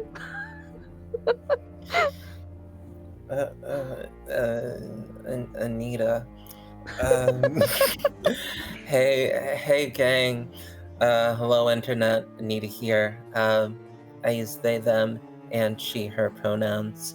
I've been. What's that? Zoto didn't say. Truly a cursed individual.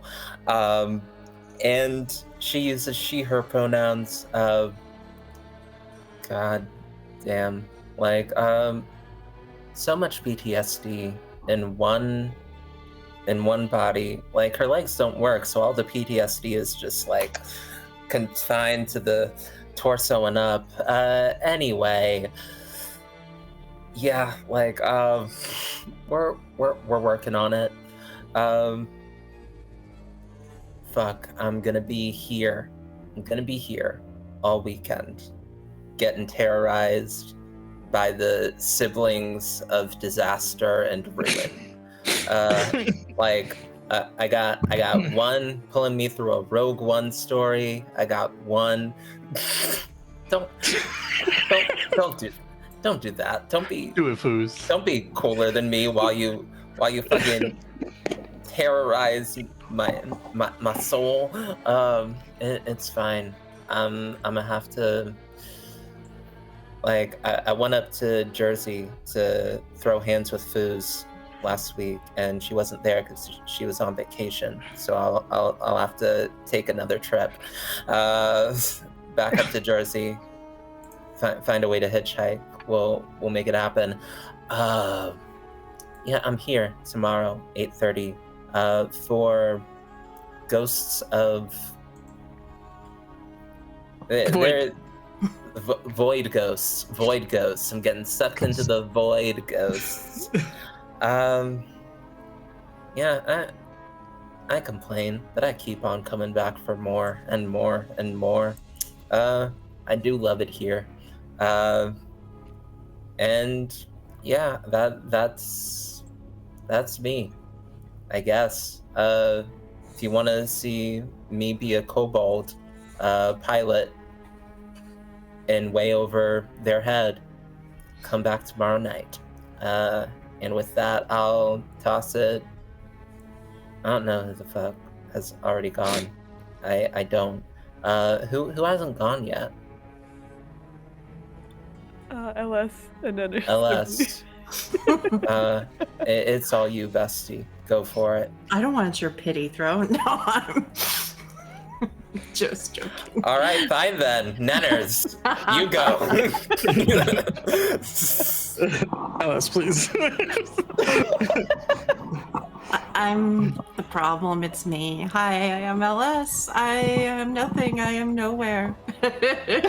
I'm going with it. I'm leaning into it. I love it here. I'm so happy to be here. I don't have anywhere else. I'm so happy. Yeah, recruit me. I have weekends open. I have been playing Trill, my little Eldrin Ranger, with some family problems. It's a little bit dysfunctional. The rest of it functions fine. But yeah, she loves her little mushroom buddy. So happy to be here, so let's throw it to my little mushroom buddy. Yeah, I'm Nenners. I play Morlo. I'm running the second half of our one-way trip mission tomorrow at 8. So if you're interested in some sci-fi, it's in the Dark Matter universe, so we're playing in there. Should be an interesting thing. They've landed on the ship in spectacular fashion and are going through some combats, and we'll see where that goes. But there's that, and then next Friday we'll be doing, maybe, actually we're not sure, so could be, could not be, doing Alkenstar, which is super up in the air. very coming close to its end. So I'm interested to see how that ends. But they've accomplished a good chunk of their goals there. Saturday, may or may not be playing this again, so who knows? But yeah, so I'm not sure what's happening. We'll figure something out. But yeah, I think that's all I got to say. Foos, if you want to raid someone, I'm sure you've had ready for like 10 minutes. So just raid us away while I ramble. For once, I was pretty good about it, and I did actually look it up. So I do have someone for us to raid, and for my lovely cast, please give me your 2 votes for the inspiration for next episode. Oh, I almost forgot. Please and thank you. I think someone already did, so gold star to Ava. She already did it, so well done. But yeah, we're gonna go raid Behold Roleplay. It looks like they're doing some kind of maybe like superhero thing. I don't know what's going on. But I love the style and the art and the overlay and stuff, so we're gonna go say hi and give them some love as per usual. And as mentioned, hopefully we'll be back next Friday and Saturday, but it's kind of up in the air in that right now, but we'll find out.